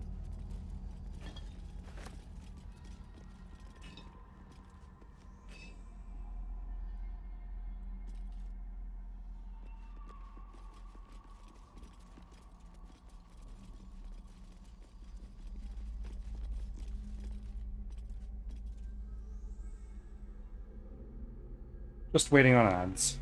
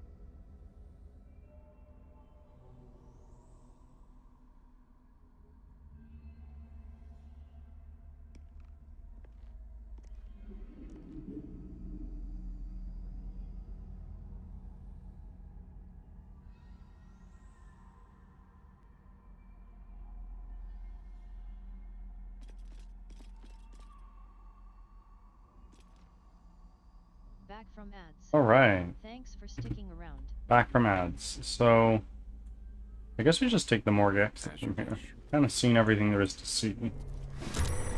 Oh! That's a way to start.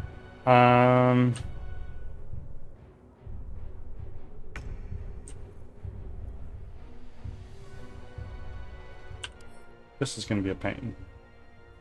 Here we go. Opportunity attack, blend. This, sunlight weakness. Okay, so it's vulnerable to radiant damage.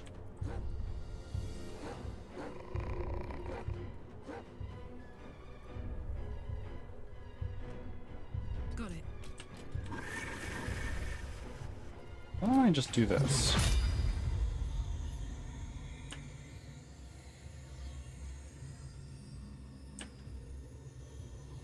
Right out the gate.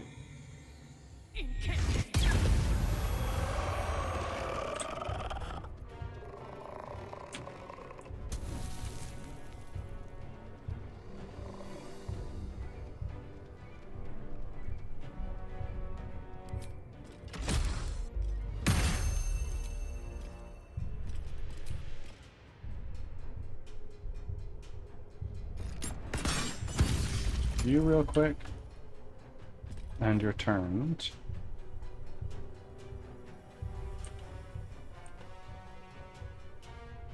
Are you undead? Yes, you are. But we're gonna try to do you.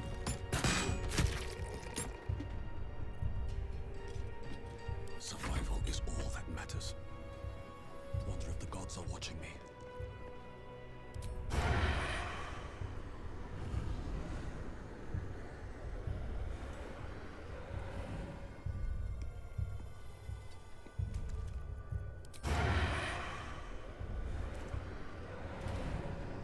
Sure. Get out of here. Sit the fuck down. Breathe quiet.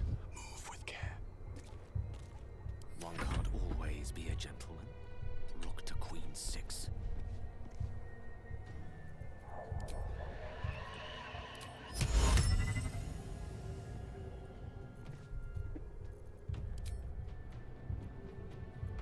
Let's do just a magic missile.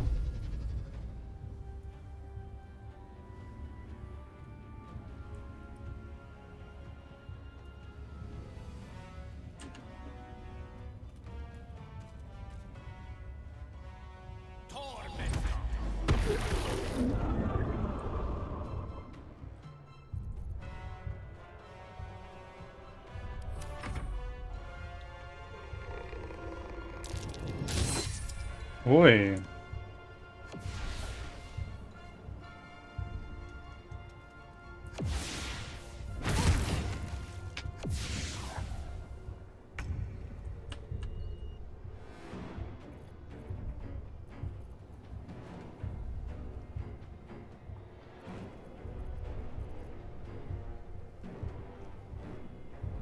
Your time has come.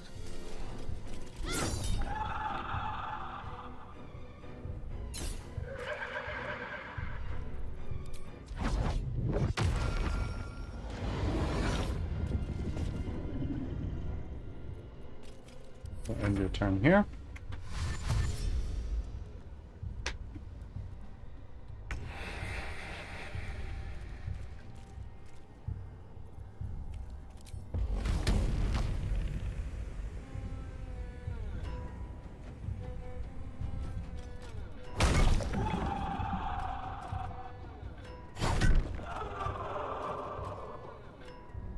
I wonder if this is worth the cost.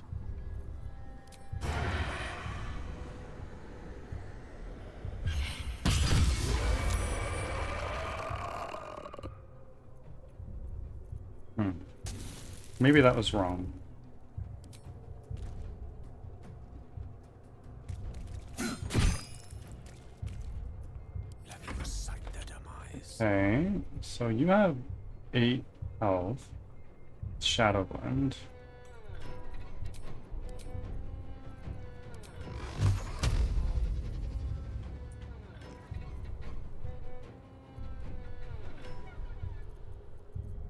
What are you guys resistant to? Okay. Let's do this thing.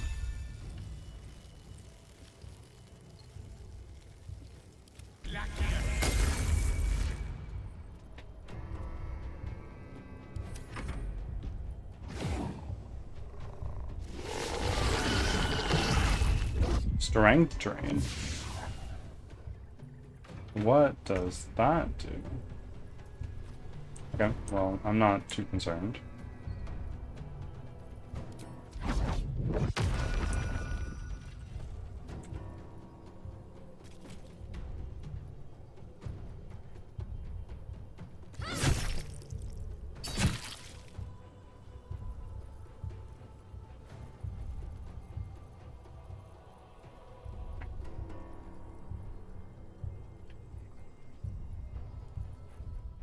We're gonna hold on to my bonus action for now.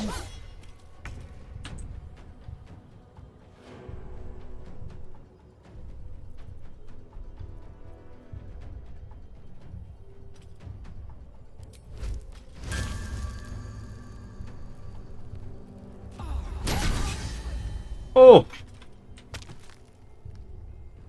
Cry about it.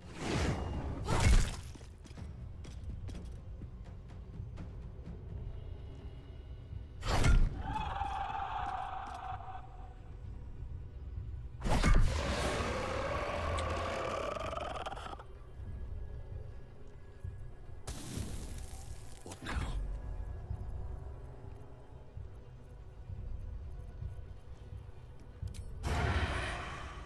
Death is but a word away. Oh, yes. I think that's fine, because what we're gonna do is this.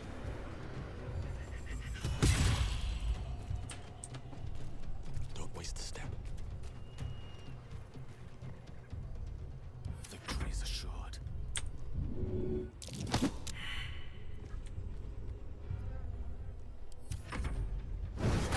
Yep, that's what I figured.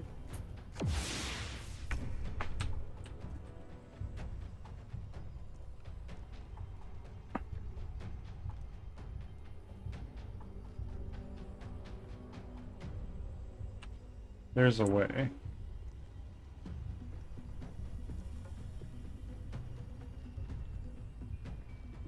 Maybe not. Mercy.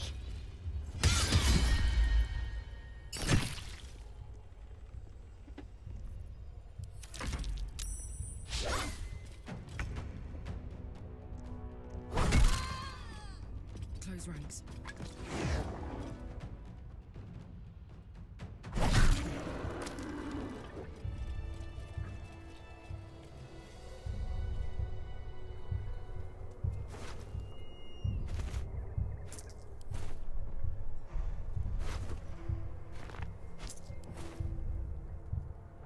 No traps, please.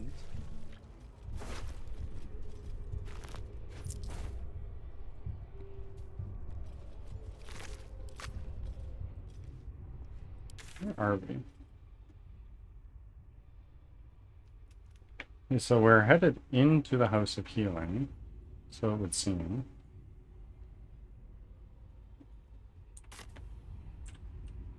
Wonder if the gods are watching me.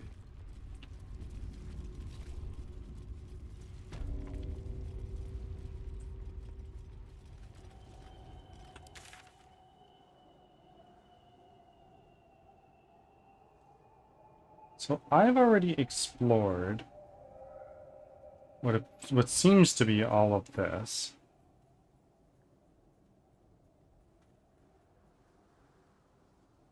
Not there, though. Okay, we'll get there eventually. But for now, Here goes I'm nothing. gonna go into the House of Healing.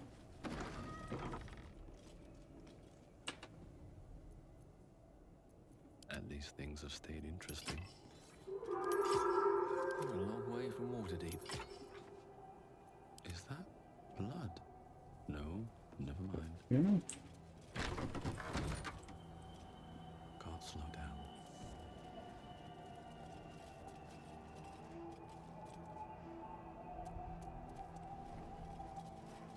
Bunch of tombstones. Here lies Alden Quiggs, fishmonger, survived by his 9 cats. In memory of Frinz Lockley, baker. None could work miracles with yeast as he did. Here lies Becklin Ironlaw. May the gods usher him to his reward. Yeah. Dedicated to Rondel Peak, stonemason. Never missed a day's work due to illness, barring his last. Seems simple enough. In memory of Eggery Chops, toy maker and patron of mischievous children all over. Here rests Xander Pellows, who coughed for 18 years.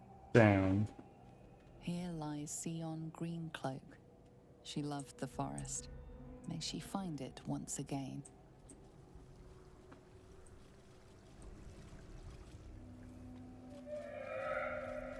And I've taken all my short rests. So soon enough we'll be taking our long rest. But not yet. Ah, excellent choice. Onward.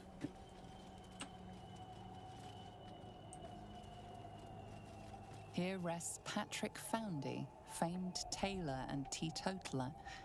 He clothed many a man's back. Here lies Yarrick Crumb, lifelong bachelor and patron of the arts. In memory of Tora Deeproot, dearly missed by her 14 children and 96 grandchildren. Holy shit. Here lies Peter Vries, scholar and hermit.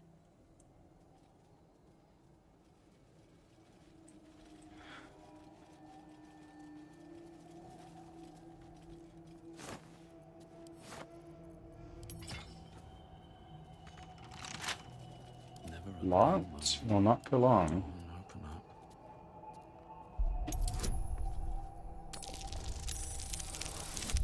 Boom. What path lies before me? There's a Wish key. I had a bag of holding. Surgery and physiology. Sharon's primer.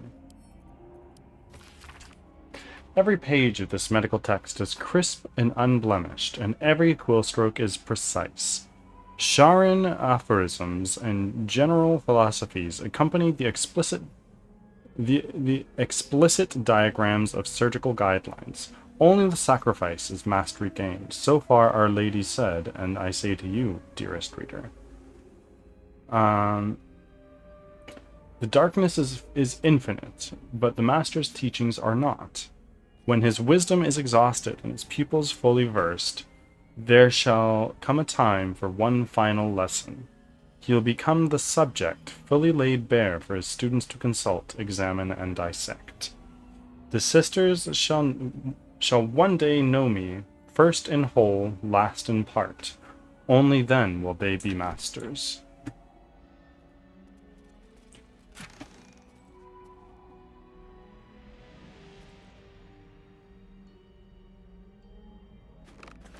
Hold on a second. Making me sweat.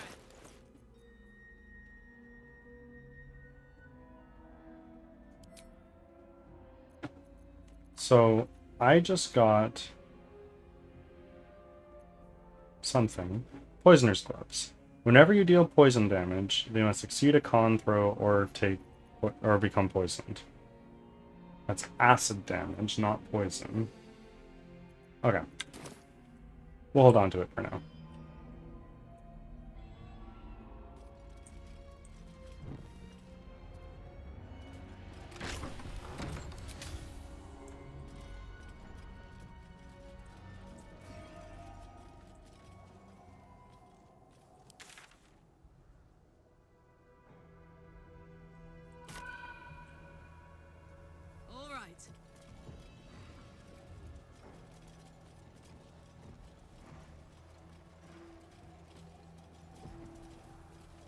Salutations.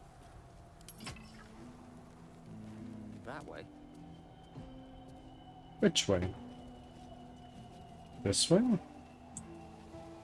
I'm not so sure.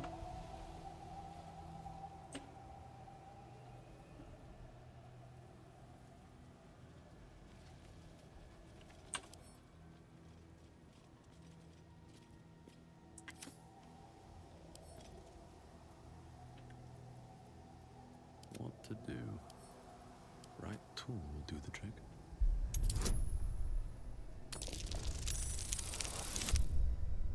Boy.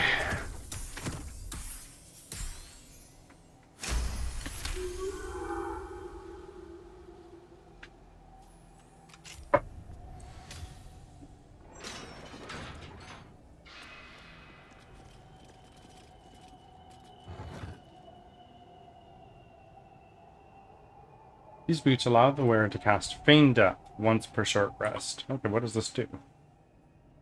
Put an ally in a protective coma. They become resistant to all damage except psychic damage. Disease and poison have no effect. Okay. I don't really know how that's useful, but we'll take it. If nothing else to sell it. The moment is nigh. War has been brewing, and now it overflows. When Ketheric turned us toward Shar, I followed him in appearance, if not in heart. This is my home, and I would not be removed from it, no matter what. I watched at a distance as the darkness here grew, as Ketheric's grief brought him further and further from life itself. As he gathered his army, I prayed for his defeat. As the Harpers march upon our little beautiful village, I can only hope Ketheric will be felled at last, and Wraithwind can begin to heal from this nightmare. I got you, homie. Don't you worry. Moving ahead.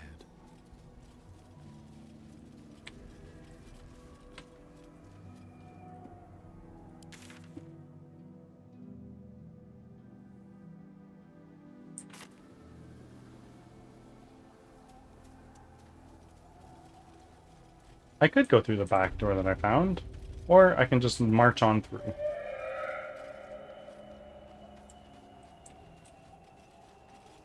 Actually, there is no front door.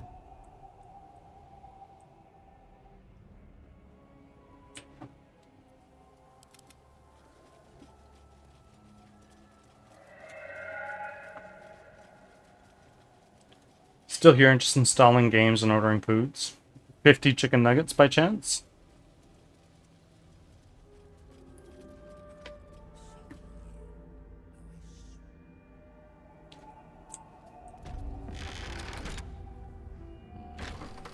Be cursed.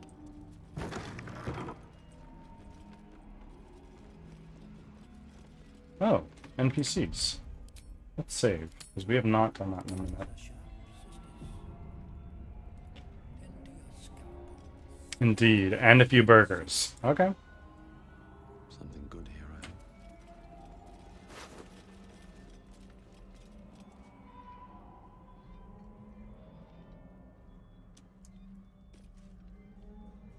Witness the solace of the lady's whispers. The objective of the Scalpel Sisters is to soothe. For the Scalpel indeed is an extension of Shah. Is there like a time limit for eating the nuts? Not really. You can self-impose one. Hear its comfort, hear the very melody of mercy. Pray, sister, show us the extent of your beneficence. Of your what? Stop. Stay your hand, for it slaps where it should stroke. We can hardly hear the patient sighs of solace. Perhaps it is our unexpected audience that makes you quiver. Come, step forward. You are no sister, but that matters none. Every student is welcome. I'm not sure I want to be a student, actually. I would give it more of a challenge. Maybe like 30 minutes? Alright. Make it happen. 30 minutes, 50 nuggets.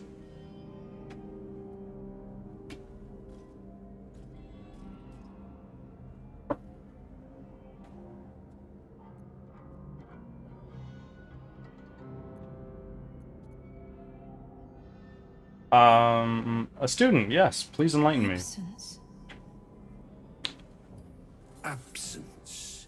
No other word captures the heart of Shah so very perfectly. It is the scalpel-led journey that leads from pain to peace. Gods! A living nightmare is this. See? What is the light of eyes but the cancer that causes one to witness the laceration of being? Oh. If light is the symptom, then darkness is the cure. For in light there is presence, but in darkness there is absence. In light is presence, in darkness, absence. But you, look how the succor of Shah eludes Oh, wait. you. This is a relative of See how Ketheric. painfully present you remain. We do not wish to see you suffer so. Let us cure you.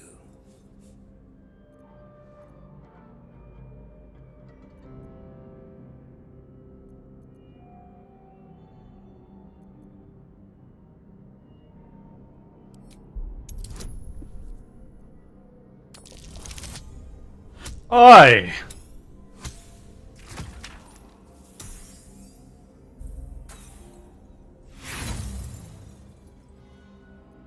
I want to roll again. There we go.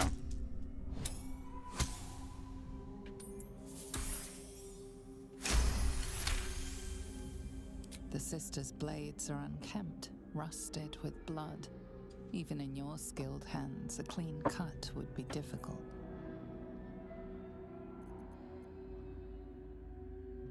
Blades are in atrocious condition. Their incisions are, as yet, still streaked with imprecision. That much I must concede. How to steady their hands, I wonder.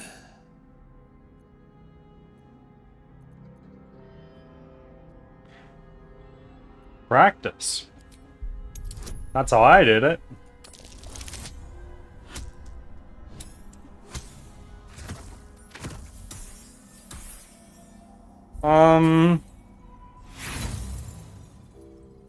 Can I roll again?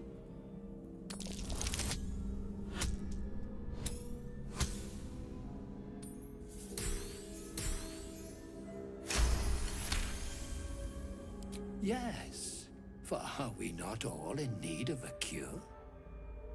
The scalpel does not discriminate.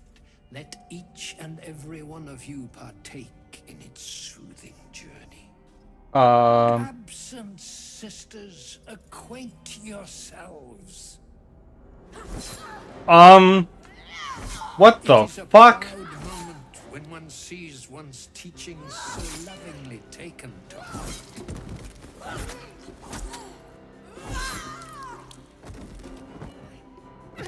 You are to be commended for their graduation, rewarded with the promised cure. Oh. Come, I will acquaint you with the lady's dark-fingered embrace. No. I'd rather acquaint myself. You show me how.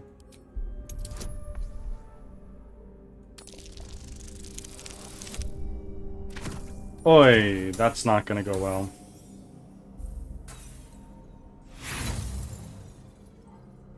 Continue. Oh, but hush. Hold still. Let there be an end to your suffering. Nope.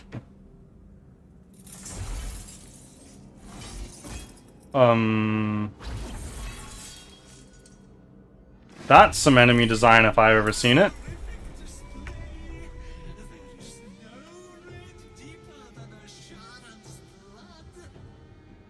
Okay, let's look at this guy. So he has resistance to a lot of shit.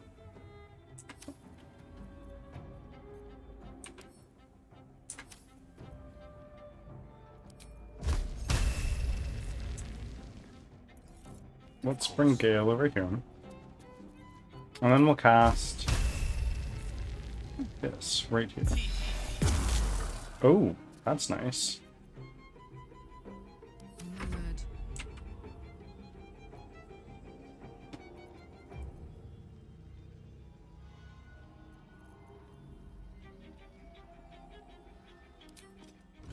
We'll probably be taking a long rest after this.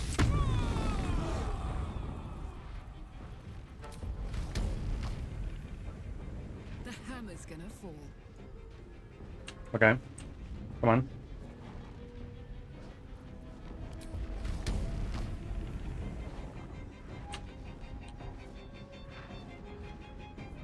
I've got it.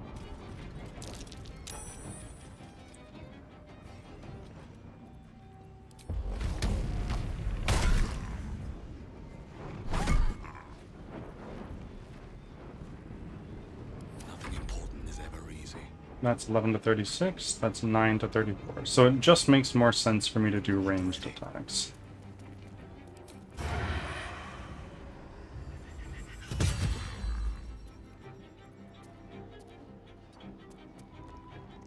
Don't want to draw any attention.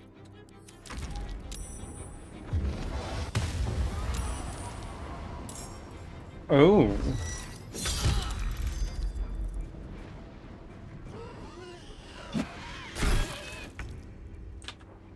Okay. I don't like that. Let's do this.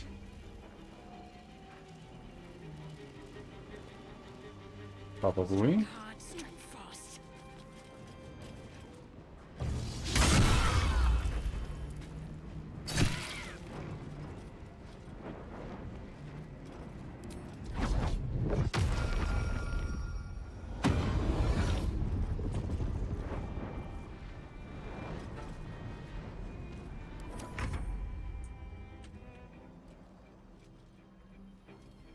And you. Okay. Good to know. And Gale over here.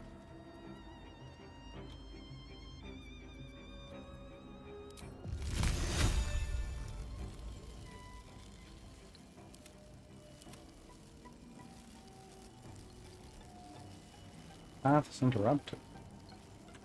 What do you mean path is interrupted? Close.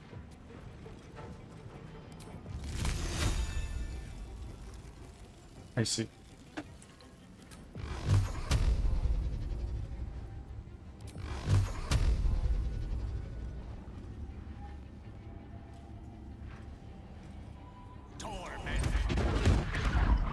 What?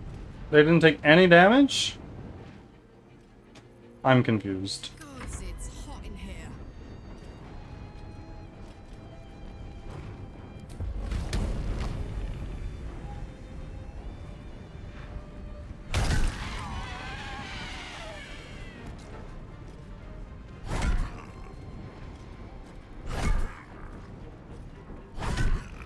He's got a lot of health.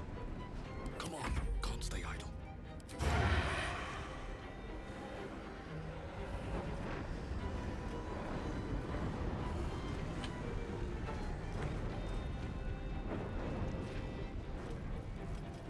Let's do a cunning action dash over here. One day I'll catch a break. And maybe I can get a hit here. No. Think you can take me?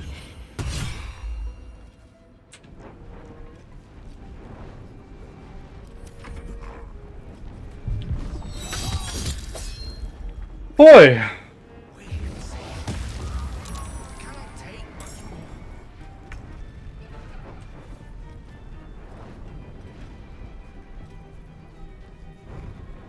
What's this? Maiming strike. Possibly maims your target. Okay.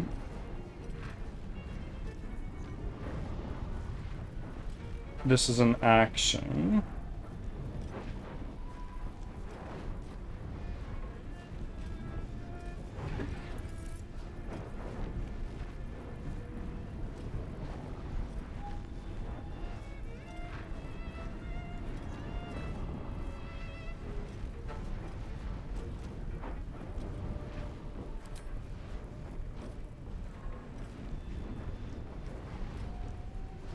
I think I need to focus down the ads. Let me strike true.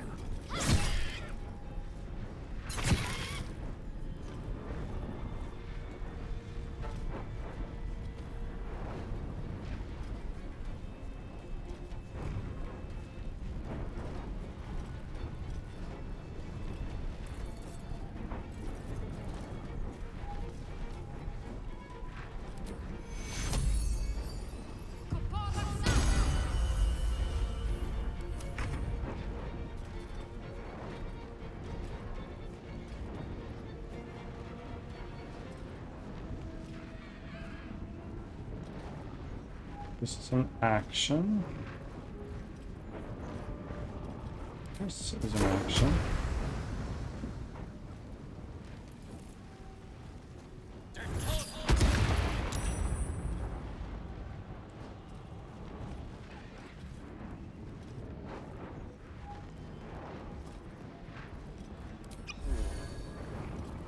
Let's cut you from it, baby.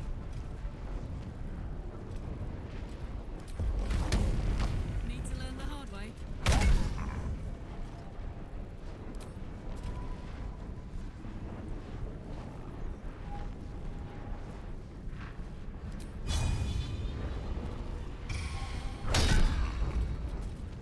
Dazed. What does dazed do again? Disadvantage on wisdom saving throws and can't take reactions. Okay. The lance board is set. Cancel and turn. Outflank. Smell blood. Sometimes the only way out is through.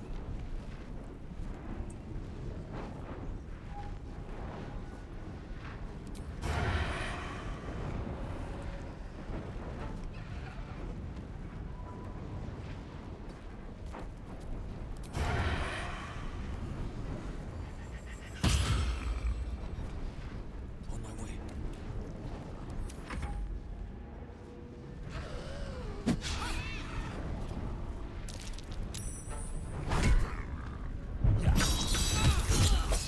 Holy shit. Be flayed. The next instrument, sister.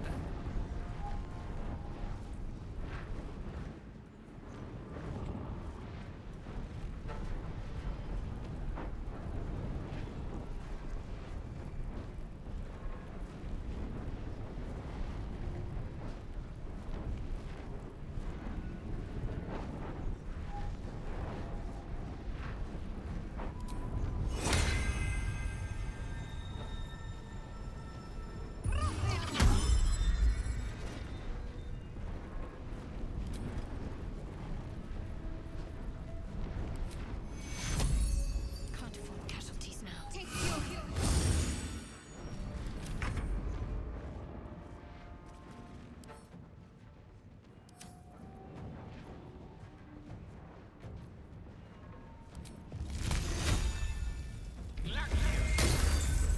Damn.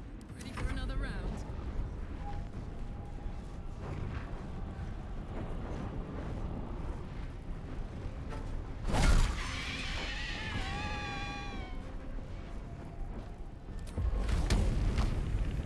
So many hits coming in.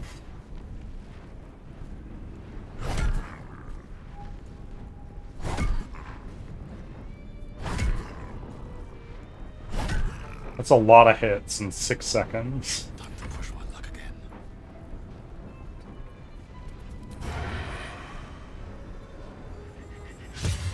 Miss. God damn. Softer than a whisper.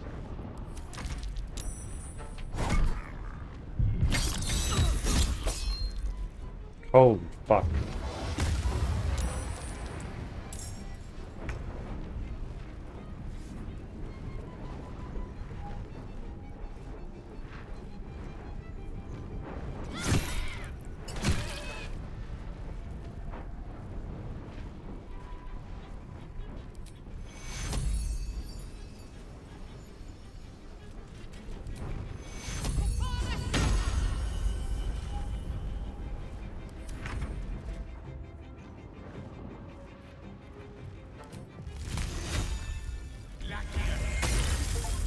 Boom. Oh, I got an achievement.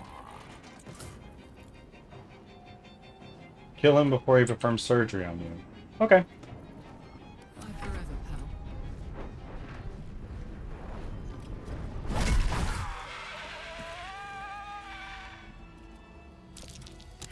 Wait. What's hiding here? Chasm Creeper. Key. A battered loot. I'll take that. Surgeon's Subjugation Amulet. Once per long rest. When scoring a critical hit on a humanoid, the wearer can paralyze the target for 2 rounds. Cool. Crystalline lens, supply pack, gold, and a frosted ear.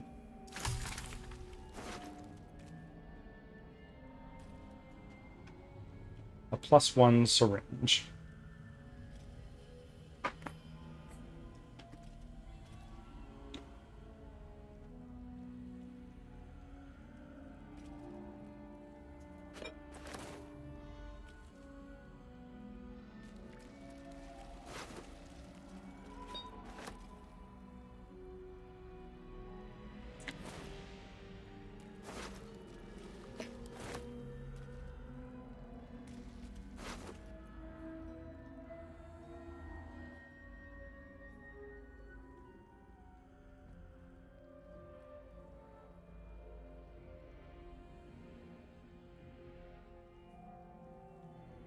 That's pretty neat.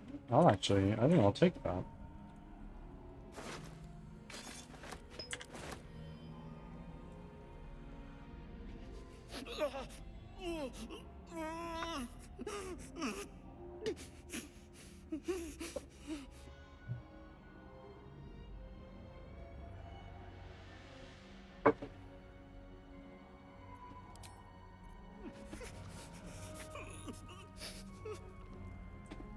Where are you going? Okay. Goodbye.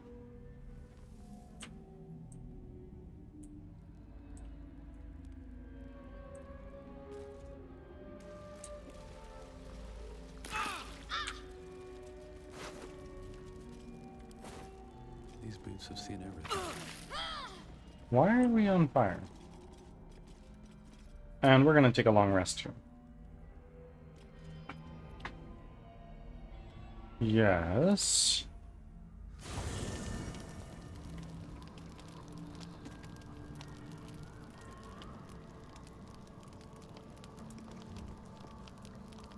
Please, Word would be nice. It was unsightly watching Shadowheart slay the daughter of Selûne. I didn't think she would sink so low. Are you sure?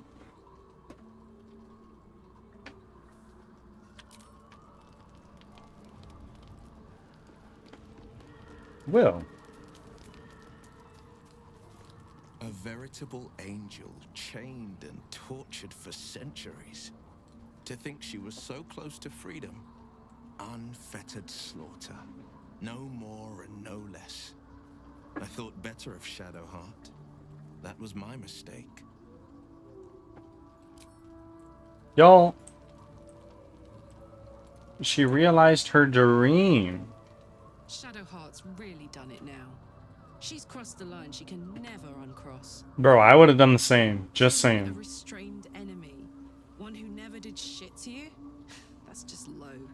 Even for a Sharan.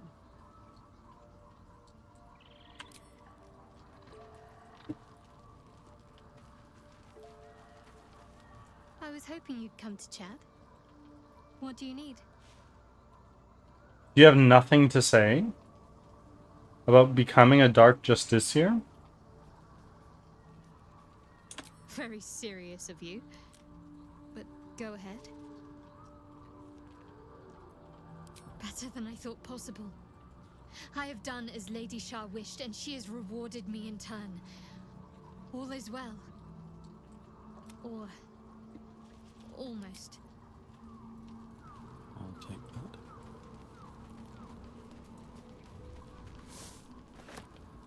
Brave choice. To kill kill the child of one god at the behest of another. Shadowheart's loyalty plumbs darker depths than I anticipated. Let's hope the fruits of this cruel labor are to her advantage. And ours, of course. So far it is.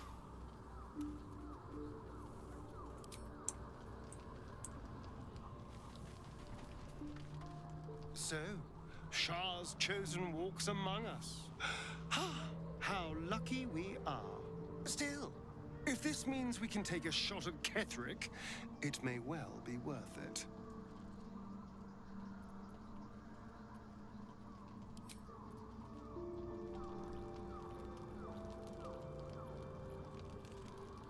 Okay. So generally people don't like the fact that she killed the Night Sun.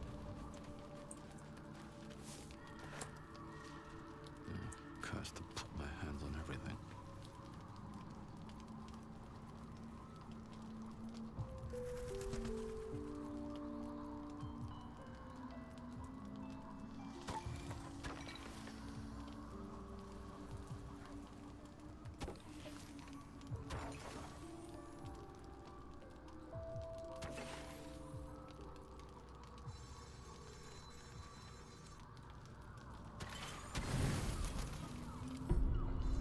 A full rest.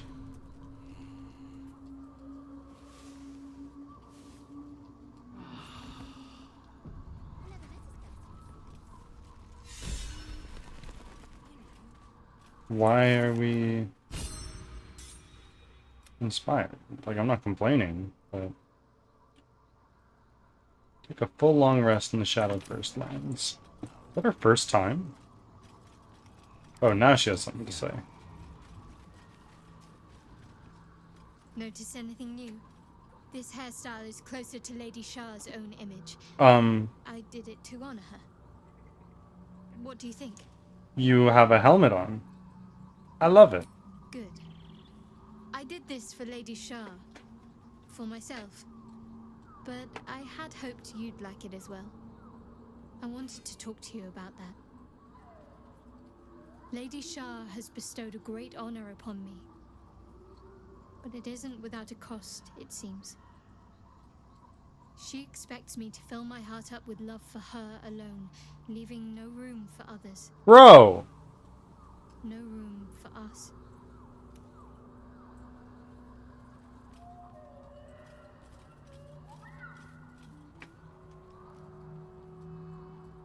Throw that away. I don't want to. But Lady Shah demands it. Bro! Everything is surrendered to her, ultimately. All this time! But she claims some things earlier than others, it seems. Perhaps we'll still be able to find a way. Some interpretation of her will that lets us stay together. But I can't guarantee anything. And I suspect that she'll demand more and more of me as time passes. If you don't want to gamble on that, I understand. You'll have little trouble finding a more straightforward lover, I suspect.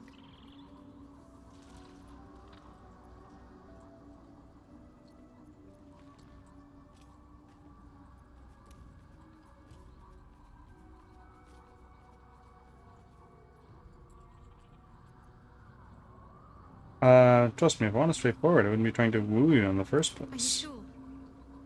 I don't want you to resent my divided affections.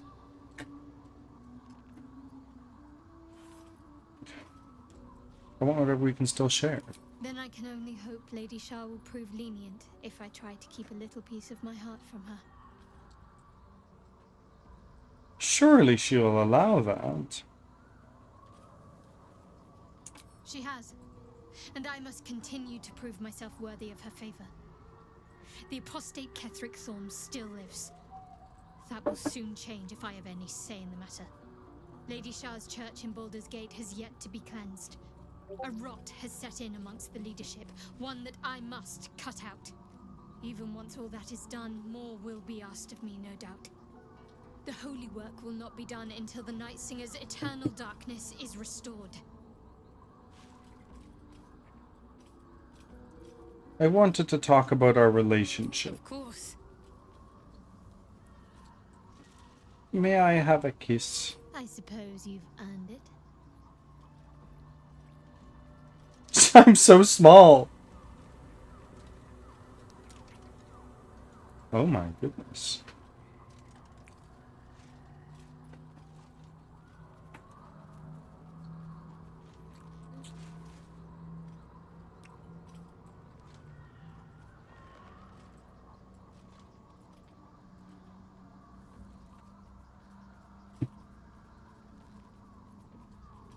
How are you? Better than I thought possible. I have done as Lady Shah wished, and she has rewarded me in turn. All is well. Or almost. The Night Singer wants my heart. All of it. Okay. Yeah, we've had that one before. I want to talk about all that's happened to What's on us. your mind? Am I holding up in your estimations? You've exceeded my every expectation. Considering all we've been through, I think I was very lucky to find such favorable company. And attractive company too, no less. On to other matters. Let's call it there for now. And of course you need to pet Scratch.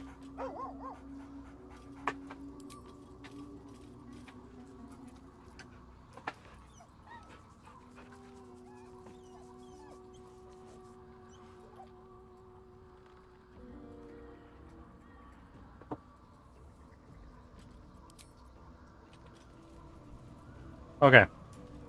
Now we leave camp.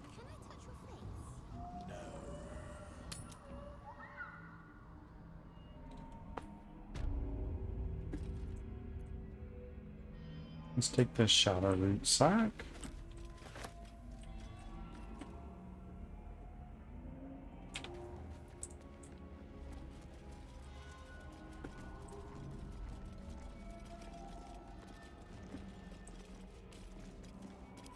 Wraithwind Necrology. This soot-stained scroll is a list of the dead, specifically casualties of battle. It is dated 986 DR, about half a millennium ago. Signed by Malice Thorn. Okay, so we just killed him. Titus Craft, Justiciar Decapitation. Justiciar Blood Loss, Selenite, Arcane Burns, Smashed Skull, Split in Two, Crushed Windpipe. Hundreds of others? Holy fuck. A final index catalogs objects plucked from various corpses, daggers, pins, and jewelry of all sorts.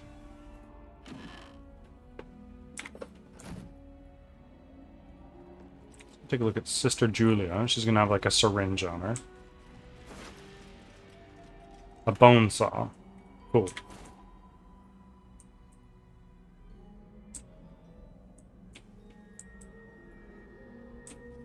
So there are some roots here. Spuddy was quite old.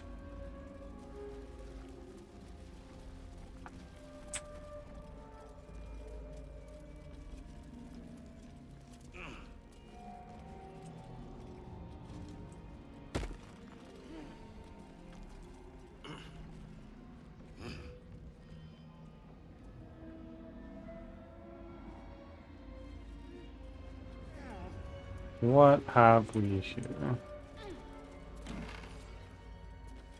Hospital library. Okay. Let's have a look. Gilded chest. Wait. Okay, it's just right there. Can't Sure. keep me out. We'll pick the lock. It's an automatic success.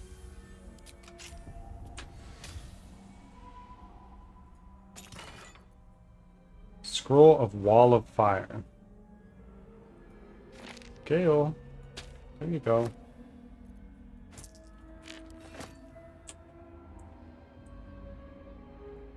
Lush cat mushroom. And a pig's head. Why are we just taking it from a big old bird's nest? Potion speed. Very handy.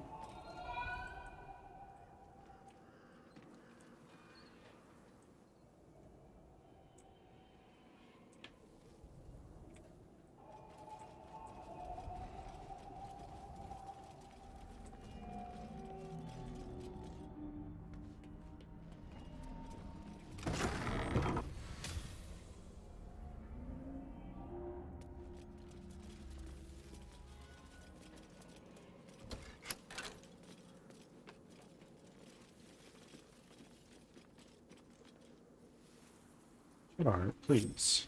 Can't afford to stay idle. Shouldn't have wished to live in more interesting times.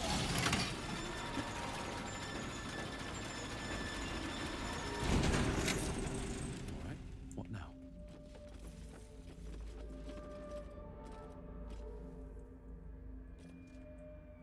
Okay. Is there anything else here that really needs attention? On my way. Wait, there's a button. Shit.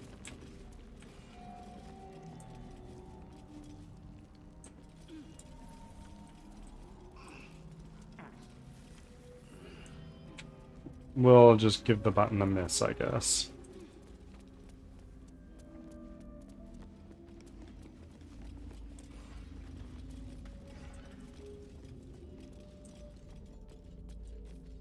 What's in here? Another big chest.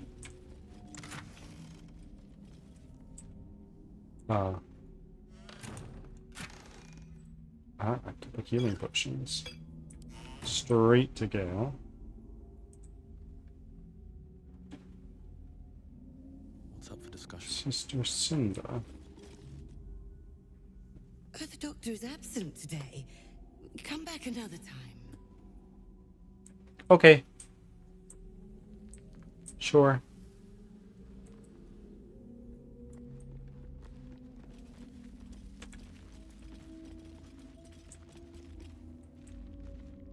What is in here?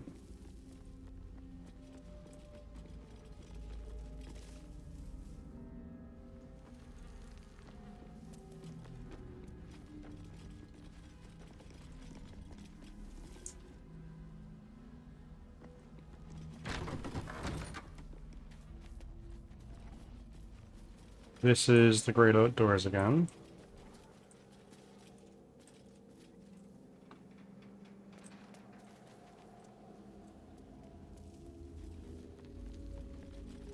Potion of sleep.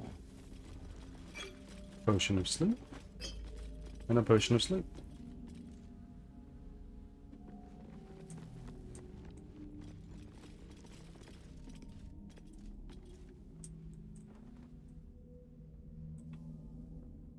Let's take this ladder.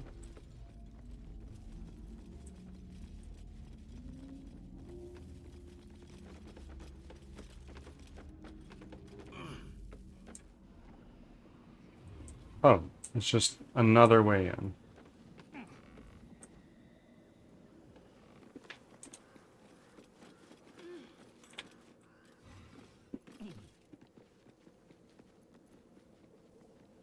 I've got a long road ahead.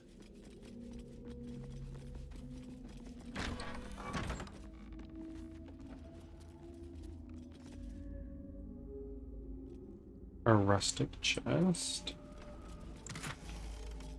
With some stuff. And what is over here? Some candles. That'd be nice.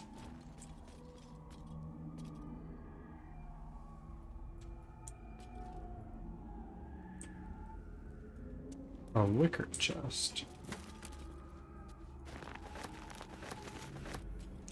Get to Baldur's Gate. An old map of druidics in a druidic style of what appear to be hidden routes out of the Emerald Enclave, and the destination is marked as Baldur's Gate, and a note is attached. Take only what you can carry. Go through the mountain pass. If anyone falls, leave them. You can't afford to be slowed down by excess baggage. Good luck. Something good here, I hope. That corpse. It's Arabella's mother.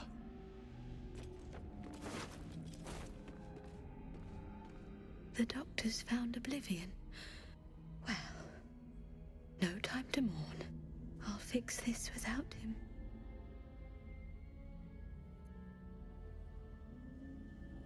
Why are you treating a dead body? Not dead, Ads are starting. merely For your medicated patience. to ease the pain.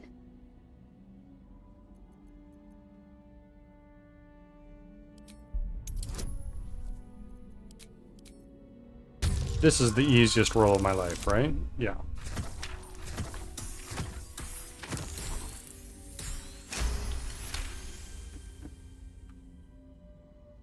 I see movement. The patient's awake. Hello? Can you hear me? Not much left now, but you're welcome to look. Of course. What do you have? Got some poisons and food. Take the rose morsel. We'll take all the food and ingredients that she has, but not any of the poisons. It's not really useful.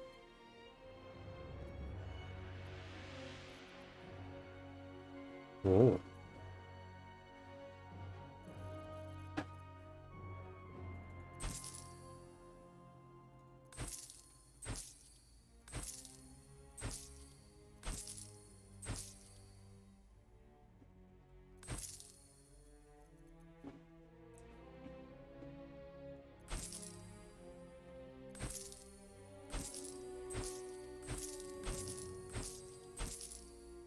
So much incense.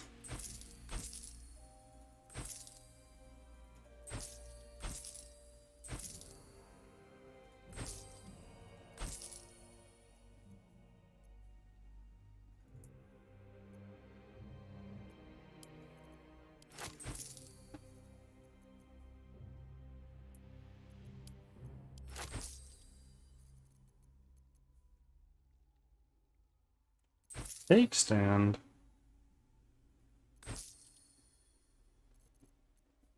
Snack towels. I don't need those.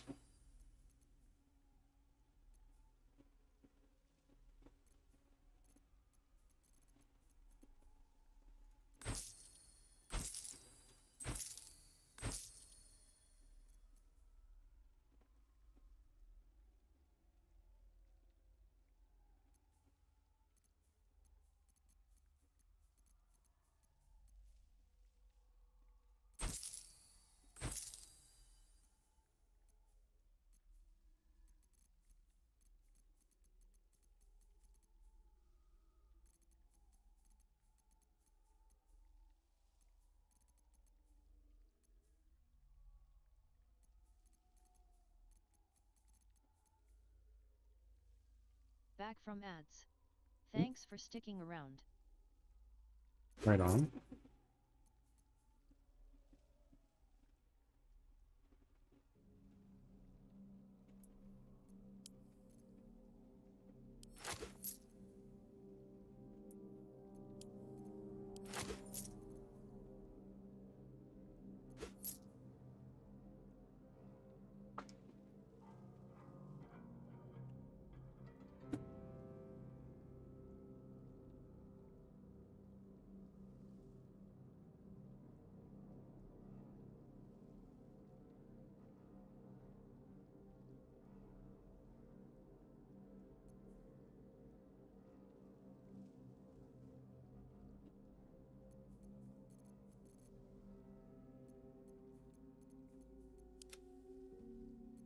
A very good opportunity for us to just sell off the shit that we have.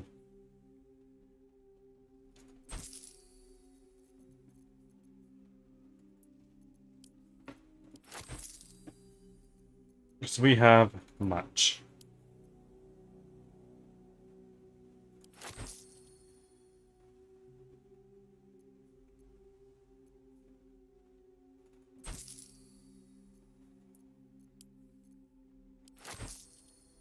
I'm sure if I do bartering, I could do a little bit more from this, but I don't care enough right now.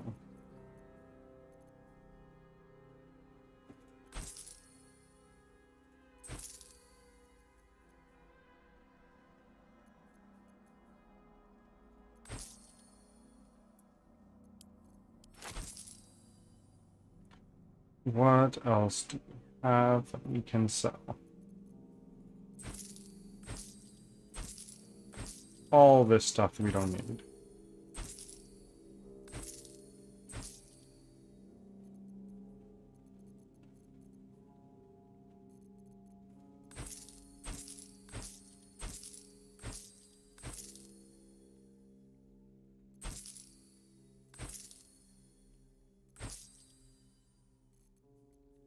There is a lot of stuff that we have here.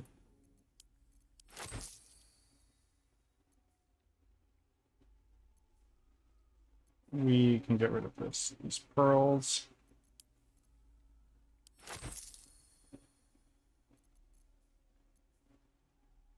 Some starfishes. Look at the topaz.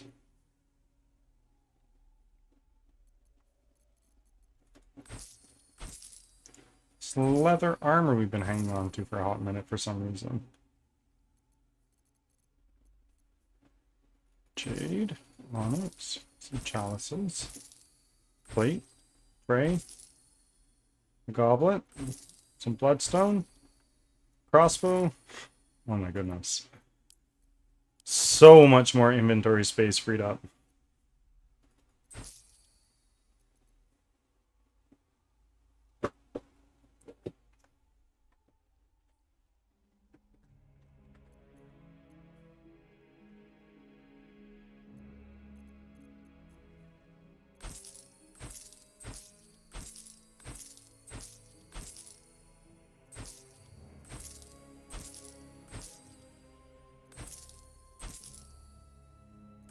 I has so much stuff.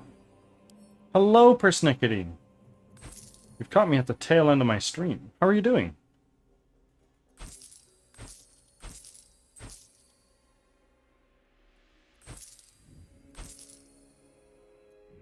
Insufficient gold? And what else can we take from you? I don't know that I really want anything. Good. Just getting settled in after work. Very nice. I'm doing pretty well. I had some very good chats earlier with Piggy and Aram. And now we're just playing some Baldur's Gate. Didn't really get a lot of work done on the game, but had fun. Yeah.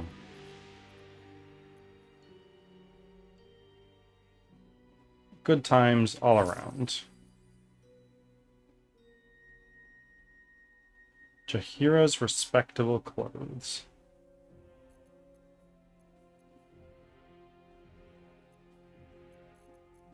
We can sell that, I suppose, or... There we go. Did you try that food yet? No. No chance yet. I will let you know when I have, though. Now, if you'll excuse me, I've got to tend to my patient.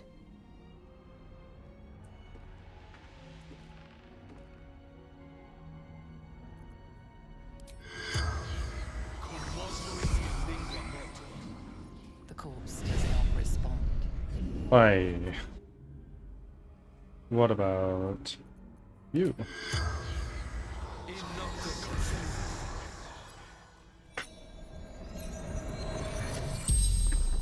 The corpse regards you lifelessly. Mind me. Who are you? Husband to Chimera,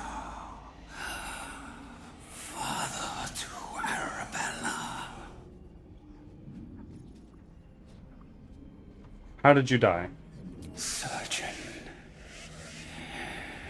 No, dude.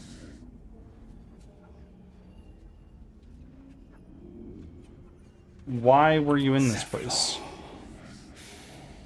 Betrayed.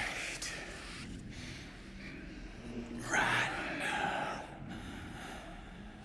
Shelter.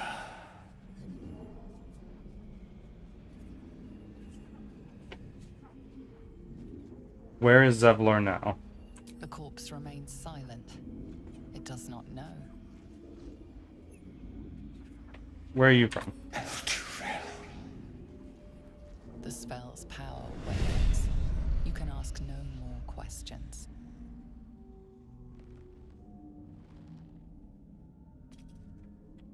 Okay. Well, before we end off, we need to go back to camp and talk to Arabella.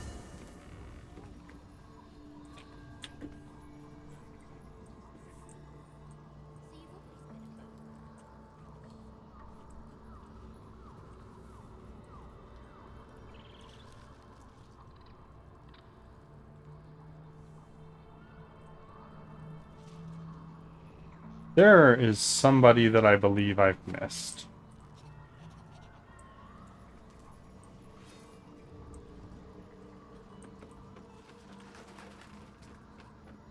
Arabella, I have some bad news. Hey, where's Mum and Pops? Your parents are dead. I found their corpses. No. No. I don't believe you. I am so sorry. It isn't true. It isn't. Get away from me. Go.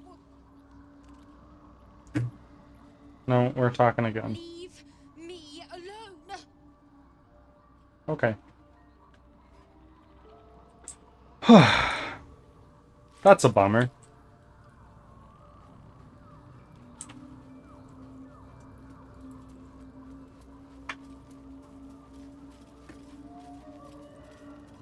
But, alas, I've been going for a little over 6 hours now. That is going to be the end of our stream today.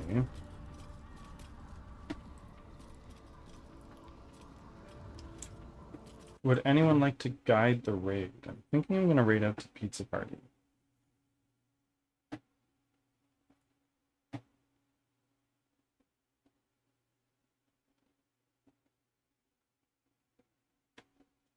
Is there anybody in Pizza Party who's looking for...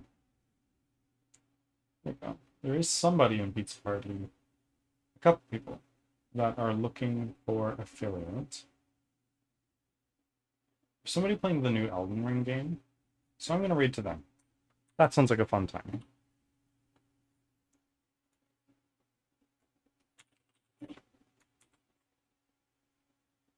His name is Chunk Norris. I think that's really funny.